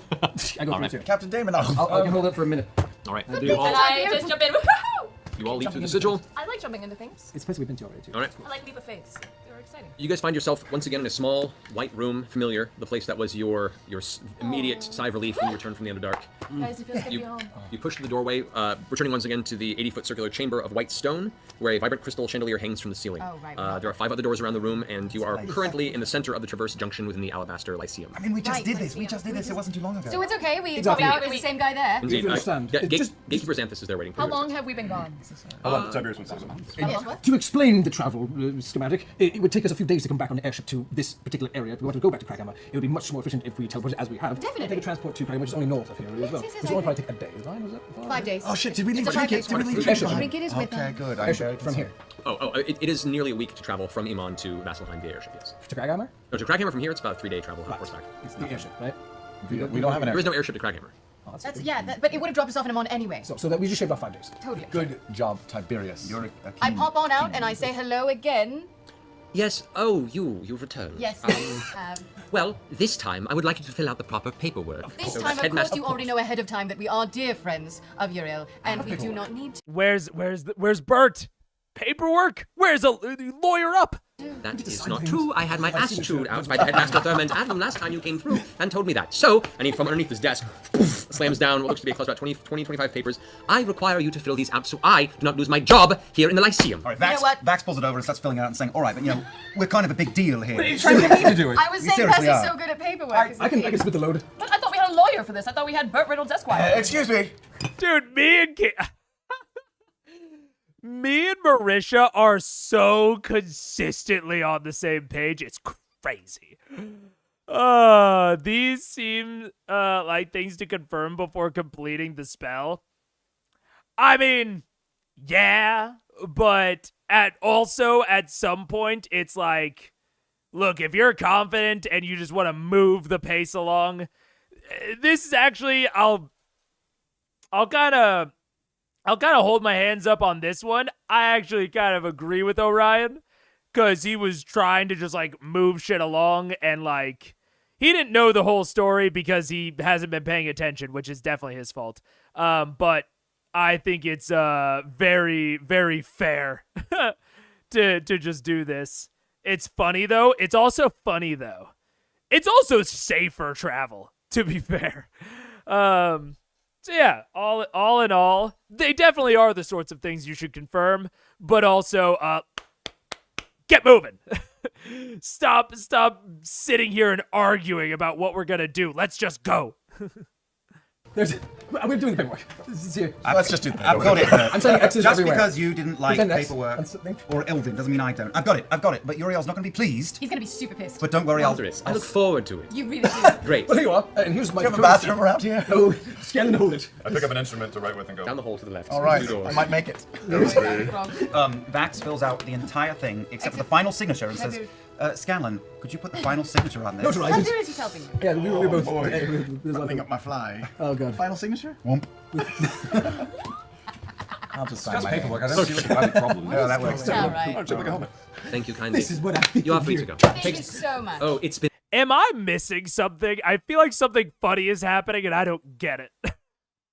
Why is Scanlan putting the final sig? Why is he peeing? I don't understand. Been a pleasure. A real pleasure. Very much so. See you next Thank time. Thank you. Thank you. Thank you so Thank much. you Thank you. so You know what I think? So Here we much. go. You know what I We'll think? write I this think you way. guys hate each other, actually. Everything's fine. Go on, you want. Bye. Moving on. You look well rested. All It's right. so beautiful. Don't worry, I shat in the hallway. It's fine. What time of day is it? As you guys leave the Lyceum, you enter the main courtyard that leads into it. You are currently within the Cloud Top district of Iman. A clear blue sky, just dotted with clouds ahead of you. You gather it's probably, around 2, 3 o'clock in the afternoon. No time has passed since the travel was instantaneous thanks to teleportation. You are so good, you. Let's. Why don't we take a day or two to recuperate and So then you guys, go away to we crack? are officially drunk in 2 different cities. Wait. Bio break. We can take a bio break now. This is a pretty good point to take it if we want, because we took the last one at like 8 or 8:30 because it just lined up well with the episode, but this lines up pretty well with the episode. So yeah, let's just take it now. Let's take it now. It's like 10 o'clock. That's a good time anyways. So we'll take a quick bio break, go to the bathroom, fill up water. And like this dude said, like the video. How do you want to like this? I did it. Like, comment, subscribe.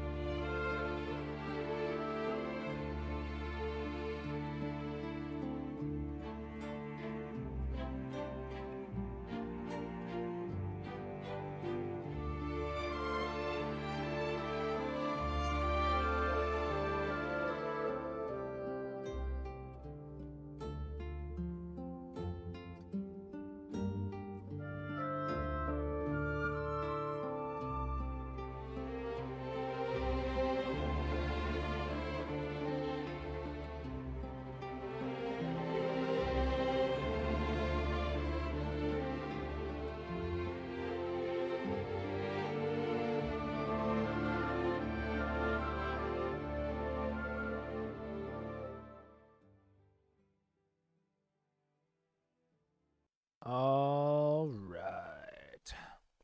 To be fair, if Travis did it, he'd be called Button Pusher. That's what I'm saying. That's what I'm saying. So that's why I got to put my hands up and just say, like, that is one of the okay Orion moments. Oops, behind. Oh, probably am. I need to get Stream Elements working. I need to just find a better Discord chatbot. Stream Elements has not been consistent. I've had a lot of issues with it. The overlays work pretty well, but the chatbot finicky at best. All right. I had something I was going to think of. Oh, I might start doing these towards the beginning, so that more people see it. The whole fucking like, comment, subscribe, whatever. But comment below your favorite magic item. I was curious about it in the bathroom. This is real. And I was like, man, I should ask them to comment that, because that's a good way of getting comments and also something I actually want to know. So it's a win-win. Did you wash your hands in my own home? No. I just peed.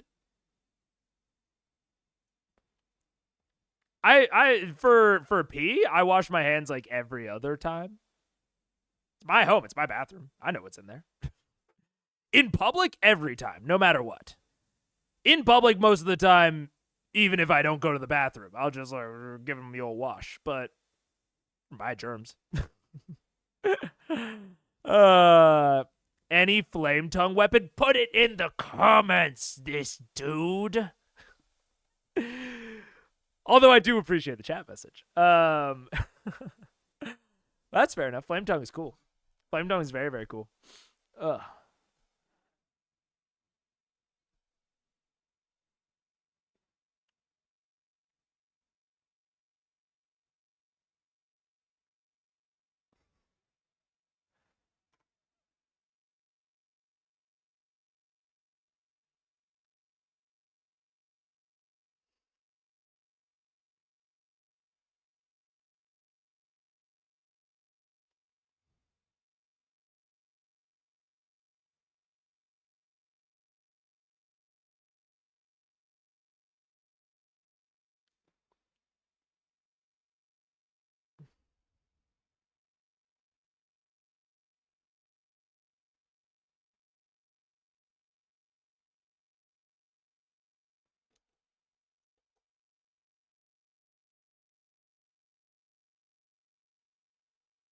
It's silent?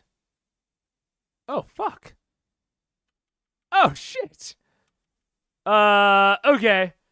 I forgot to unmute the desktop audio, my bad. This is why I used to use the Firefox audio capture, but it was causing the entire stream to crash, so I can't use it anymore. I have to mute the desktop audio whenever I want to play music so that it doesn't double play it. Just fixed. All right, cool. Shit. Okay. Probably have to have I'm so happy that I have people to tell me now, because when I was first starting out streaming, streaming to 0 people, sometimes I would stream for like 4 hours, 3 hours with a bad audio issue that like ruined the VOD. And I would have no idea the whole time. I once did I want to say like a 4 or 5 hour, I think transistor stream. And the VOD just doesn't exist anymore because my mic was muted the entire time. So I was just like, welp, this VOD's going in the trash. And no one watched it anyways, so it was, yeah, there's a couple of those. It's so much nicer now that I have people that can tell me if something's wrong. Do that. To the cave! But they don't do it.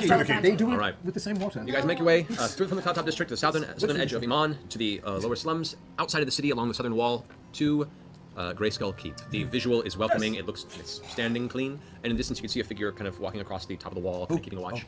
As you get closer, you can see it is the image of Cordell. Cordell, one of the half-orc, the individual that you guys hired along with Shane. As you approach the front gate, you see what looks like a tent, like a large, thick burlap or linen brown tent is just At our kind of house? right outside of you That guys. wasn't there before. What is Large that? tent? Where? Yeah, Wait, Cordell, what is this tent? Cordell is kind of looking over the edge. You guys approach. He gives you a wave. Oh, hi. Hello. And you can see Shane kind of runs up next to him off the top. She has her crossbow ready. She goes, "Oh, finally you've arrived. I'm so glad you could make it. Yes, this has been here for about 2 weeks now." Is someone inside of it? At which point you hear like sudden rustling from the inside of the tent, and a face pops out briefly. You can see what looks humanoid features, and suddenly darts back inside. And you hear more rustling. It sounds like pots and metals clinking around. I immediately go over and throw open the. As you throw open the tent, at that moment, Also 20 likes. That's insane. I don't know. I'll have to go back and look, but I'm pretty sure that no other stream has gotten above like 10. 8. Oh, that one was 16, 5. Oh, wow. Actually, 20, 24. 1, 12, 2, 4, 13, 14, 15, 16. Okay, some of them got more than I was expecting, but that's still crazy to have this many during the stream. Thank you guys. Thank you guys so much. you see another person is kind of pushing back to life. Fuck yeah, welcome Ed. Out of the tent. You both have this awkward moment where you both and he kind of pushes off you instinctively and kind of rights himself. The tent kind of half collapses behind him and he catches himself and stands there at the ready. You see before you what looks to be a young man, probably in his late teens, like 19, 20 years old, haphazardly dressed in scale mail armor. Phrasing. A longsword, crossbow, and hand axe, and buckler all dangling from his belt, weighing him down slightly. His dark brown eyes peer from beneath his short, tousled ash blonde hair, and a nervous yet excited smile flashes across his... See, like, okay, all of this description that we're giving this kid means that he's a quest. Like, take that in. Like, all of this description, he's a quest. And, I mean, there's also partially that, like, you know, he's in a tent right outside your house. But if, imagine instead, it was just like, oh, it's like a bum, it's like a squatter, whatever, and they go and look very scared by your presence. That speaks more to, okay, something is happening. This random dude is on our land. This description, this kid is important. Like, this is not just like, oh, people are just squatting on our front lawns. This kid is specifically here for a reason. He's a quest hook. So this is a great example of, like, narrative description and how it can really change your perception of the entire scene, really. Let's beat that. I mean, fuck yeah, this dude. Wow, I forgot so much happened this episode. It's been chock full. This is one of the shortest in, like, the past, like, 7 episodes, and it has been chock full. Back to live for me, too. Fuck yeah. His face. Oh, you've returned! You Percival! Percival, the great one who streaks fire from his tube. And the great druid princess. Wait, the backgrounds change after this. It's a new quest. It's a new arc. It's a quest giver. The background changed. It's blue. Elith, right? And you, the Dragonborn who controls the elements himself, Tiberius of the Stormwind family, yes? Yes, I've heard of you. Don't, wait. Okay. Scanlan, I've heard your tales across the land. Your womanizing does not reach ears too far from the city. I'm men too. And you, the twins. Vaxelan and Vexalia. Oh, the many bodies you've lain at your feet of the evil that crossed your path. And the mighty, muscled Grog. I'm beside myself. Grog the Victorious, get it right. The Victorious, yes, of course. And you are, young man. I'm Kynan Leore, son of Harold the Butcher. And I wish to join you in your travels. Oh, darling, you're so brave and strong. Well, you're welcome to do so. No. Really? It would be my honor. It really, truly would be. No. This is not an open membership situation. Vox Machina has been together for many years, and we've forged our bonds of friendship. And I can forge my win. I can prove myself. How? What is your skill, sir? Well, my father, Harold the Butcher, well known throughout these lands. For butchering, I believe. He's a good butcher. Yeah. Well, he is an actual butcher. Also, this is a great example. I try to really call out the difference between Orion's fake low whiz, like when it's like, Orion's low wisdom versus Tiberius's low wisdom. Orion obviously knows that this is not a guest character, or guest PC. This is not a new player. They're obviously not going to bring Herald along with them. But Tiberius, like, low whiz, is like, oh yeah, sure.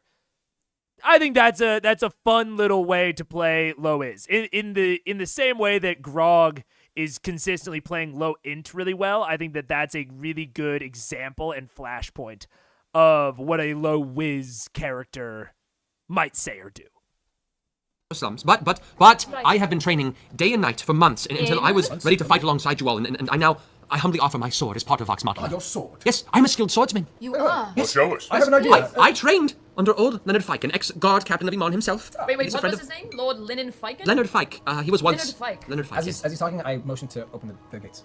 You hear a shift as Shane and Cordell begin to pull the top of the gates, the chains. Is he talking to Vex? Are they talking together? I'm using insight. Closer as to you. he's talking. Go ahead and roll insight. Are they? How close are they? They're about 3-4 feet across. 3-4 feet apart? She's Okay. closest to him. I flip a dagger in my hand and I go to the back of his head. Is what I do. Okay. Knock him out? No. Wait, yeah, Yeah, that's I what did I it. do. I did. It's done. All right. Go ahead and roll an attack. Thanks. Don't worry, I'm using the flat end. Oh, good. That's a 17 Plus whatever. plus a high number. Oh, you rolled 17. Yeah. Go ahead and roll.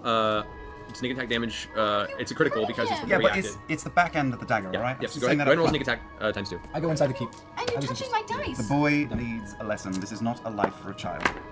Okay, that's Oh, good. Jesus. It's like a million. Times 2. 28 on the sneak attack Times damage two? only. Is that And I times two? remember that Or is it there's 28 times 2? Oh, times 2. Oh, so that's 50. He's dead. No, he's not. No, he's not. Cleaved his head off with the blunt end of If the he's knife. like a level 1, you killed him. It's 56. Just the sneak attack damage alone. I'll roll a 1. probably- And then add the D4 Right. and the modifier for that. Shut the fuck up, Matt. Oh, and add the D4 and the modifier. This kid is red mist. This is... I mean, this is funny. I'm not even going to... I debated on whether or not to take the OAC. I don't think I am. Because I think that would be a little bit too much. But I think it's very fair for for Tiberius to be like a little annoyed by that. Like, he was like, oh, like, what can you do? Blah, blah, blah. Let's open the gates. And then Vax just boop. Like, that's pretty annoying. As Tiberius, I would be annoyed. But the problem is that Orion is annoyed, and therefore Tiberius just walks away, and then Orion walks away because he doesn't get to interact anymore, which sucks. Like, I think that could have been a really great moment for for Tiberius and Vax to have a interesting interaction of like, and for Tiberius to play this low whiz out, for him to keep latching on to that, and for it not to be Vax is teaching the child a lesson, but the child is being used as a lesson point, as an inflection point between these two characters. I don't want to say the child was being used. I sound like Grog. The young man was being used. He's a plot device. And that really could have done a lot for that scene, but fuck, I should have done the timer. Fuck, I'm not used to it. But I won't belabor the point, but yeah, it's disappointing for me. It's not even annoying. I'm not going to take the OAC. It's just disappointing that I think because of a lot of the other things that have happened, the other players don't feel comfortable fully RPing with Tiberius, and Orion doesn't feel comfortable fully RPing Tiberius with the other players and characters, and that's kind of sad. That kind of sucks. Any less than 60 HP, he's full dead. Not if you do it non-lethally, which I would argue, even though he hasn't said non-lethal damage, it is so plain and obvious that this is non-lethal damage. you know, talking about like using the flat end, whatever, the back. So if it's non-lethal damage, he's still alive. He just, yeah, it doesn't make any saves or anything. But yeah, I mean, if it was not non-lethal, yeah, he'd be no saving throws, just out, just dead. So total. And this scene, try not to pause too much. This scene is kind of lengthy. 66 damage. 66 damage, yeah. 66 damage. But it's non-lethal. As you're having this conversation, you just whoosh behind him and whack right to the temple. It's like, I'm a swordsman. I'm trained. And he just goes straight down into a pile. With my bonus action, I pull out one of my remaining healing potions, right? And I shove it in his mouth like this. And then go down in. All right. That happened so fast. Eventually, Hi, darling. Take him Sorry, out of the tons to pill. talk about. Things move very fast with us. I don't think you understand what you're asking for. If you think you can handle that... Axeldon. This is why he's single. I've heard of your work for quite some time. Show me your ways. Illithid. All right? Beholders, large white dragons. I know it's cool to see her flash her boobs and this I one never sing a flash my boobs, song. by the way, It's ever. all excitement and craziness and all the rock and roll that the kids are talking about. Listen to me. You're selling him on this big guy. It's dangerous. You could die any given day. So could I, so could she, so could him. Maybe not him, but the rest of us, sure. Are you really interested in this? Make an intimidation check. Oh, little one. Why? Tough love. That's called tough love. Welcome to LA, bitch. That's not bad. That's a 10 you plus. look? Could somebody pass me actual that weight. shit over there? Plus 6. 16. He looks at you for a second. His eyes, his brow kind of comes together, and you can see there's a quiver to his bottom lip. He goes, Oh. Wait. There's his heart breaking. "You're a hero. Oh. It waited 2 weeks to meet you." How could you do that? What's, tell me your name again. Kind of. Kind of. Hang out doesn't matter at all. You're right. He kind of puts his hand up and kind of pushes you Hyden, away, and wait. gets back, pulls the first out of your hands, and kind of takes a few steps away and looks over his shoulder. You can see now there's tears welling up in his eyes, and he goes, "I just wanted to be a hero." Wait. Kynan. Kynan. Kind of. Train him up. Send him on a mission. Come back when you're ready. No, send him on a Send him mission. right now. Yeah, do something like gratifying. Come back when you're ready. Come back again. Train yourself. And I personally, will be your mentor. Just make a persuasion roll. Oh, you better roll good, because I'm gonna be so mad at you if you hurt him. What's my persuasion? Look at I your already passed it down, all right. Not good. I'll make 7. He looks back at you, and the tears. No, I'm gonna use luck. All right. It's a 20, not that one. Natural 20? Yes. He looks at you with the tears welling up in his eyes, kind of blinks them away for a second and sniffles them. You mean that? I do. Trinket. I do. You will be my right-hand man. I promise. He looks over at the rest. He looks at Percy. Looks at Keyleth. Tiberius isn't there. Tiberius is already walking to the keep. Looks at Scamplin. Looks at Vexalia. Looks at Grog. He grasps the sword that's currently sheathed aside. I will. I'll make you proud. I will be Vox Machina with you. I swear it. I swear it. And he runs back to his tent, and you see him starts gathering up his things, and he begins tearing it down, and he's pulling up, and he's kind of like, you can see he's the tears are still coming from beneath his grimace, but he's steeled his expression. I walk over Intensity to him, and all right? These people can't hear this. Okay, this is me being a little extreme. I'm not gonna pause it for too long, but I am going to take the OAC just because everyone else is giving such rapt attention. Kneel down now. Everyone else is giving such rapt swear it. attention to this, and Orion is just not at all.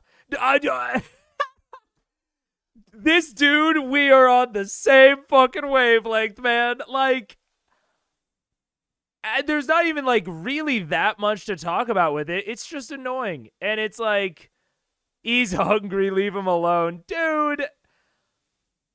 Like, again, I kind of get why he's a little annoyed. Liam kind of took over the scene. But, like, that happens, and you need to address it in character, not become a poopy pants in real life. Like, that's, I don't know, it's just kind of shitty. Swear it. And he runs back to his tent, and you see him starts gathering up his things, and he begins tearing it down, and he's pulling up, and he's kind of like, you can see he's the tears are still coming from beneath his grimace, but he's steeled his expression. I walk Intensity over and to him, promise. all right? These people can't hear this. I kneel down next to him, and I put my hand on his shoulder and say, I was once like you. I didn't know what I wanted or where I was going.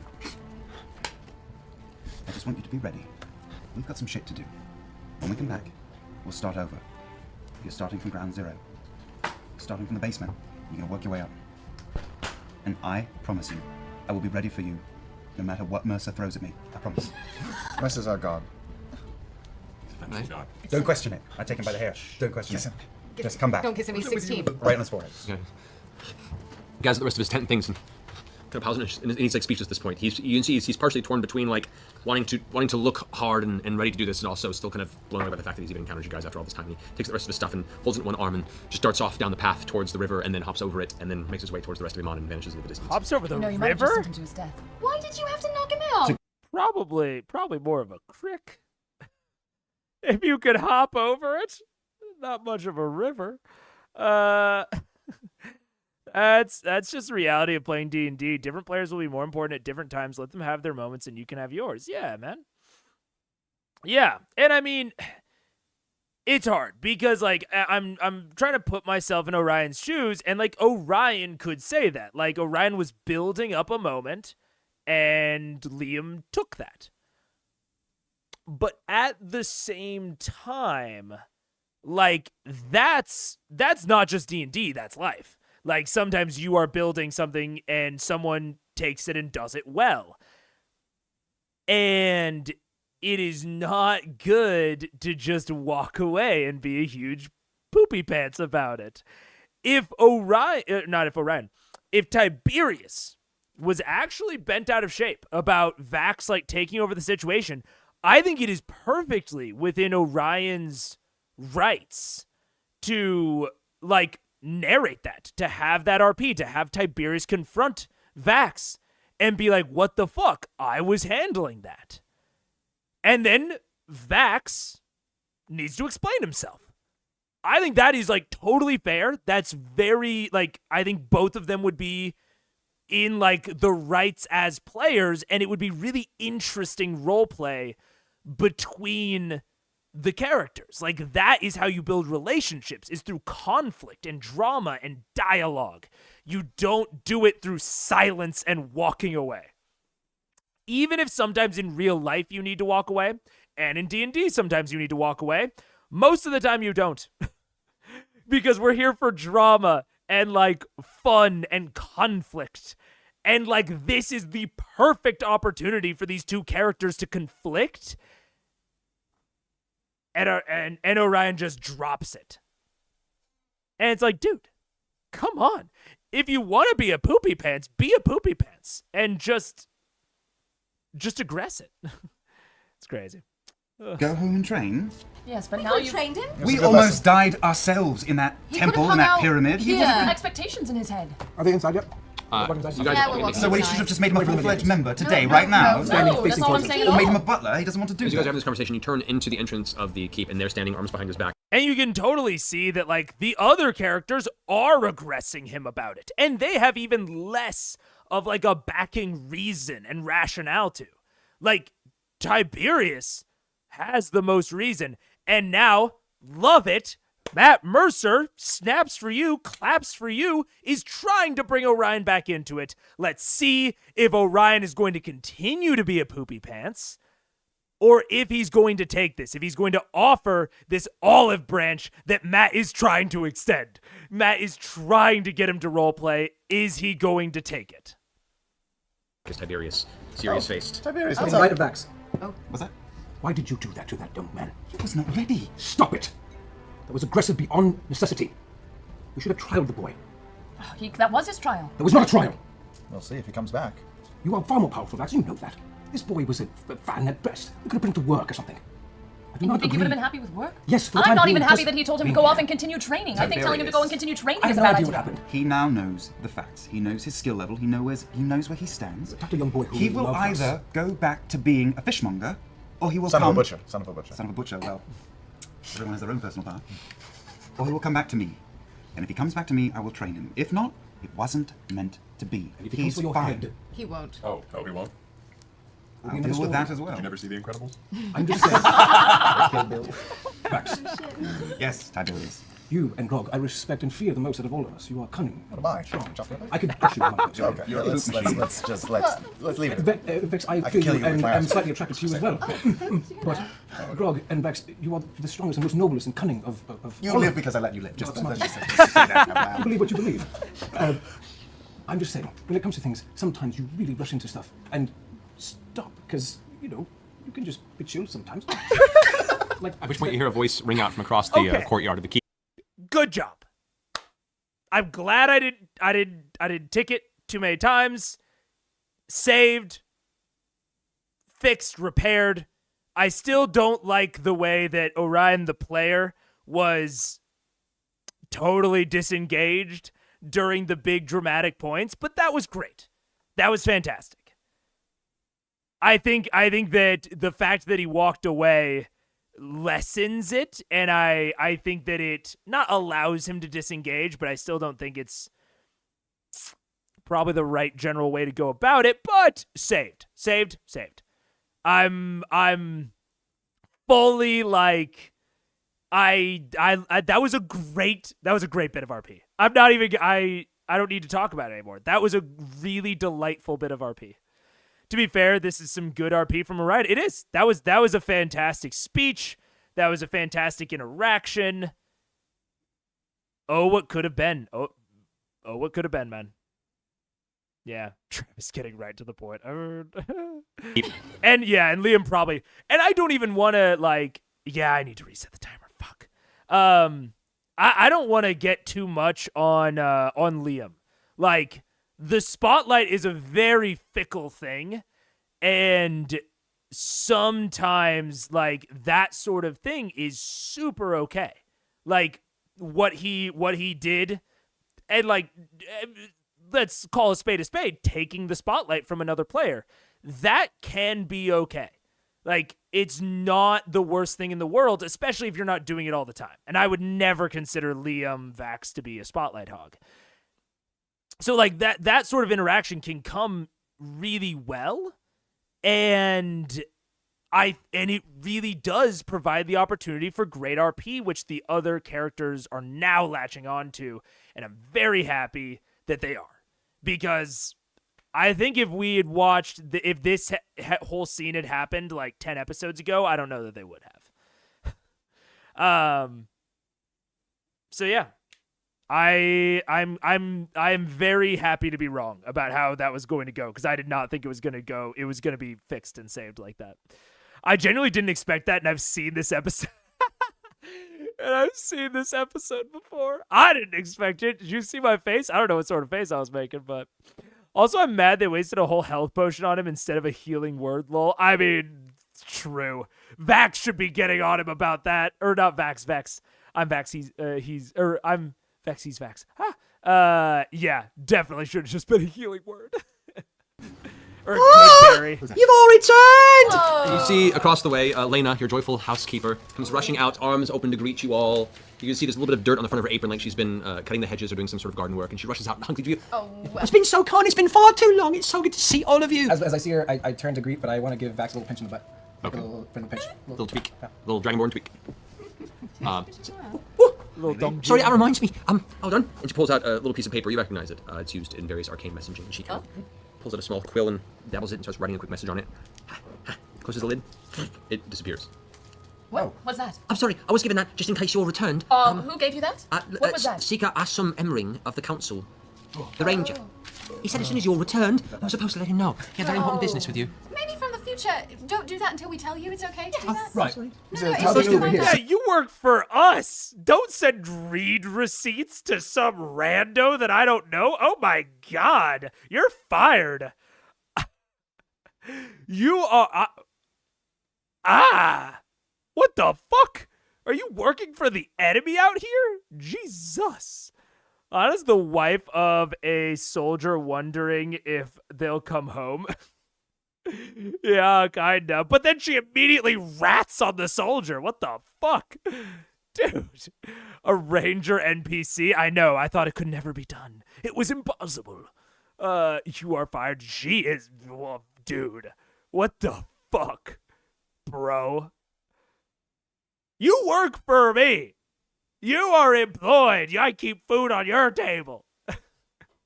Well, I guess she's a housekeeper, so she also kind of keeps food on my table. Let's forget the food and table metaphor. Seeker Emmering, you said? Of the Council of Tal'Dorei. Yes. Okay. No, he's an ally. No, he's fine. It's just, you know, maybe You if work we for wanted to, us, like, take a little nap or something. Ask us first. Oh, okay. It's fine. My It's apologies. fine. I was given implicit instructions You never by him. know. All right. Also, We could can you instruct the I give her a hug. No, Sorry, I'm very Good silly. to see you too. Lord, it is how not very okay. sorry. could you instruct the security guards? We can take care of it, but we should instruct the security guards to. If there's a tent outside the keep, they should just burn it down. No, no, no. Oh, yeah, nice boy. And get not let it I happen bought again. him biscuits every morning. He was so kind of sweet. yes, That You was want sweet. them we should not have that Oh, happen. she fed Okay. you straight. Oh, all right. That's no. adorable. Do me a favor. Roll up his tent. Keep it inside. If he comes back to ask for You already it, rolled his did tent. you leave anything? No. There's like a couple of like small plastic These are things. trays, man. that These are each trays. If he comes back, let him in. If I'm not here, let him use my room for as long as he likes, and I'll pay for it. Okay, it'll be Don't done. let him Feeling use my guilty room. that you knocked him out. Yeah. No, I feel feel real guilty. perfectly justified. I think you are. Can we rest before we go see this ranger? Let's do Yeah. it. Yes. All right, you guys make your way into the keep. Lena immediately rushes off to the kitchen, begins preparing a welcome back meal for all of you. You can smell after the next 10-15 minutes pass by that scent of freshly cooked meats and baking bread begins to fill the air around Grey Skull Keep. The halls are kept nice and warm. It's very clean and is a very welcome sight to be back home. You take time to rest and kind of exhale and go over the sequence. And as you walk by, you see across the right from the main foyer, if you will, you can see a little bit of the lights. I'm just saying, I just want to really quickly point out, he's not talking about what they see. He talked about what they saw very briefly. And yes, they've obviously been here before. But he's not like, wow, you see all of your favorite art on the wall and your bedrooms with their 4-poster beds and chandeliers. He's talking about the feeling. He's talking about the smells. He's talking about the warmth, the temperature. These are the things that put us in the scene. Right? I'm just saying. We saw you vibing. I was vibing. I was Echoing Meats through and bread. from the temple to Sarenrae, the stained glass Oh, itself, and for a moment you all kind of take a Sarenrae of Pike, wherever she is, hopefully to return to very soon. It's just not home without her. Here's the thing, Scanlan. How do you look through your poo? I can't look through it anywhere because I have to go from the. If you'd like to, Can you do Heimlich? you know, No, you're good. I'm feeling a little bit pike sick right now. I could concentrate very hard. Just and concentrate for a moment and see what she's doing. Would we be able to see as well? no, I'd have to describe to you what I see. Tell us what you see. Unless she's naked, in which case stop looking. Yeah, in Brooklyn. And of course, I would definitely stop looking if I saw her naked in front of my poo. Oh, God. Definitely.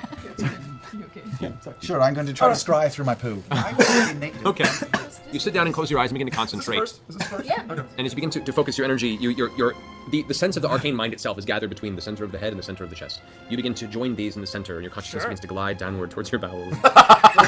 Eventually, you find a point of connection, and you feel your vision transcending the single point on the prime material plane. You are brought through the small channel across the astral sea to connect, and suddenly your vision takes place. What looks like a cluster of dirt to one side, and a darkened chamber that is lit by a series of torches. Before you, you see, still, and slightly muddled, the Temple of Sarenrae is partially uncovered. You can see the large stone archway that is the front of the partially collapsed temple. You can see now there is stone being brought down the wooden staircase, and it is being used to slowly build up and reconstruct what was once a beautiful and very well-revered structure.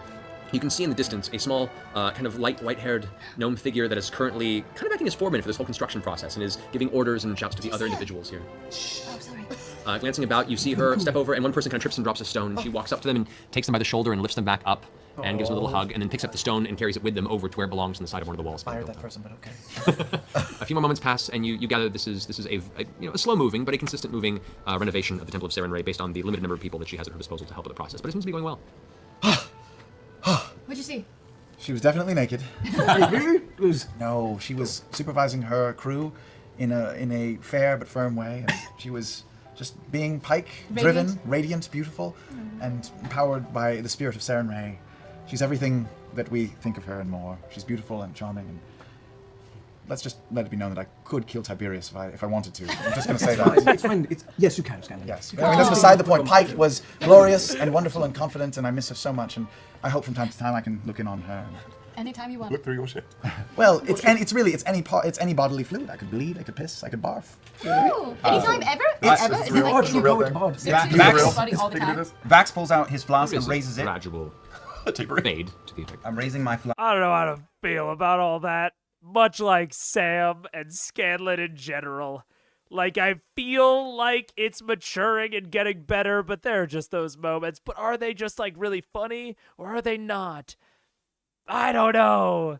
Is it comic relief, or is it weird and distracting? I don't know. And he rides that line. And I say to Pike. To Pike. To Pike. The best in all of us. She really was, and is. And our own little inspirational poster inside each and every one of us. Little, but yes, okay. As you all drink, a familiar voice echoes from across the hallway. Pike? Your food is ready, everyone! And you see Erwin Dastel, your elderly halfling manservant, is there standing in his attire, smiling, happy to see you all. Lena would like you all to know that your meal is ready. This way, please. Thank you. Thanks, buddy. Thanks, buddies. He leads you to the dining hall. The food is already prepared. You sit down to eat. Your meal is very welcome. It's the best food you've had in a while. Very like comparable Southern comfort food. Like it's just gravy, biscuits. It's Fried beautiful. chicken. Fried chicken. It's delightful. A little ways into the meal, you can see Cordell steps into the room and kind of glances in for a second. I'm sorry to interrupt, but we have a visitor. Is it a counselor from Taldore? It is the halfling. If I come in Cool, for cool, dinner. cool. Does he want some fried chicken? Yes. I could ask. Please Tell him do. if he's okay with us being a little tipsy. I'm Still? drunk. No, we're not drunk. Well, I figured we just kind of kept going. I'm not drunk. I drink water. He steps off. We just toasted Pike. Moment comes by, and you see. I got my. I mean, the real. I was about to like try and give a explanation based on the content what we're watching. The real of it is just that my ADHD medication's wearing off. That's also why I've been fucking with this pen for the last hour, half an hour. It lasts for I think 12 or 14 hours roundabout, and it's we're getting to the end of it. It's fine. The physical symptoms like reappear first. My mind, which are the main symptoms that I actually want to or like care about addressing, it keeps those solid for a little bit longer. And like I'm still like a cool guy. When I'm not on my medication, I'm just a little bit more airy-fairy. Seeker Asim Emmering arrives into the doorway. You can see him, you know, he's wearing dark, like said leather armor, a very, very deep green cloak about his shoulders. Even at the council meetings, he's dressed for utility. He seems to be that individual who has his eye in many places in the room at once. He's a ranger by trade and paranoid by nature. His head is shaved bald and he has tattoos across one side of his halfling face. And as he walks in, he kind of gives a swift bow and says to everyone, "Greetings, I'm sorry to interrupt your meal. I was notified that you have arrived and, business I would like to discuss if you have a moment." Is it bad news? Would you like a salad? We're not in the mood for bad I'm news. all right. It's not bad news. It's just something I wanted to run by the rest of you. Please feel free to speak. All right. He steps and finds a chair at one of the nearby tables, kind of clustered towards the center where you guys have pushed your dining tables together. Now, while you were gone, a venture has been put into motion. In celebration of the agreed-upon construction of a grand bridge across the shearing channel to the eastern continent of Wynandir, a dinner is being held here within a week. This venture is helmed by one Lord and Lady Briarwood of Whitestone, as the bridge would be set at the edge of the Alabaster Sierras. They are probably... Dude, what? Is he just sucking in his cheeks, or is he trying to do the Chad face? What is going... I mean, like, the fucking Sigma grind set. Dong, dong. Like, look at that. Now, the bridge shall open trade routes with the kingdom of Wildmount across the way. Now, I'm here because few things escape my eye. Percival, when last we were company, you had shifted so very uncomfortably at the mention of these two. I ask why. Had I? I hadn't noticed. I did. Very noticeable. I've had dealings with them before. I find them untrustworthy. I have my reservations as well. You should. My network has been watching their acquisition of Whitestone since the Rollo family fell to disease, and there are far more questions than answers. I've sent operatives to inquire, but each has sent me a letter of resignation, instead of choosing to stay within Whitestone under my employ. Now, our sovereign requested that I extend an invitation to this coming dinner, per your request to him, Percy, to you, Vox Machina. I'm here to ask if you will attend, and if so, if I can trust you to keep an eye while I do my work. Let's see, Percy. That's Percy's call. Is this also... I believe that Percy's family, like the DeRollo whatever, is up north, right? Is it past Craghammer, I believe? If I have the geography of this continent right, I believe it's like Craghammer, and then the DeRollo thingy, and then like the mountains where Grog's from. Everyone send to them, resigns, and never returns. It's the weirdest thing. Everyone, I send. I was like, what is the I? Yes, northeast of Craghammer, Whitestone. Look, I'm a map guy. What can I say? But no, I think this is great. I'm not a huge fan of Skyrim courier style quest delivery. Not my biggest not the biggest fan of like someone just like rolling up to you and being like, here's an envelope, here's your quest, have fun. But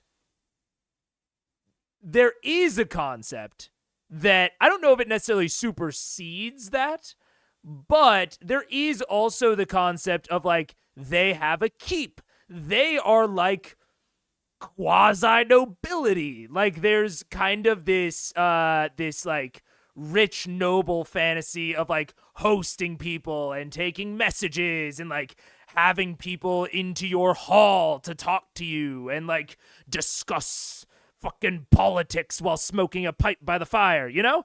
Like that is all like a legitimate fantasy that players might want to engage in. So while I don't love courier walk up, hello, here's your quest, I do appreciate that Matt is letting them engage in that fantasy. You're one like down? Huh? You're one like down. You're one like down. Oh, my likes are going down. Oh, people don't like the end of the stream. They're getting upset. They're as it goes, they're like, I don't think so. I don't really think I do like this guy, actually. I said some shit that pissed him off, I guess. But what did you do? I don't know. You've been here the whole time. You tell me. But no, so I think that's cool. The only way I would have modified this is I probably would have made it a lieutenant or a courier or a messenger that could have been interacted with in more ways. Because when you introduce this very, very powerful nobleman type character, those are legitimate characters to interact with in their way.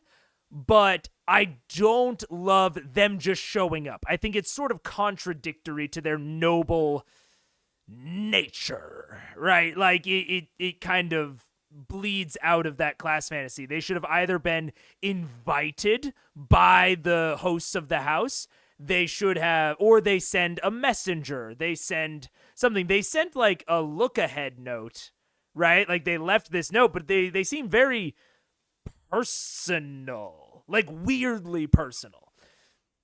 So I think that there's some minor things that I would change about this quest, but all that being said, I like this quest and it being delivered at this moment when they are about to travel to Craghammer. That way, they are already kind of on the way in the direction. It's kind of like putting the Ashari right next to Vasselheim. Like clustering your quests like this gives you a nice, not necessarily arc, but a nice burst of like story and options, and like you don't have to worry about a lot of things outside of your little bubble. You can maybe occasionally foreshadow things here and there, but you have this nice little contained bubble, this nice little contained arc. And then once that arc is done, you can kind of go to the next cluster. It makes it much more consumable. It makes it less overwhelming. And it makes it easier for you as a DM to focus and prep and all that. So I like that overall. I dropped a map link in the Discord. If you're interested, you've seen 2 of the 4 continents of the world. Easy spoilers? Because I would be very interested. Do not get me wrong. But also, like, I don't know, how spoilery can, like, city names be? I don't know. Maybe. Probably, maybe. I went to have a bio break. Don't blame me. Oh, you can do so much on the can, this dude. Don't sell yourself short. I know all the things that we can get up to on the toilet. You could have done all sorts of shit. I don't think the map is spoilery. Ooh, then we might look at it after this episode. Or maybe I'll save it for one where we get done a little bit earlier. This one, it's looking like it's going to end at a really nice time. So probably not tonight. But yes, later. Yes, we will attend. Very good. I will contact you in the next few days and shall discuss further. Until then, Bad enjoy the rest of Guy your meal. City. And thank you. He sits up from his feet. We're having bread pudding for dessert now. I'm good, thank you. When did you say this dinner was taking place? A week? In about a week, they should be arriving. Excuse me, I have a Like bit of work 7 to do days in a week? downstairs. Go to Craighammer and back. Maybe 7 days in a week, or like in a week, like 5 days. Like, they're expected to arrive within the next 5 to 7 days. The dinner is set for 7 to 8 days from now. Got it. Gotcha. Wonderful. That should give us time. Thank you for your information. Of course. We will Percy. discuss further. I've already. Oh, what is the attire for the event? Percy's gone. Is it As formal as one may muster. If you do not have suitable attire, it will be provided, but please do notify the council. Oh, I can lend you one of my jackets. I'd like to see what they produce. I don't really do formal, so. We have the Don't fancy worry, monk Bob, we have a robes. wonderful tailor. Fancy clothes in the In fancy your back robes. holding. Like two left in with me. Two of Who them can would. figure this out amongst We yourselves? will. I have Yes. business to attend to. Thank you so Have a much. good night. Thank you, We'll Council. be there, thank you. Of course. And with that, he turns around and leaves. And it's one of those individuals where as he walks away, and this catches your eye in particular, for a moment you have to admire. Well, the only thing I'll say to that, Mr. Dad, is that maps can be constructed in a way to spoiler things. So, like, if major events happen that might change geographic features, the names of cities, who holds a city, like what territory the city is a part of, like all of that could potentially be spoilers. So that's why I was asking. Yeah, if it's just like city names and over the course of the show no city names change, then yeah, it's probably not spoilers. The fact that he takes not but 2 steps, and for a second you swear he was walking at about 15 feet to the door, and he's just gone. He's good. And with that, we shall end. Oh, but I want to talk to Percy. Whoa, Let's pick it up next Percy week. just ran off to the basement. Yeah, Percy did just run off to the basement. And that's actually a great example of ways that you can just walk off, storm off, and have it be narratively interesting rather than just leaving randomly. It's post-calamity map, so no change in continents since the last 800 years. Well, if it had, like, state borders, if it had, territories, if it demarcated orc tribes that are potentially nomadic or story relevant, that's more what I'm getting at. Next ep now? No. No, sir. No, sir, no, sir. It is too late. And it's a Wednesday. No. It's purely geographical and cities. No, oh man, Mr. Dad, don't even get me started. I've got a lot of opinions on maps. If you couldn't have told already, no map is purely geographical. Every map has a level of bias and storytelling no matter what. There is no map that, like, just tells the truth of the land. Like, you have to make decisions based on what you do or do not show, and those decisions are always inherently political and or philosophical. They have opinions within them. They have bias, and that bias can be used to great effect within storytelling. I didn't mean to jump down your throat like that. This is just something I'm very passionate about. I like maps a lot. More. No, we do have Q&A questions that we can get to. So we can do some of those. Hey, I'm done with D&D session. Fuck yeah. Let's go. All right. Sorry, I got lost during the middle of responding. I hope the D&D session went very well. The ep went good. We just finished. We just finished the map. Or we just finished the session. It was good.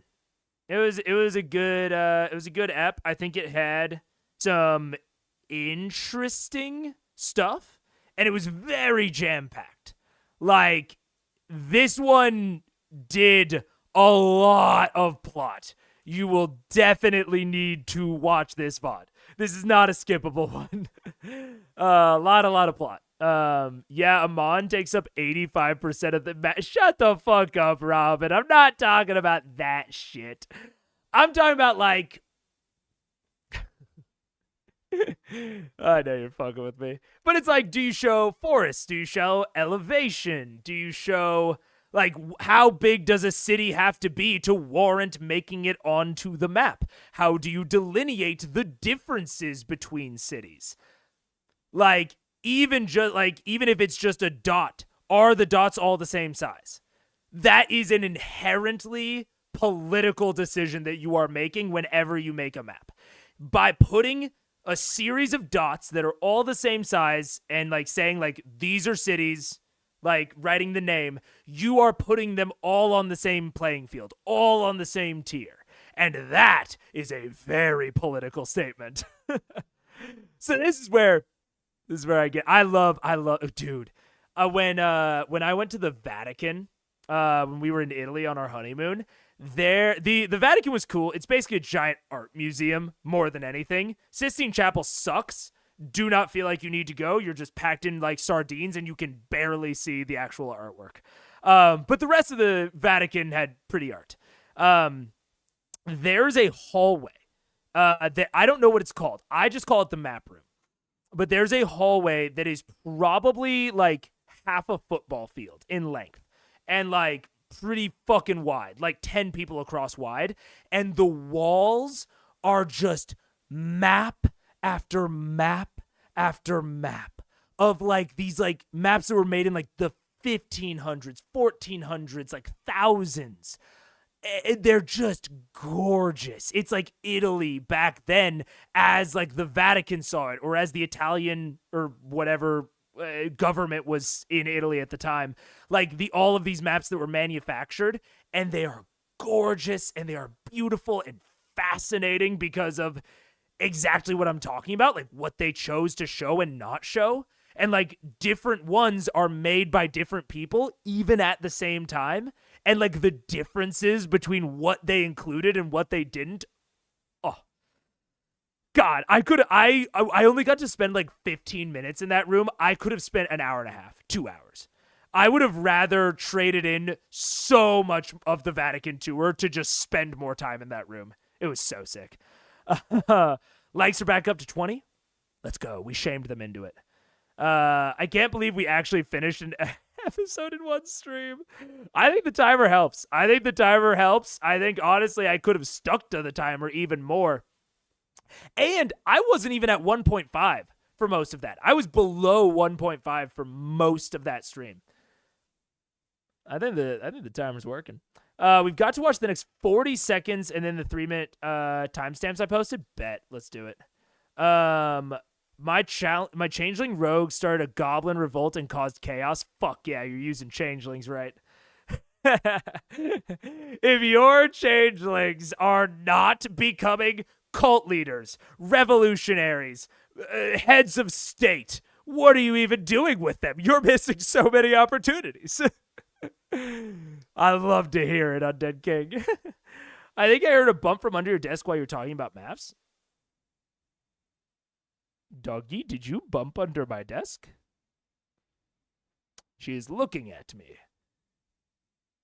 I don't think she bumped under my desk. I might have just hit something. It's very possible.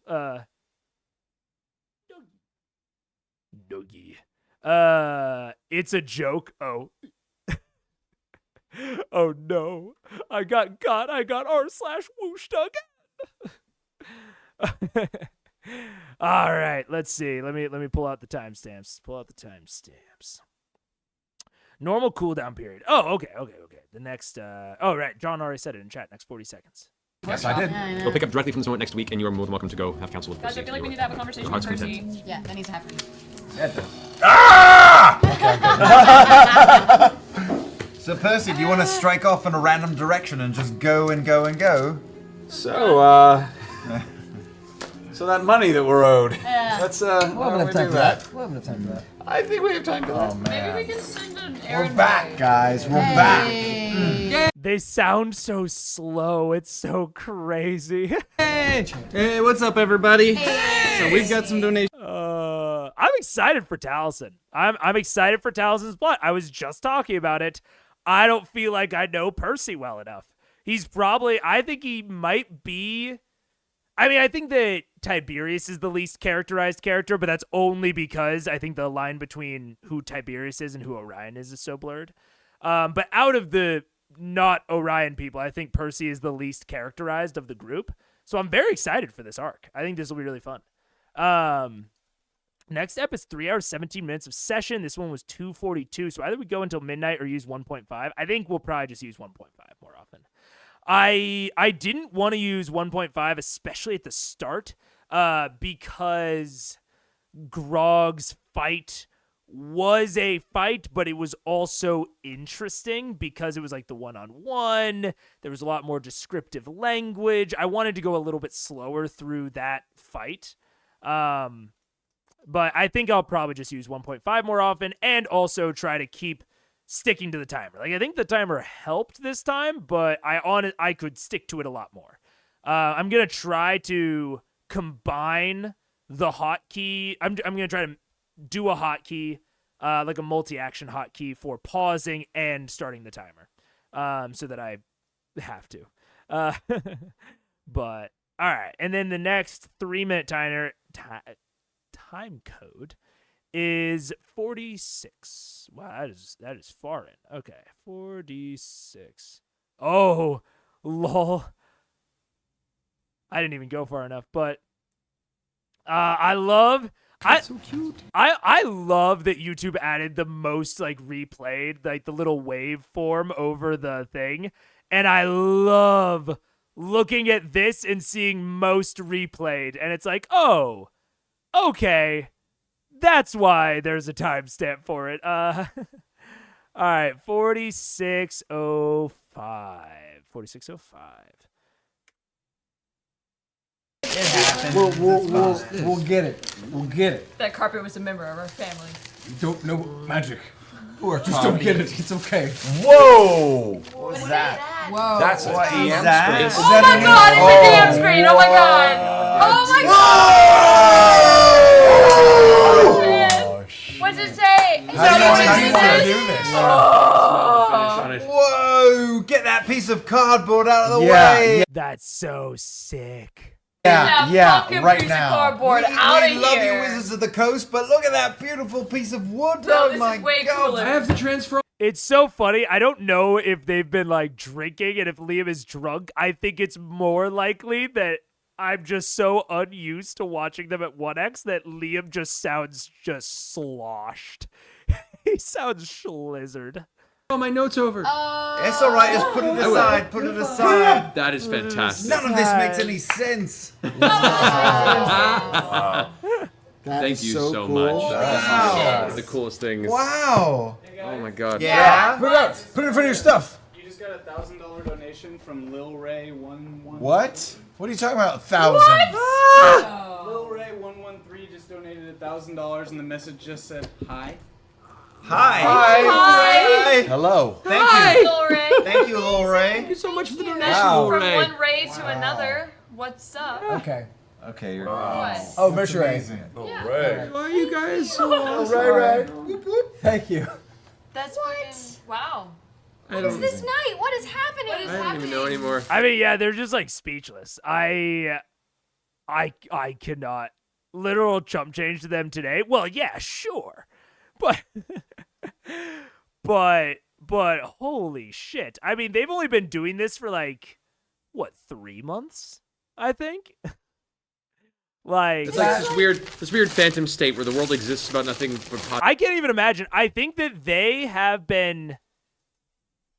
been doing it for about as long as I've been watching it, right? Because I'm progressing about in time with like their time. And I cannot imagine someone donating $1,000 to me right now. I'd be on the floor. I'd be hyperventilating. Oh my god! It's almost like people like them or something. I guess. positivity. That's crazy. Guys, are let's not leave ridiculous. this studio ever. Don't beg now. You couldn't even send me $1,000 if you tried, and this is not. This is not reverse psychology. I have no way for anyone to even send me money. Wait, you said don't beg. You were telling me to beg earlier. I'm getting mixed messaging this dude.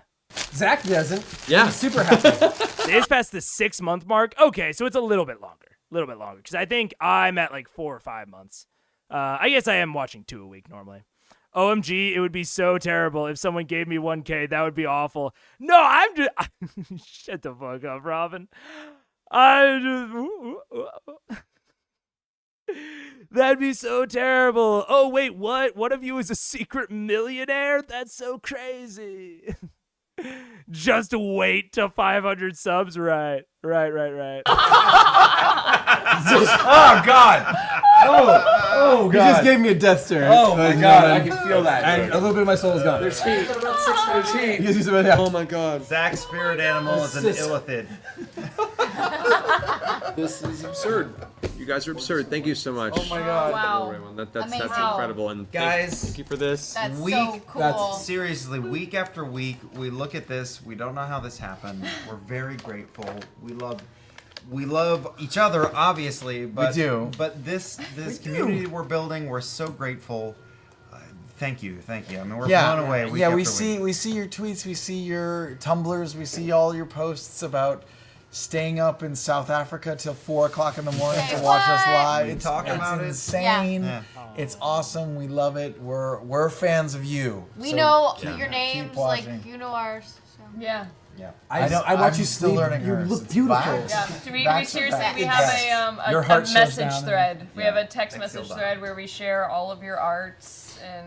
I wish Messages, you write someday us we on can Facebook. publish And that it's text so message. great. I know, It is right? so great meeting you guys at conventions and. Yes. The And we're deal- totally biased towards Critical Role fans at conventions. Yeah, Also, we might be noticed. going to You New haven't York. noticed. Announced it a little bit. No. Okay, great. Yeah, Love them more. we're trying the best we can to get out to more events to see you guys.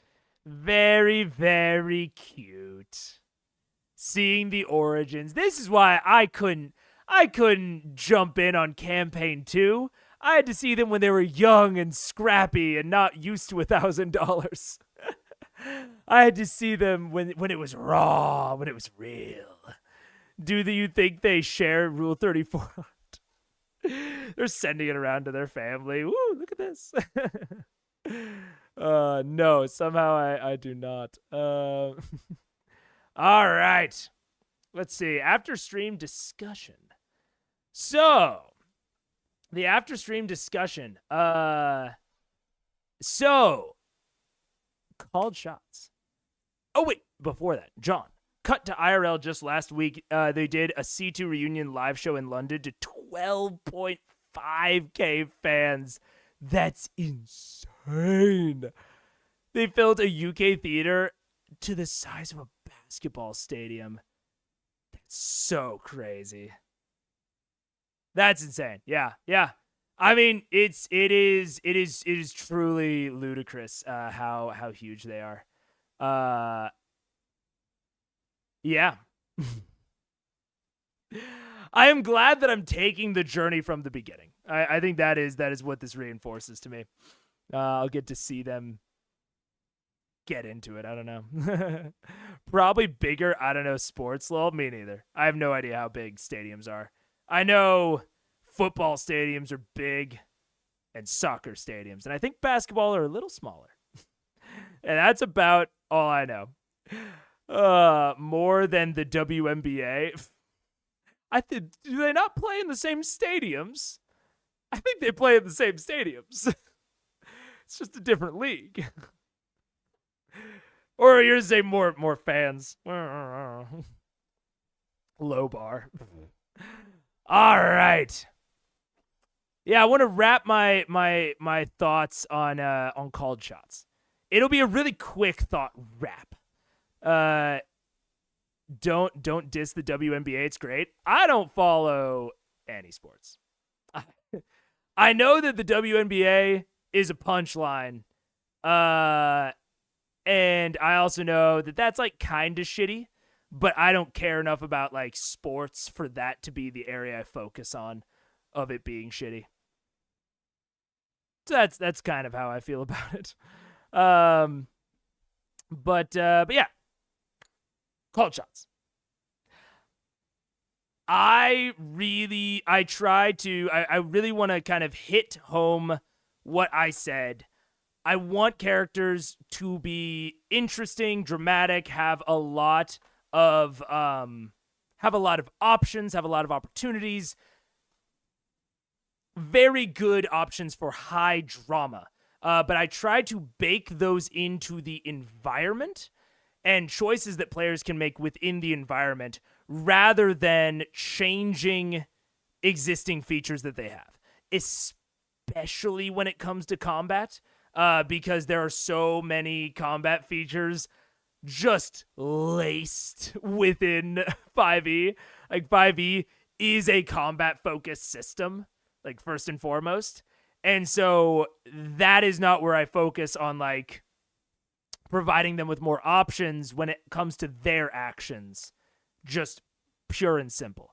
It's sort of like I would never, even though shape water can freeze water, I would never let someone freeze the water inside of a person and deal a bunch of damage.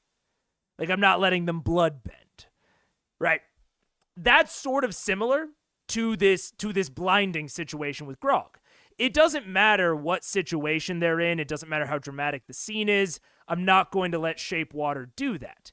Now, I might present them with large pools of water that they could use shape water with. I might provide them with large ice sculptures that they could reshape and use somehow. I might provide them with ice barricades that by shaping water and unfreezing it, they make like a fucking thing slide down a hill. Like, I want to provide them with interesting ways to use their features in only ways that they can. So, like, for Grog, in an arena that is for Grog, I'm wanting to make him feel cool and badass. I am looking for things that only he can do to offer him. So, I'm going to offer him something huge, something impossibly, monstrously heavy, that if he can make some sort of skill check or he can do something with it, it will provide him either a new opportunity or it'll deal a bunch of damage or something.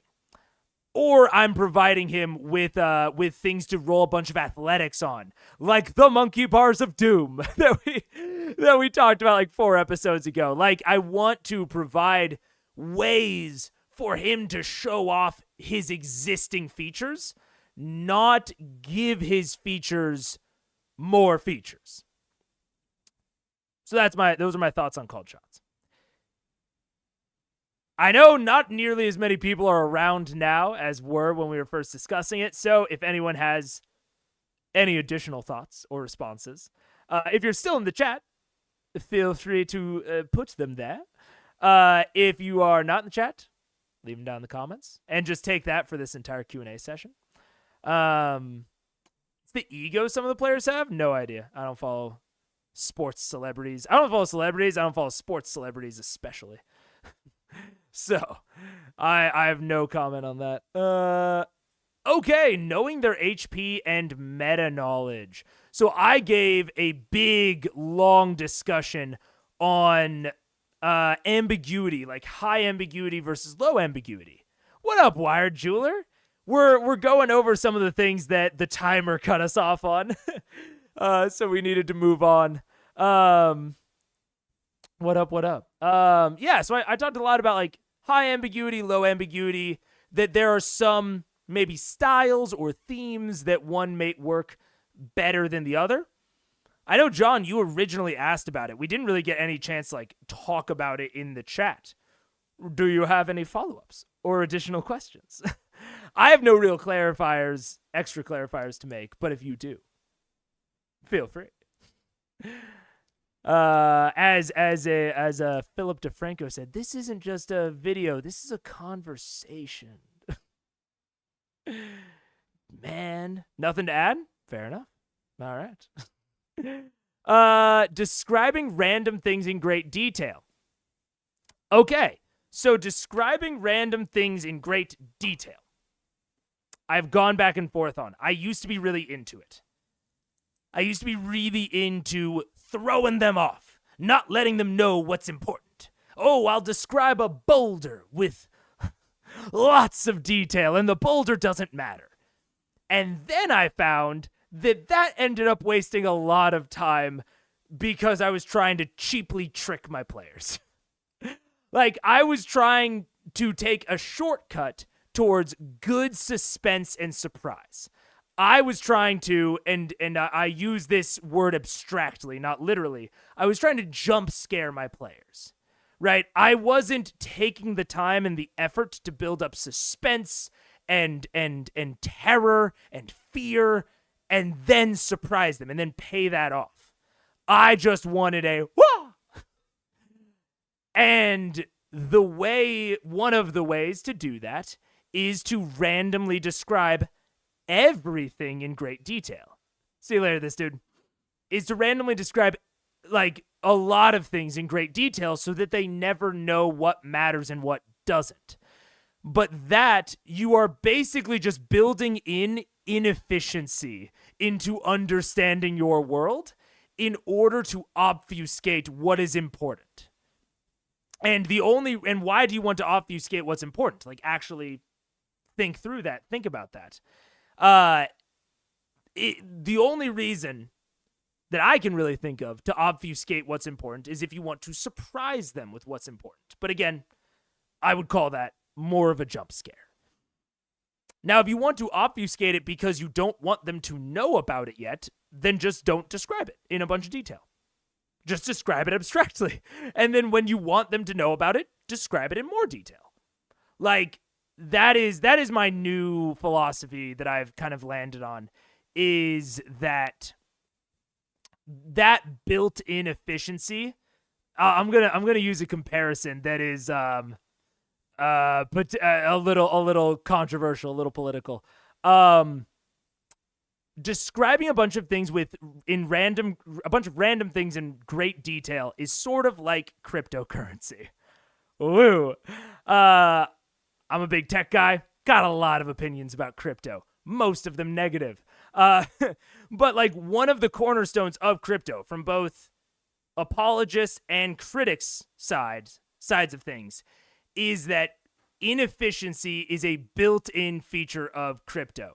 It takes a bunch of work with proof of work and even with proof of stake to confirm any given transaction, so that when there is the given transaction, it's very solid. You don't have to worry about it. But you're wasting all of this other work to make that happen, rather than maybe some more clever designs that don't rely on brute force.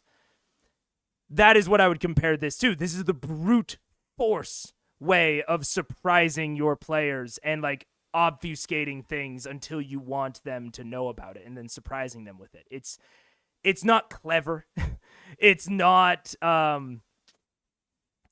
intentional.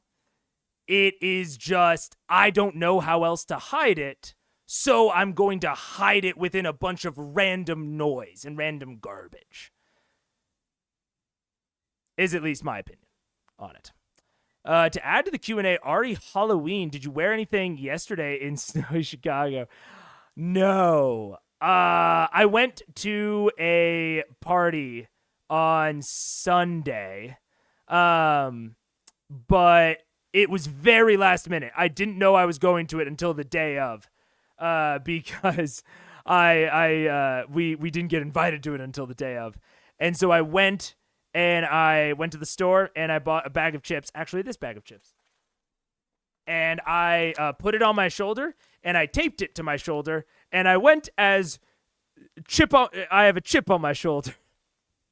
I have a chip on my shoulder. And that was my Halloween costume. Hey, look, it was fast and I didn't have to spend any money on it. Well, I did spend money on it, but now I'm eating it, so I'm double dipping on that money. Favorite Halloween costume you've ever done? I do like punny Halloween costumes. I think my favorite one was I made a bunch of merch. So like I bought like a megaphone, I made like a sign, I made a hat, I made a t-shirt that all said like ceilings and like go ceilings, like the ceiling, like the roof. And I was a ceiling fan. I like that one a lot. I really, really like ceiling fan. Earlier in college, I was watching Walking Dead pretty religiously, and I went as Negan. And I get like the leather jacket and like the baseball bat. That was a lot of fun. But I think ceiling fan was probably the best one. What about oh wait, see. Any other strong Halloween opinions? No.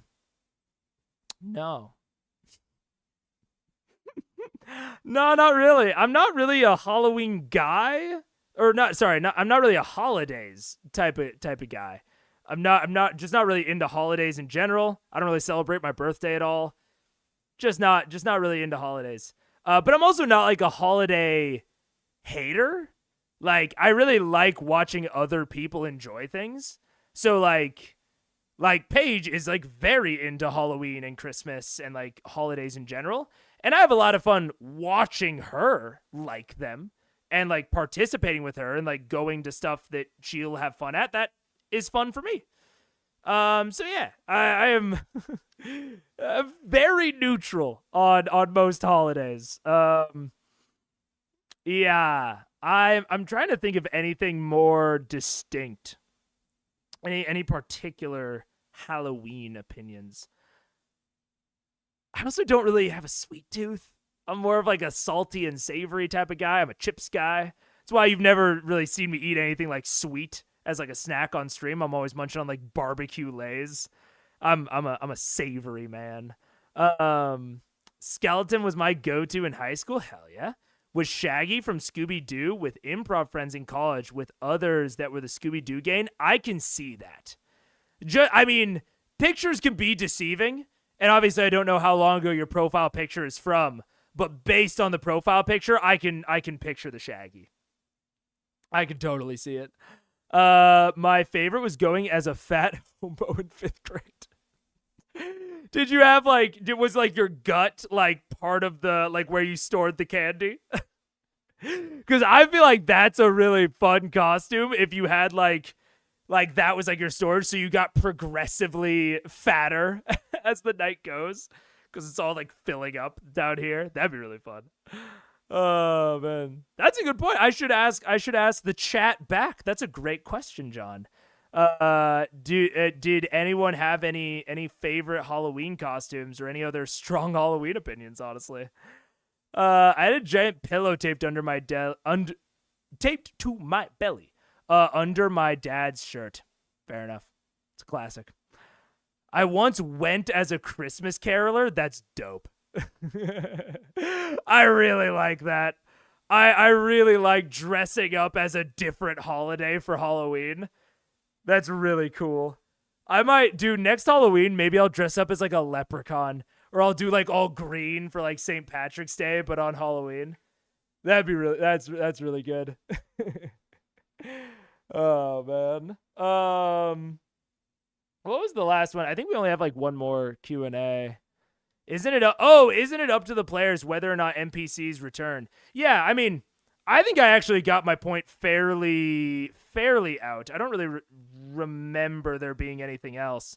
But yeah, it's mainly that like some NPCs, whether or not they return is up to the DM. Sometimes it's up to the players. As a DM, my philosophy is that you should focus on what your players are interested in, both abstractly and specifically. So if you notice that they like a certain type of NPC, it can actually be more interesting to just introduce new NPCs, but of that same type. And if you notice that they like one NPC in particular, like Victor, where they fucking gave him a standing O afterward, yeah, you bring that one back. You find a way. you find a way to bring Victor back in a way that feels verisimilitudinous. But yeah, you bring Victor back 1,000%. So yeah, it's a combination. It's not fully up to the players, and there's a certain amount of like, if you as a DM don't want an NPC to return, you can very easily do that, but you should have a good reason. If players want to keep going back to an NPC, that means that they like it. They're having fun. So you should have a very good reason for withholding that NPC, and a lot of times that can be a plot hook in and of itself. If they develop a strong relationship with an NPC and they are missing, like if they went by Gilmore's and he was missing, oh my God, that would be ludicrous. Like they would drop everything to go and look for him. So yeah, I think just in general, paying attention to what and where the players like. Like if they really like a particular town, if they seem really interested in it, more heavily set your story in that town. If they are not vibing with a town at all, they're not vibing with its landscape, its general build, move on. Like move on. See if there is a way that you can move certain plot points to other places. Don't try and force a place to work. Now, sometimes plots have to be in a place. That's just sometimes a requirement. But if it can move and they're not interested in the place, move on. So we finished the Underdark arc. Now we finished Vasselheim. Both are put under the umbrella of Arc 1. Oh, I see. Overall thoughts on the Vasselheim mini arc. I think it was really mired with meta issues. I think that I was pretty impressed with Matt in general. But I also think that, like, a lot of the places where I kept expecting to be very impressed by Matt, I feel like he was held back by one of a myriad of different things or issues. And so my expectations are more just that he will deliver on the expectations that I kept getting a glimpse of in the Vasselheim mini arc. Like the whole Ashari area, I think he set it up really well. I could see a lot of really great stuff happening. It felt like a lot of really cool and fun things were foreshadowed and planned, but then it just fell over. It fell so flat. And I really do think that there were just like exterior meta stuff. So I am excited to see hopefully a segment and an arc where there are no meta things, and he's had a while to prepare for it. Like they've been out of the Underdark, they've been out of, you know, they know that they're gonna keep doing this for a while. Like my expectation is that this is when Matt is really going to sink into the role a lot more, and I think he's going to be unchained, to use a metaphor. So I'm expecting great things. I also will be very interested on how Orion goes away, because I have a feeling it will be in the middle of the arc, and that will be interesting. Percy backstory, I'm so excited. He's my favorite. Fuck yeah. I'm hyped. Let's go. It's very interesting. This like political intrigue plot seems very cool. And like they're gonna go to a gala, they're gonna go to a dinner. It's very exciting. I am very, very optimistic and excited for the next arc. It had 1, bring the Horn of Orcus to a vault. 2, get ticked into a 4-part series for guest PCs.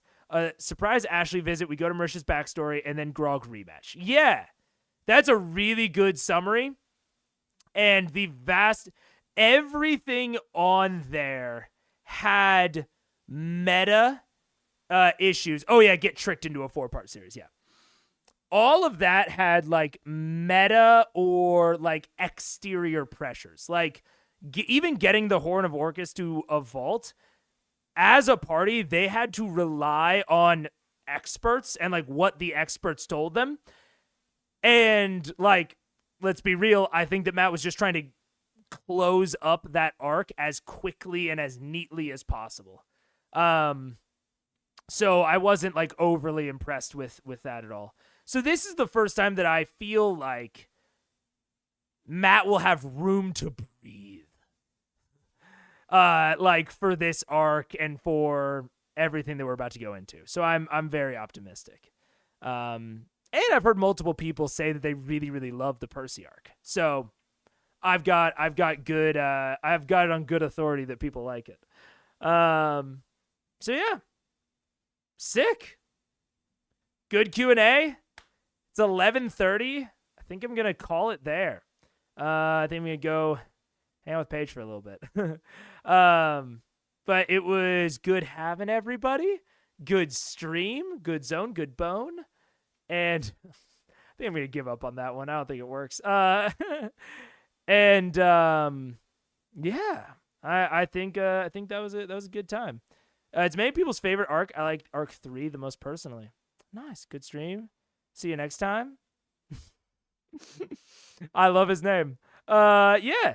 Oh, and as this dude encouraged me to do, like, comment, subscribe, put your favorite magic item in the description. Can be homebrew, can be raw, whatever. Not in the description, in the comments. I'm legitimately interested, and it will help stream engagement. I will see you all later. I'll make it to the next one before closing remarks. I will see you there.